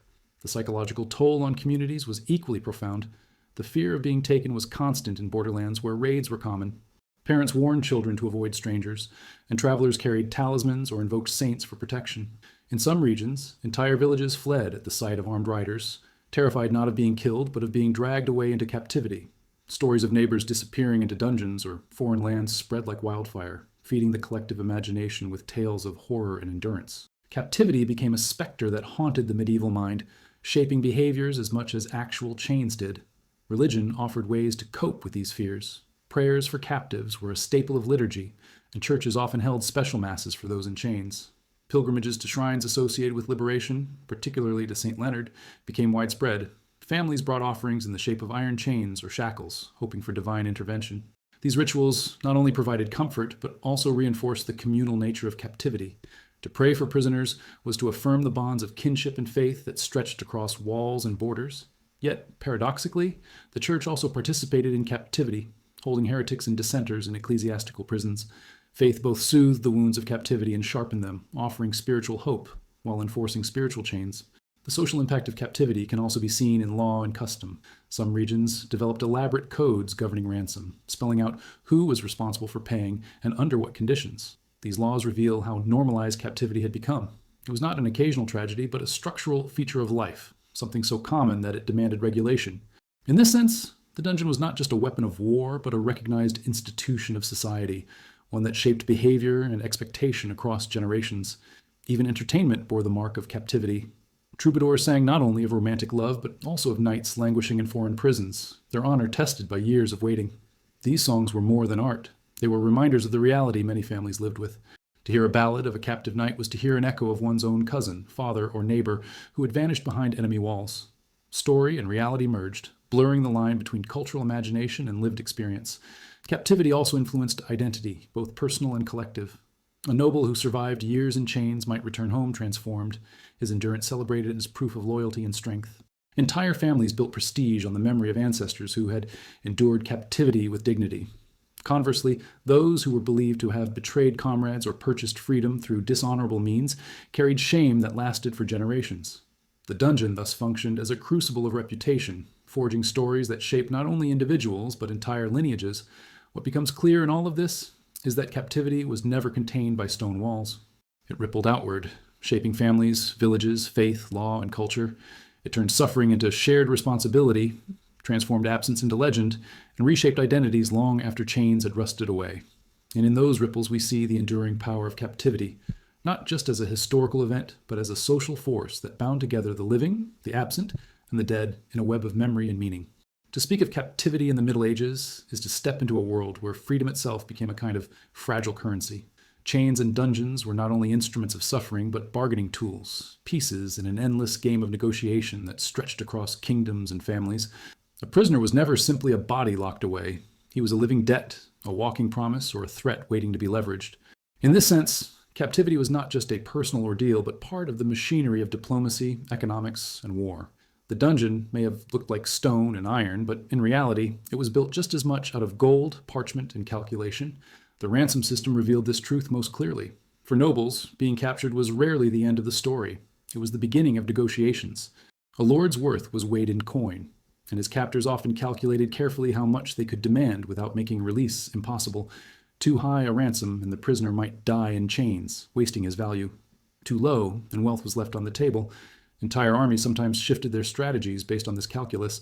A knight might aim not to kill an opponent, but to take him alive, knowing that the value of a captive outweighed the glory of a kill. War, in this way, became as much about accounting as it was about bloodshed. The sums involved could be staggering. When King Richard the Lionheart was captured on his return from the Crusades, the ransom demanded was so enormous that it nearly bankrupted England. Taxes were levied on churches, families, and even peasants to raise the gold. The legend of Richard's captivity shows how the fate of one man could ripple across an entire kingdom, reshaping economies and politics alike. His dungeon was not only a place of confinement, it was the epicenter of a financial earthquake that shook the foundations of his realm. And yet, Richard was only the most famous example of a system that operated at every level of society. Merchants, too, became pawns in this economy of captivity.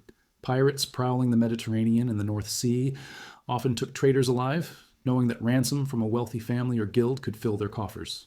In some cases, entire trading companies pooled money to rescue their members, embedding captivity into the very fabric of commerce. The fear of capture was so widespread that insurance-like systems began to emerge, with merchants contributing to common funds meant to cover the cost of ransom. Thus, the dungeon stretched its influence even into markets and ports, its shadow falling on every ship that set sail. But ransom was not the only economic function of captivity. Hostages played a crucial role in diplomacy. A treaty signed between rival lords was rarely trusted unless it was sealed with flesh, a son, a daughter, or a trusted companion left in the custody of the other side as a living guarantee. These hostages lived in strange half-freedoms, often treated well, but never allowed to forget that their comfort depended entirely on their family's loyalty. Chronicles speak of hostages raised in foreign courts, learning new languages, absorbing new cultures, and sometimes growing attached to their captors. In these cases, the dungeon was replaced by gilded halls, but the principle was the same: freedom withheld until promises were kept. This practice of hostage-taking reveals much about the medieval mind. Trust was always fragile, and words alone were never enough to secure peace. Flesh and blood were required, and captivity became the invisible ink in which treaties were written. A young prince raised as a hostage in a rival's castle might return home years later with loyalties divided, his very identity shaped by his captivity. In this way, dungeons and drawing rooms, chains and courtly feasts worked together in shaping the destinies of nations. Even within families, captivity became a source of tension and transformation. The burden of raising ransom often fell on those left behind, and decisions about what to sell, who to tax, and how much to sacrifice could fracture communities. Some families grew resentful, believing that the price of a prisoner's freedom was too high compared to the suffering it caused the living. Others embraced the burden as a matter of honor, pouring everything they had into the effort. These struggles reveal that captivity was never only endured by the captive, it was distributed, borne by every hand that scraped coins together or went hungry so that one man might return home. What fascinates us most is how captivity blurred the line between cruelty and opportunity. For captors, a dungeon was a source of profit, not just a place of punishment. For captives, it was both humiliation and a chance to demonstrate endurance, loyalty, and sometimes even holiness. The very chains meant to erase identity could paradoxically preserve it, by proving a prisoner's worth, by shaping songs sung in his name, or by making his release into a public celebration. The dungeon was not only a tomb of freedom, but also a stage upon which reputation and memory were forged. And so, when we think of medieval captivity, we must think not only of stone walls dripping with water, but of counting houses filled with coins, courts negotiating treaties, and families selling heirlooms to free their kin.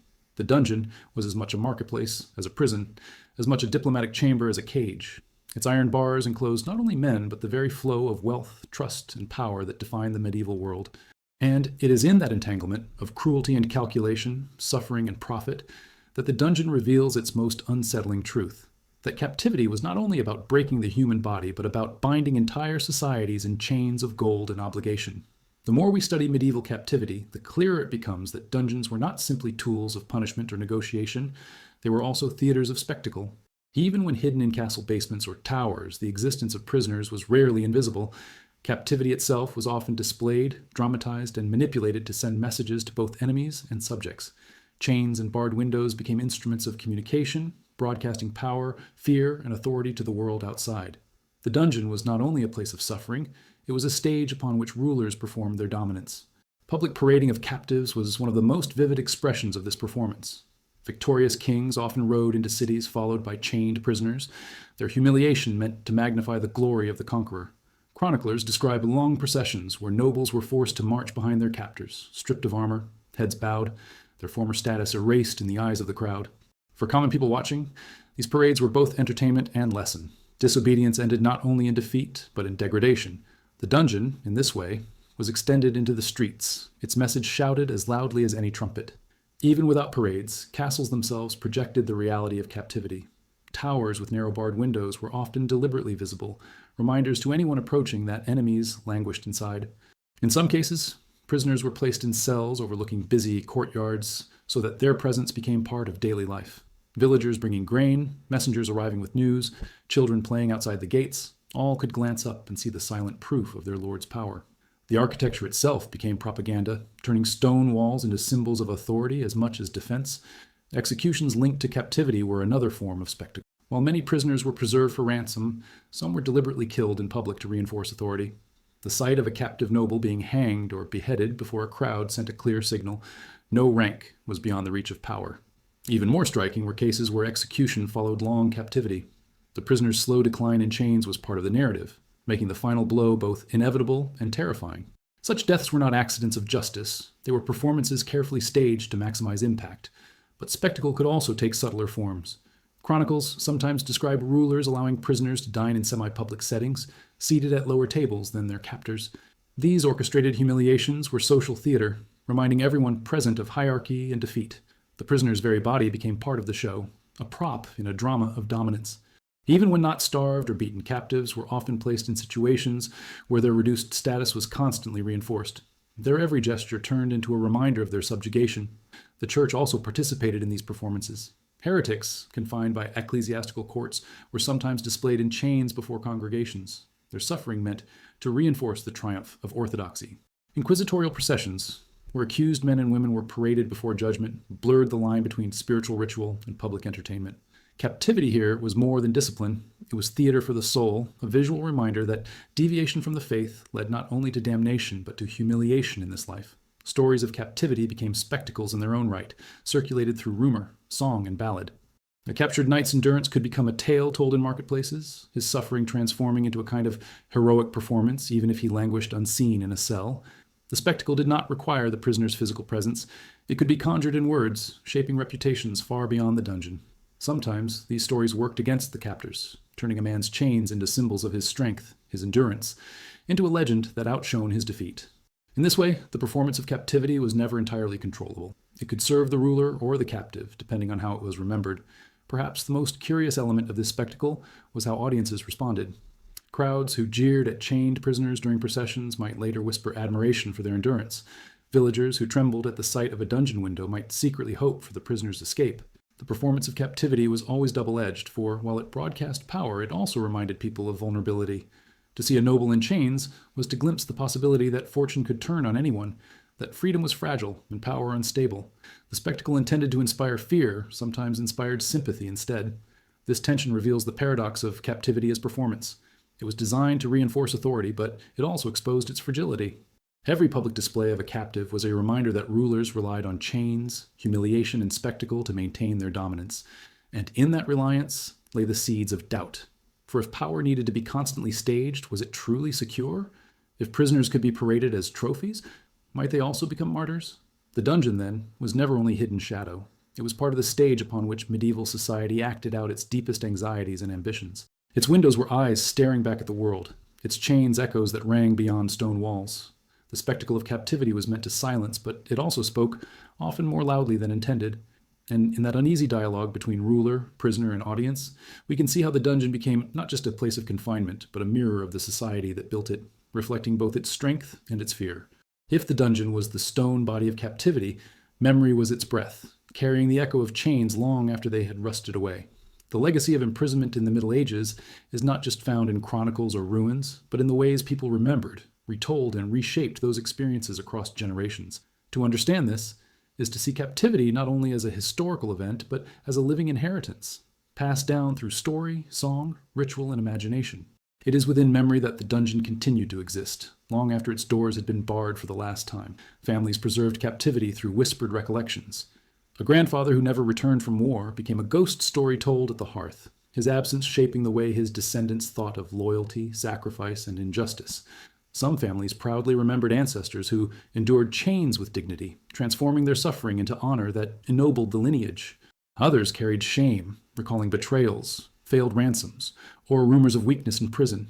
These family memories, embroidered and reshaped over time, turned captivity into something more than an individual's ordeal. It became part of the DNA of identity, etched into the pride or sorrow of generations. Communities also remembered their captives, though often with ambivalence. Villages that lost many men in wars spoke of them in collective laments, sometimes setting aside feast days in their honor. Parish registers contain abrupt absences, names cut short with notes of taken or vanished, which became stories retold in markets and taverns. Yet memory was selective. Nobles who suffered in captivity had ballads sung in their name, while common men often dissolved into silence. This selective remembrance reveals how memory itself could become another form of imprisonment, honoring some while erasing others, keeping alive certain voices while burying many more. The church shaped memory in powerful ways. Sermons used captivity as metaphor, comparing the soul bound in sin to a prisoner awaiting redemption. Saints associated with liberation, like Leonard or Erasmus, became focal points of devotion precisely because their cults addressed the deep wound left by captivity. Chains offered at their shrines became relics of memory, each one representing not only a personal story but a collective anxiety. Through ritual, the church turned memory into discipline, transforming the chaos of individual suffering into structured narratives of endurance and deliverance. Literature carried these memories across borders and centuries. The tale of Richard the Lionheart's captivity lived on long after his ransom was paid, reshaped into songs and romances that elevated him into a legendary figure. Dante immortalized the story of Ugolino, imprisoned with his children and driven to desperation, turning his torment into one of the most harrowing images of hell itself. Captivity became a recurring motif in medieval and early modern writing, a narrative skeleton on which authors draped themes of loyalty, betrayal, faith, and despair.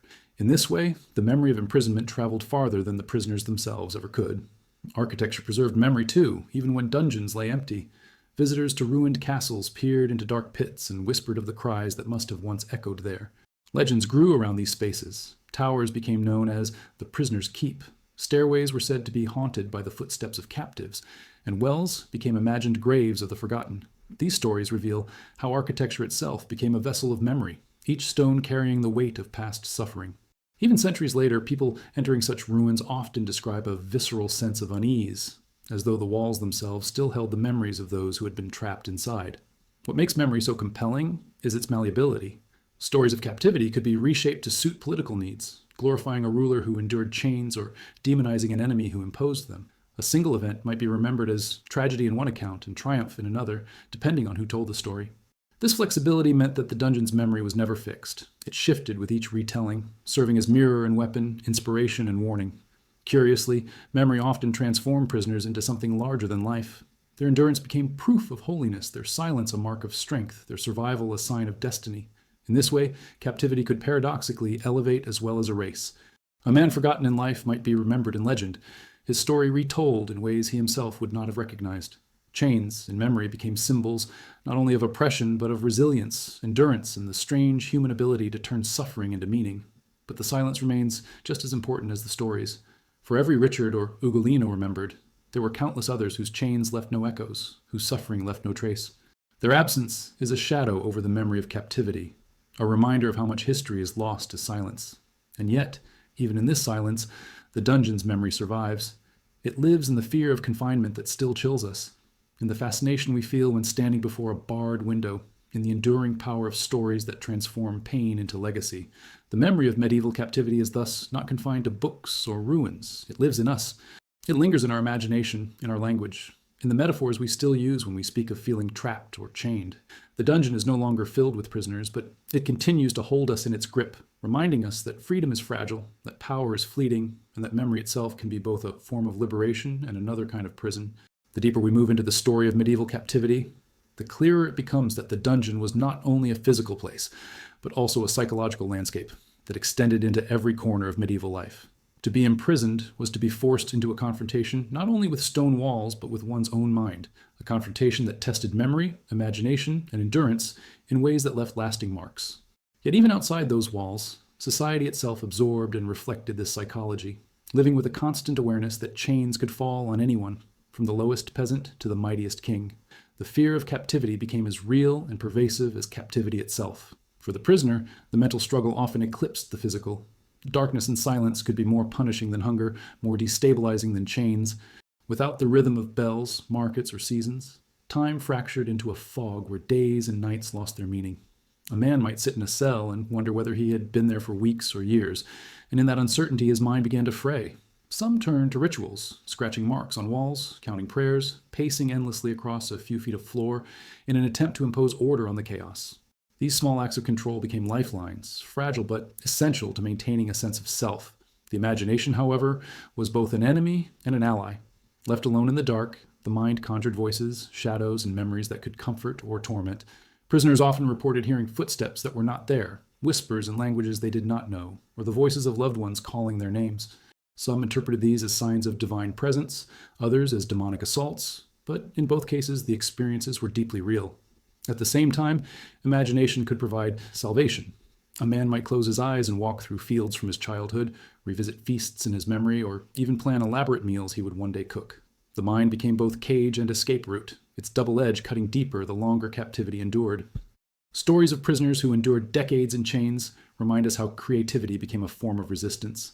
Charles d'Orléans, captured at Agincourt, filled his years of imprisonment with poetry, his verses now celebrated as masterpieces of medieval literature. Other prisoners, nameless and forgotten, carved ships, saints, or crude human figures into the stone of their cells, leaving behind traces of the inner worlds that sustained them. These acts were not frivolous, they were declarations of existence. To create was to defy erasure, to say, "I was here, I endured." The dungeon sought to erase individuality, but the human spirit often responded by producing art, memory, and testimony against the silence. Yet the psychological weight of captivity was not confined to the imprisoned. Families who waited outside lived in their own kind of limbo, trapped by uncertainty. Letters were rare, rumors unreliable, and news often traveled months or years late. A wife might spend her life raising money for ransom, never knowing if her husband was still alive. Children grew up hearing stories of fathers who might return or might already be bones in a foreign cell. Communities carried this burden collectively, their imagination filling the silence with images of suffering that were often worse than the truth. The psychological reach of captivity extended across borders, haunting those who had never seen a dungeon but who lived under its shadow nonetheless. This constant fear shaped behavior. Soldiers on the battlefield fought not only to win, but to avoid capture, for captivity was often considered worse than death. Merchants traveled with companions or under the protection of guilds, terrified of pirates, who saw them not as men, but as bags of ransom waiting to be opened. Even nobles lived with the knowledge that one wrong turn in war could transform them from masters of land to bargaining chips in someone else's ledger. The possibility of chains was never far from the medieval imagination, and this awareness seeped into the collective psychology of the age. Religion played a central role in mediating these fears. Priests taught that captivity could be a test of faith, a purifying trial like Job's suffering or Christ's passion. Prisoners who prayed might endure with dignity, while those who cursed might lose both body and soul. The spiritual interpretation gave meaning to suffering, but it also deepened the psychological struggle. To feel abandoned in prayer, to beg God for release and hear only silence, was a torment as great as hunger. Some captives emerged from their chains with strengthened faith, while others left embittered, convinced that heaven itself had locked its doors. The dungeon was not only a prison of the body, but a crucible for the soul. Communities responded to this shared anxiety with rituals that reflected the psychology of captivity. Chains were offered at shrines, prayers recited for captives, feasts dedicated to saints believed to intercede for prisoners. These rituals were both acts of hope and acts of collective therapy, helping societies cope with the ever-present fear of capture. In this way, captivity became part of the cultural psyche, woven into the rhythms of worship and the imagination of salvation. And what is perhaps most striking is how captivity reshaped identity. A man who returned from years in chains was rarely the same as when he had left. Some carried trauma that never faded, waking in the night at imagined footsteps or refusing to eat food without suspicion. Others returned with unexpected resilience, their suffering transformed into stories that made them symbols of endurance. In both cases, the dungeon lived on in the mind. its influence persisting long after the chains had been struck off. The psychological captivity outlasted the physical, embedding itself in memory, behavior, and even in the stories that were told to future generations. The medieval dungeon, then, was never just a structure of stone. It was an architecture of the mind, a place that reshaped how individuals and communities thought about freedom, fear, and endurance. It created silences that filled with imagination, spawned rituals that turned anxiety into prayer, and left scars that stretched across generations. And perhaps this is why the story of captivity still grips us today. Because in the end, it was not only about walls and locks, but about the most human struggle of all, to hold on to meaning in a world designed to take it away. To understand the depth of medieval captivity, we must look not only at the stone walls and iron chains, but at the ways imprisonment intersected with the broader systems of law and justice. The dungeon was not an isolated tool. It was embedded in the machinery of authority, a reflection of how medieval societies defined guilt, punishment, and order. In many ways, it was less about securing criminals than about displaying the reach of power, shaping behavior through fear, and reinforcing the hierarchies upon which the entire system rested. The idea of justice in the Middle Ages was not uniform. In some places, imprisonment was seen as a temporary measure, a way to hold the accused until trial or execution. In others, it was itself the punishment, a sentence designed to grind a person down over weeks or years until he withered away. What is striking is that the decision often depended less on the crime than on the status of the accused. A noble might be locked in a tower while awaiting ransom, his captivity cushioned by relative comfort, while a peasant accused of theft might rot in a dungeon without trial, forgotten in the shuffle of records. Justice was not blind. It was weighted heavily by class, wealth, and influence. Trials themselves were deeply intertwined with captivity. Some prisoners endured months in chains waiting for hearings that might never come. Others faced ordeals, ritualized tests meant to reveal divine judgment. A man might be forced to carry hot iron, plunge his hand into boiling water, or fight in trial by combat to prove his innocence.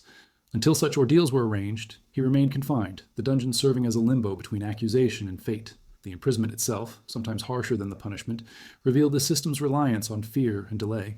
In this sense, the dungeon was both courtroom and sentence, collapsing distinctions between process and punishment. For debtors, imprisonment carried a particularly cruel irony. Unable to pay what they owed, they were locked away in conditions that ensured they could never work to repay their debts. Many died nameless in cells, their absence leaving families destitute. In some towns, debtors' prisons became notorious, filled with men who were neither violent nor rebellious, but simply unlucky or impoverished.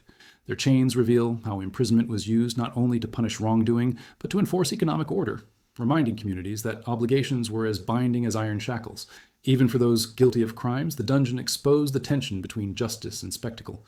Executions could be swift, but imprisonment allowed suffering to be drawn out, transforming punishment into an ongoing performance of authority. The slow decay of a body in chains sent a more enduring message than a single stroke of the axe. For rulers, this message was essential. Justice was not only about correcting wrongs, but about teaching obedience through fear. The dungeon, in this sense, was an extension of the courtroom, a space where verdicts were written not in parchment but in flesh. The church's role in this system was equally revealing. Ecclesiastical prisons held heretics, blasphemers, and dissenters, but the line between spiritual correction and worldly punishment was often blurred. Some captives were held in silence, forced to reflect on their sins. Others were subjected to harsher confinement meant to break their will. The church presented these practices as acts of mercy, opportunities for repentance, yet they functioned much like secular dungeons, reinforcing authority through deprivation and control. This overlap between law and religion shows how captivity became a shared language of power, one that transcended institutions. What fascinates us is how quickly captivity became normalized within these systems.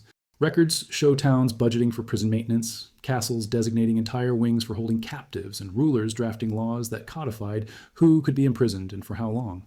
The dungeon was not an anomaly, it was infrastructure, as much a part of medieval justice as the gallows or the stocks. This normalization reveals the central paradox of captivity. Though it was brutal, it was also considered necessary, even civilized compared to executions.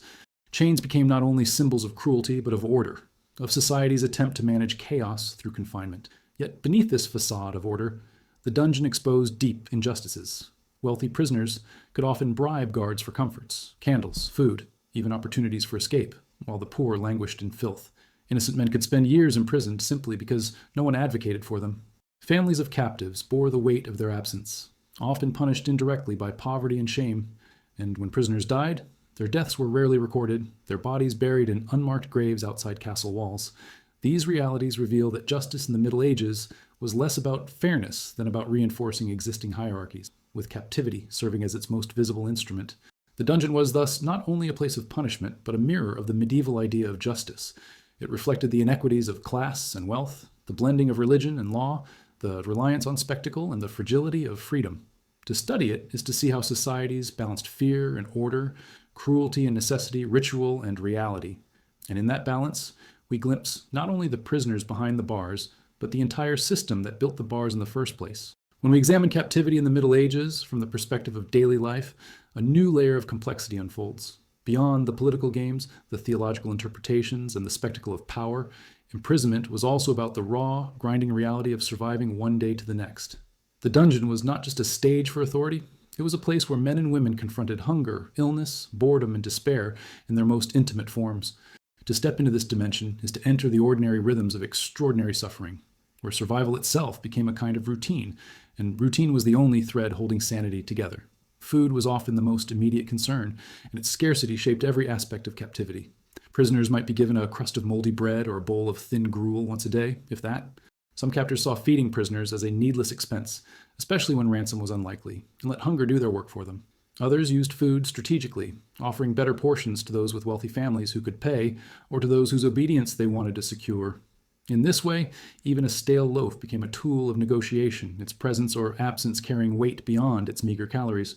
Stories survive of captives who traded jewelry, clothing, or even promises of loyalty for scraps of food, proving that in the dungeon economy, sustenance was the most valuable currency. Water, too, was a trial. Dungeons were often damp, but that did not mean clean water was available. Prisoners sometimes drank from the same troughs used by animals, or from stagnant puddles gathering on the stone floor. Illness spread quickly through such conditions, and many prisoners died less from violence than from the slow poison of contaminated water. To survive required resilience and sometimes ingenuity. Captives caught rain through cracks in the ceiling or chewed on plants brought in by chance on the soles of a guard's boot. Each swallow was a gamble between life and sickness. Light and air were luxuries as precious as food. Many dungeons were built underground or in windowless towers, leaving captives in perpetual gloom. The lack of sunlight disoriented the body, weakening bones and disrupting the natural rhythms of sleep. Some prisoners spoke of forgetting what the sky looked like, or of dreaming in colors only to wake into a world of gray. Those with the means to bribe a guard for a candle lived in constant awareness of its fragility, watching the flame devour itself until they were returned to darkness. Air, too, was scarce in crowded cells, where smoke, disease, and the stench of unwashed bodies combined into a suffocating fog. The dungeon was less a place of death than a place where life was slowly smothered. Boredom and despair were as dangerous as hunger. With nothing to do but wait, prisoners fought against the erosion of their minds. Some recited prayers until the words blurred into background noise. Others created games, tossing pebbles, inventing patterns in cracks, or carving figures into wood and stone. A few transformed their captivity into opportunities for creativity, composing songs, telling stories, or etching messages of hope onto the walls.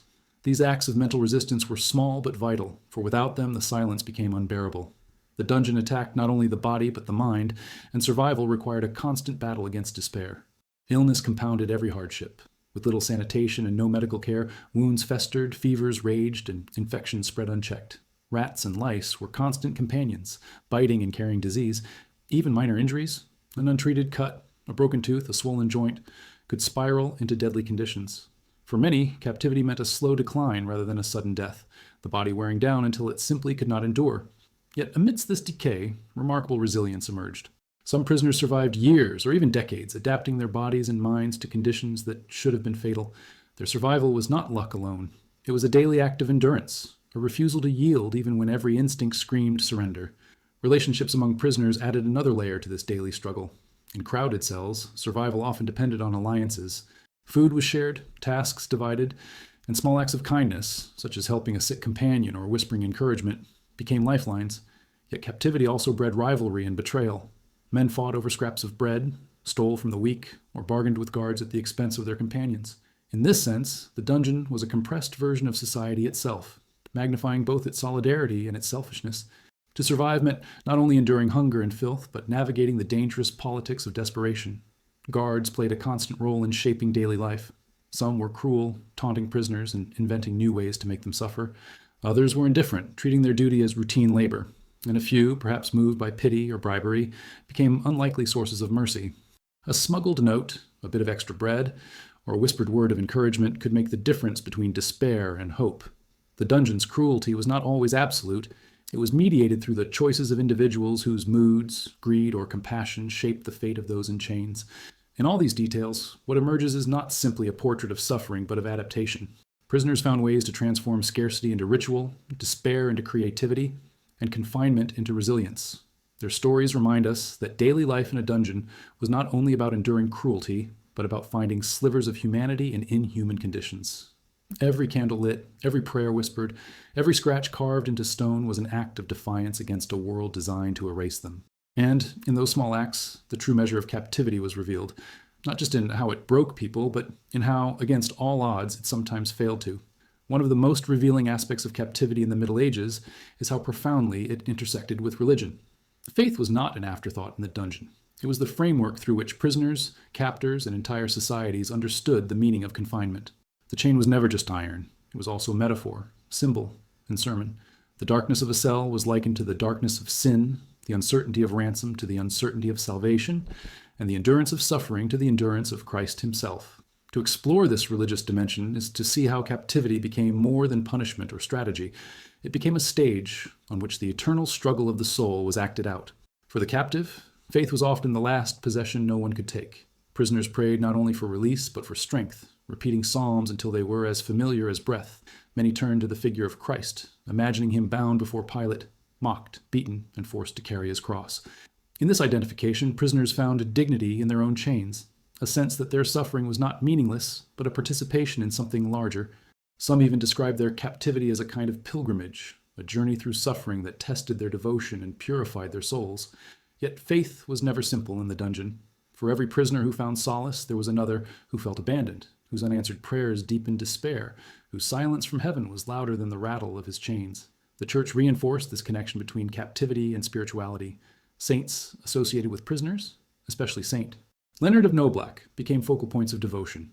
His shrines were adorned with chains left by the freed as offerings, and stories spread of miraculous releases attributed to his intercession. These rituals reveal how captivity shaped religious practice itself, embedding the fear of chains into the very landscape of devotion. Families prayed not only for health or harvests, but for the release of loved ones in dungeons far away. And in doing so, they turned captivity into a communal concern, binding faith to the fate of the imprisoned. Yet the Church was not only a source of comfort, it was also a jailer. Ecclesiastical prisons held heretics, blasphemers, and dissenters, their confinement justified as an act of mercy intended to correct the soul. Inquisitorial records describe cells where silence was enforced so that prisoners could reflect on their sins. Some captives were given Bibles or prayer books as tools of reform, their chains presented as instruments of salvation rather than punishment. This dual role, protector of captives and captor of souls, reveals the deep ambivalence of medieval religion. The same faith that inspired hope also legitimized suffering, sanctifying imprisonment as part of divine order.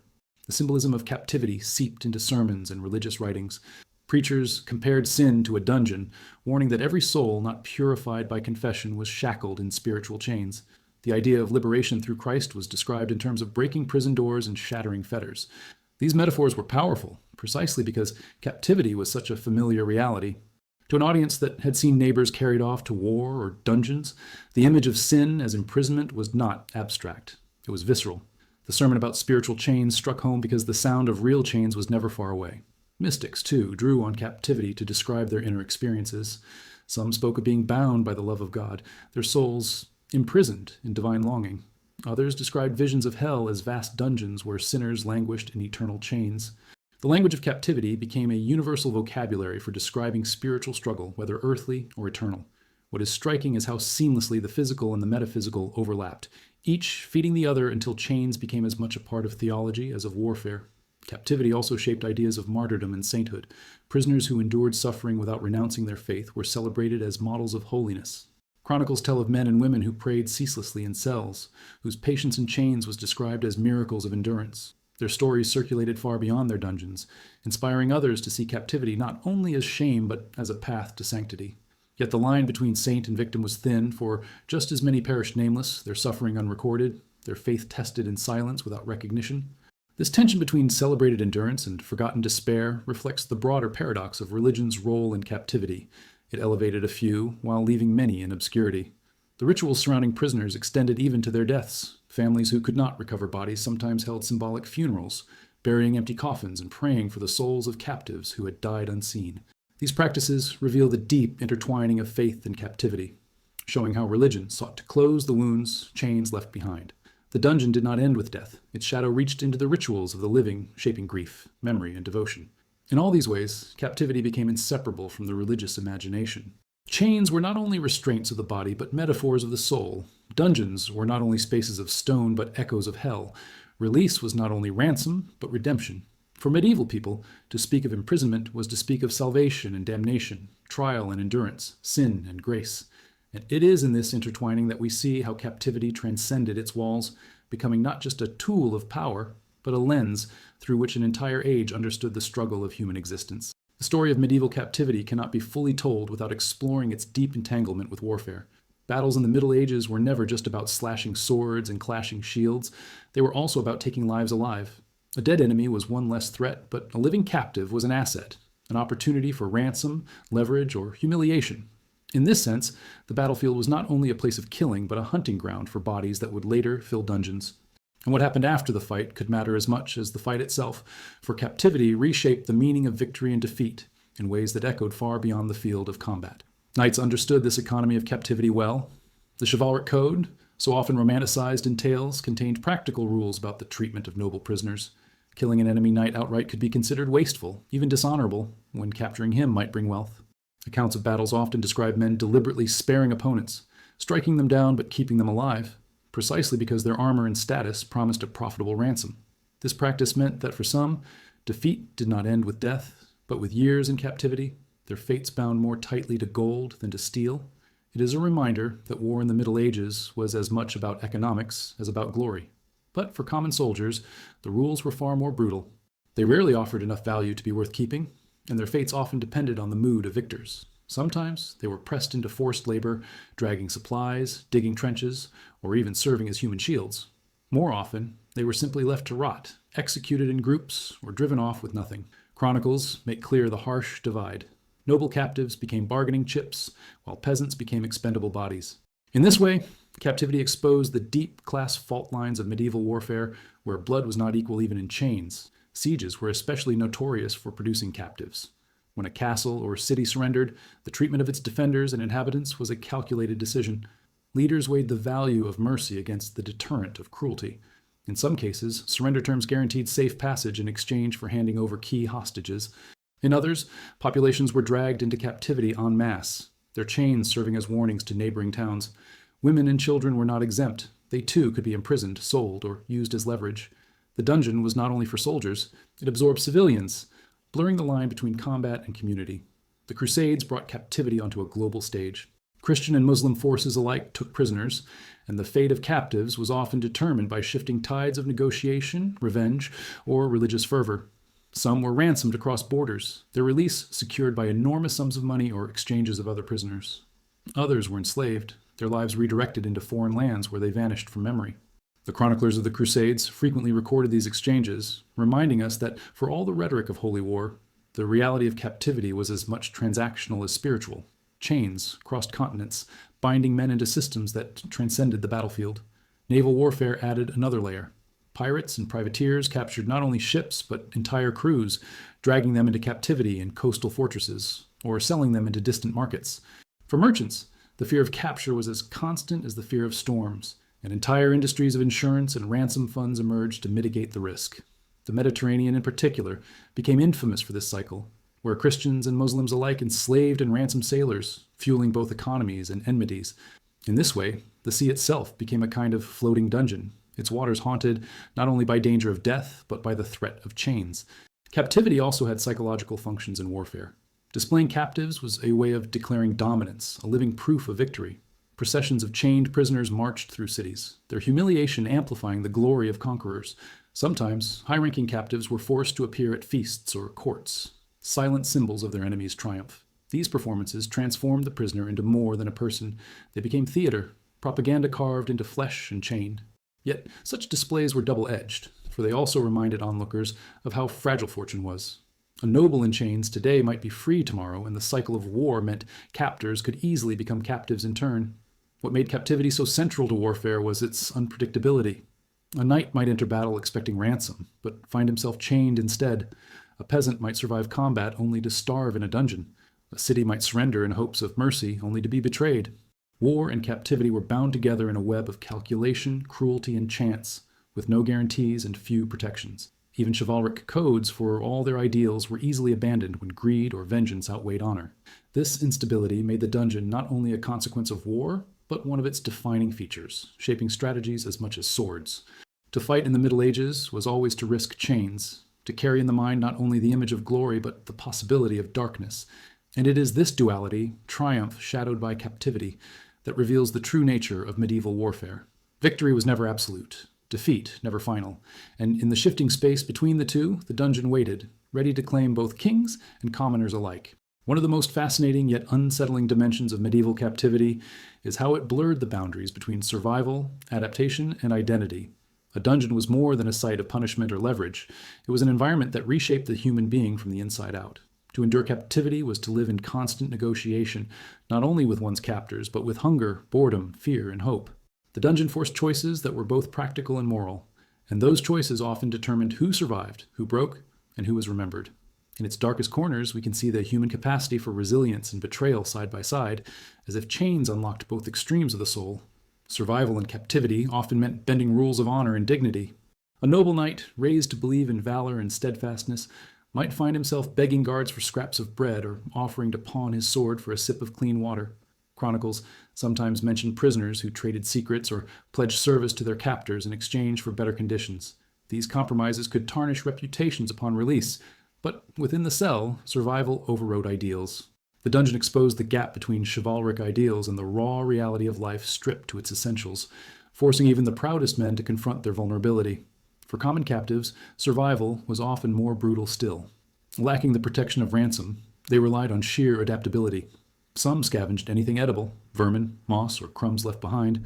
Others attached themselves to stronger companions, offering service in exchange for shared food. Stories survive of prisoners forming hierarchies within cells, dividing labor, protecting resources, or punishing theft. These micro-societies inside the dungeon reveal how captivity did not eliminate human organization. It compressed it, forcing communities to reinvent themselves under the most extreme conditions. Adaptation was not limited to food and labor. Mental strategies became crucial weapons against despair. Some prisoners clung to faith, repeating psalms endlessly until they became rhythms of survival. Others turned inward, creating entire imaginary worlds to escape the claustrophobia of stone. There are accounts of men who composed poems in their heads, memorized entire sagas, or invented games played with invisible dice. Such acts may seem small, but they kept the mind alive, proving that captivity could be resisted not only with strength, but with imagination. Of course, captivity also bred darker forms of adaptation. Desperation could drive prisoners to betray companions, steal food, or curry favor with guards by spying on others. There are records of captives who denounced fellow inmates to gain better treatment, and of entire cells turning against a single prisoner when resources grew too scarce. These betrayals reveal how captivity stripped away the thin veneer of civility, exposing the primal struggle for survival beneath. Yet even these acts were complex. To condemn them outright ignores the impossible choices men faced when every day became a fight against hunger and death. Some captives, remarkably, managed to turn survival into a form of reinvention. Chronicles describe prisoners who returned after years in chains more disciplined, more reflective, and even more powerful than before. Captivity became their crucible, burning away vanity and softening arrogance. For them, the dungeon was paradoxically both destruction and transformation. Others returned broken, their health ruined, their spirits scarred, unable to reintegrate into the lives they had left behind. Freedom did not erase the marks of captivity. It only exposed them more starkly. There were also prisoners who managed to carve out roles of authority inside the dungeon itself. Charismatic individuals sometimes became leaders among captives, organizing resistance, maintaining morale, or negotiating with guards on behalf of others.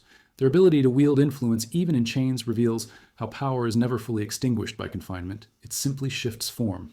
A man who once commanded armies could still command respect in a cell, proving that identity could survive even under the most crushing conditions. Stories of escape also speak to this adaptive spirit. Though rare, daring attempts to break free from captivity became legends in their own right. Tunnels dug with spoons, ropes made from sheets, disguises fashioned from stolen clothes. These tales reveal the ingenuity bred by desperation. Even when such attempts failed, they kept alive the idea that captivity was not absolute, that the dungeon was never an impenetrable cage, but a place where human will could still contest stone and iron. Yet the most haunting element of survival in captivity is how it often hinged on chance. Two prisoners might endure the same conditions, yet one survived and the other perished, their fates determined by a disease, a sympathetic guard, or a timely ransom. This randomness gnawed at prisoners' minds, reminding them that endurance was not always enough. Survival was never entirely earned nor entirely denied. It existed in the fragile space between willpower and fortune. In the end, captivity in the Middle Ages reveals both the resilience and the fragility of human beings. It shows us that survival is not only about strength or faith, but about adaptation, compromise, and sometimes betrayal. It forces us to confront uncomfortable truths, that ideals collapse under hunger, that imagination can be as vital as bread, and that captivity reshapes not only the body but the soul. The dungeon was not only a cage, it was a forge, burning away illusions and leaving behind whatever fragments of humanity could endure the fire. As the story of medieval captivity draws closer to its later stages, one of the most compelling dimensions to explore is the way imprisonment reshaped the very concept of freedom. To understand chains is not only to understand what it meant to be bound, but also what it meant to be unbound, and how fragile, precious, and contested that idea became in the Middle Ages. The dungeon was never just a physical place. It was a contrast, a dark mirror against which liberty was defined. Those who had tasted confinement emerged with a new understanding of freedom, one that often left them unable to see life in the same way again. For prisoners, the anticipation of release was often a torment as much as a hope. Days stretched into months, months into years, and rumors of ransom or negotiation circulated like phantom lights in the dark. A single word from a guard, a whisper that a letter had arrived, or that a family member was gathering funds, could ignite a flicker of hope. But just as quickly, silence would extinguish it. The cycle of expectation and disappointment made freedom feel both closer than breath and more distant than the stars. The dungeon taught prisoners that freedom was not a steady right but a fickle possibility, dangled and withdrawn at the will of others. When release did come, it was often bittersweet. Chronicles describe knights who emerged from captivity blinking into sunlight after years in the dark, only to find their lands sold, their families changed, their power diminished. The world outside had moved on without them. Some returned home as heroes, their chains transformed into symbols of endurance, their suffering spun into legends that enhanced their prestige. Others returned as shadows, broken in health and spirit, struggling to reintegrate into lives that no longer seemed to have room for them. Freedom was not always deliverance. It was sometimes another kind of exile, a return to a world where the prisoner no longer belonged. Common captives faced even harsher realities. Many who were released, either because their labor was no longer needed or because their captors tired of them, found themselves destitute. Without property, without families who could sustain them, they wandered as vagabonds, carrying invisible chains of poverty and stigma. The social order of the Middle Ages was unforgiving. To have been imprisoned was itself a kind of stain, a mark that could follow a man long after the doors of the dungeon had closed behind him. In this way, captivity never truly ended. It lingered in memory, reputation, and circumstance, turning freedom into a conditional, fragile state. The contrast between captivity and freedom also reshaped medieval thought more broadly. Philosophers and preachers alike drew on the metaphor of chains to describe spiritual bondage. To be free was not only to walk without fetters, but to live without sin, without debt, without fear. Captivity thus sharpened the meaning of liberty, embedding it in both social and religious imagination. In sermons, the release of a prisoner became a parable for redemption, while the dungeon stood as an image of damnation. These metaphors reveal how deeply imprisonment had sunk into the medieval psyche, shaping not only individuals, but the collective language of hope and fear. There were, too, moments of irony in this dynamic. A prisoner released by ransom might find himself indebted to those who paid for his freedom, exchanging one chain for another. Families who sold land or raised taxes to buy back their kin sometimes resented the burden, and the released captive lived with the weight of their sacrifice. Freedom, in this sense, was never free. It was bought, borrowed, or bartered, and its cost could echo for generations. The dungeon thus revealed the paradox that liberty itself could be a kind of bondage, tying men to debts, obligations, and expectations that followed them long after the physical chains were gone. Escape offered another vision of freedom, one more dramatic but equally fraught. Tales of prisoners tunneling through stone, bribing guards, or disguising themselves to slip past watchful eyes became legends retold for generations. These stories carried a thrill because they represented freedom seized rather than granted, taken by will rather than bestowed by negotiation. Yet even successful escapees often lived as fugitives, hunted by their captors or exiled from their homelands. Their liberty was precarious, defined less by peace than by constant flight. Still, such stories inspired others, proving that captivity was never absolute, that even stone walls could not fully cage human determination. Perhaps the most profound legacy of captivity was the way it made freedom visible by its absence. Those who had never been imprisoned might take liberty for granted, But for those who endured chains, every breath of free air, every step under the open sky carried weight. Chronicles sometimes record prisoners marveling at simple things upon release: the color of grass, the warmth of sunlight, the sound of wind through trees. These details remind us that the dungeon sharpened perception, stripping life to its essentials so that freedom became not an abstraction, but a lived, visceral experience. And yet, the dungeon's shadow often followed even the free. Nightmares, paranoia, and sudden fears haunted those who had endured captivity. Some refused to sleep indoors, choosing instead to lie under the stars, as though to reassure themselves that no walls pressed in. Others carried chains with them as relics, reminders of what they had endured. Freedom was never pure. It was always haunted by memory, always defined against the possibility of its loss. In this way, captivity carved itself permanently into the meaning of liberty, shaping not only how it was lived, but how it was feared. The dungeon, then, was not only a place of confinement, it was a crucible in which freedom itself was remade. It stripped men down to hunger and hope, shattered illusions of permanence, and forced them to see liberty not as a right, but as a fragile gift, costly, conditional, and easily lost. And in that transformation, captivity left behind its most enduring mark, not the chains themselves, but the way they taught people to see the world once they were gone. As we reach the final reflections on medieval captivity, it becomes clear that the dungeon was never only a set of walls and locks. It was a stage on which the deepest contradictions of the human condition played out. It was a place where power displayed itself most brutally, where wealth determined survival, where faith was tested, and where memory was forged. And yet, it was also a place where the strength of endurance revealed itself, where creativity resisted silence, and where, even in the darkest corners, sparks of humanity refused to be extinguished. To speak of captivity is therefore not to close a story, but to open the question of what it meant to be human when all freedom was stripped away. The dungeon embodied the politics of its time. Kings used prisoners to bargain with rivals, lords paraded captives to show dominance, and the church confined dissenters to protect orthodoxy. But what strikes us most is how fragile these shows of power really were. Every captive held in chains reminded people that fortune could turn at any moment. A noble might dine in luxury one week and rot in a cell the next. A victorious general could march into battle expecting glory only to end as a bargaining chip in someone else's ledger.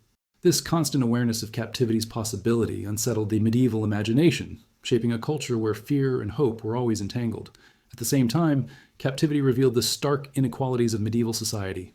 Nobles were often treated with a strange mixture of cruelty and privilege, held in towers with letters and music while peasants languished unseen in filth. The difference was not in the humanity of the captives, but in their value to those who held them. Wealth, status, and lineage decided whether chains became temporary inconveniences or lifelong sentences. Yet these disparities also fueled resentment, seeding the awareness that justice was never equal, and that the dungeon was less a place of fairness than a mirror of hierarchy itself. Religion gave captivity its deepest resonance. Chains became metaphors for sin, dungeons for hell, and ransom for salvation. Preachers compared Christ's passion to the suffering of captives, turning imprisonment into a shared spiritual language.